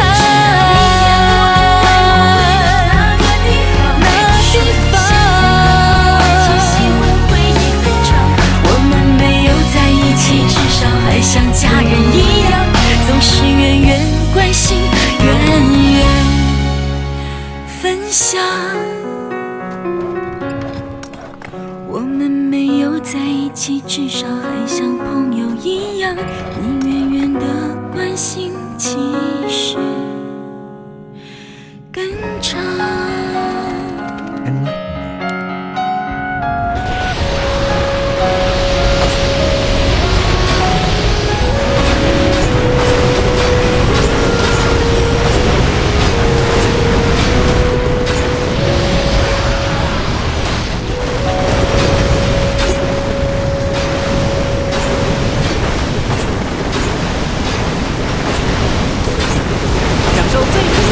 气氛的音乐，无论是想炒热派对，还是傍晚时分想放松心情，不妨下载音乐并不受广告干扰的一键畅听，让 Spotify Premium 陪你度过各种日常情境。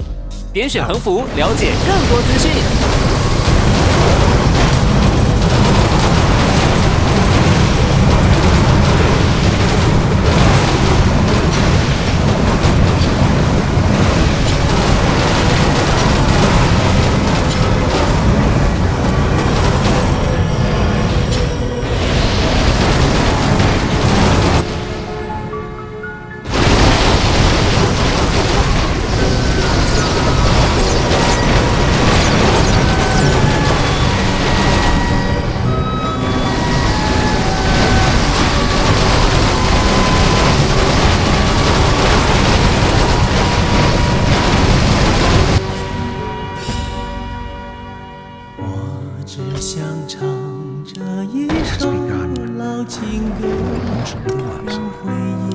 Job's done. That's a given. Research complete. It has begun. Not some of my brothers. That's a given. Job's done. It has begun. Job's done. Job's done. 人说情歌总是老的好，走遍天涯海角忘不了。我说情人却是老的好，曾经沧海桑田分不了。我只想唱这一首老情歌，愿歌声飞到你左右。虽然你不能让我长相守，但求你永远在心。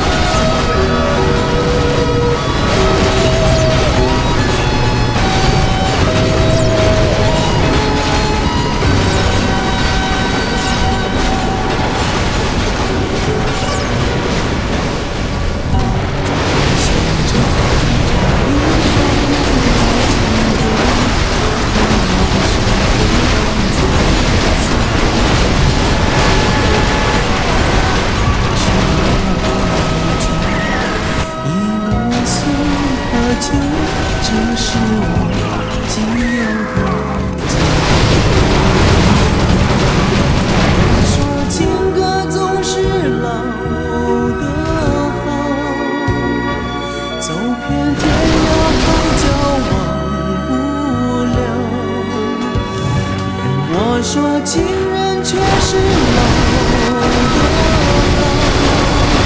好，曾经沧海桑田分不了。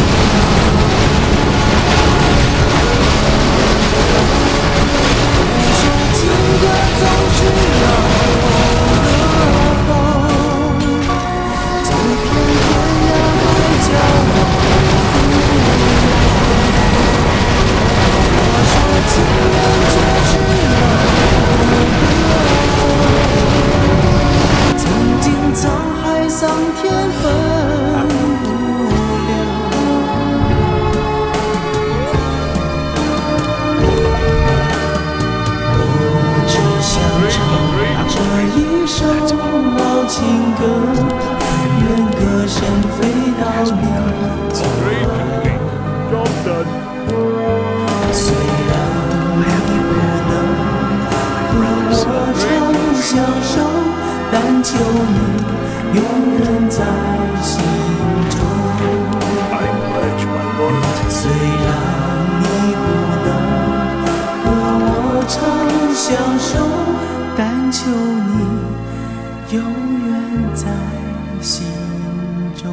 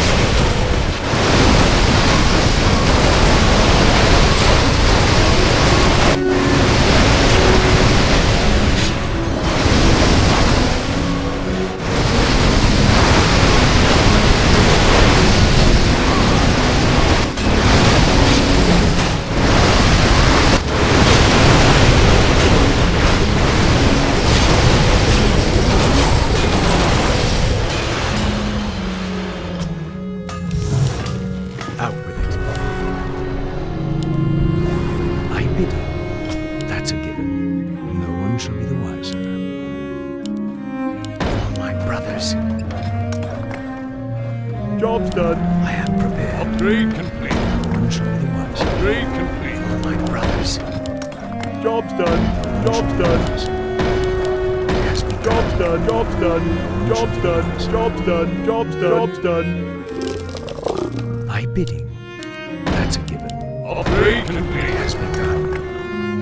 Job's done. Job's done. Out with it. Upgrade complete. Upgrade complete. Enlighten me.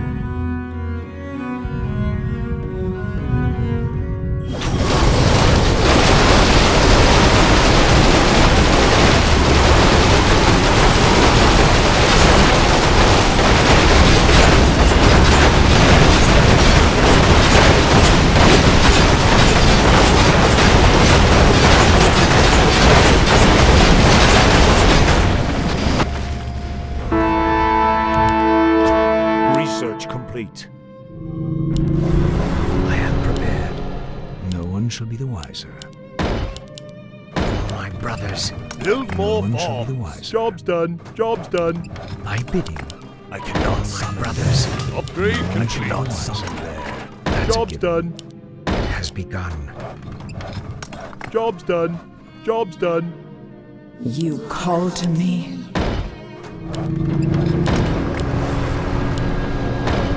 Upgrade complete. Out with it. I am prepared. Upgrade My complete. bidding.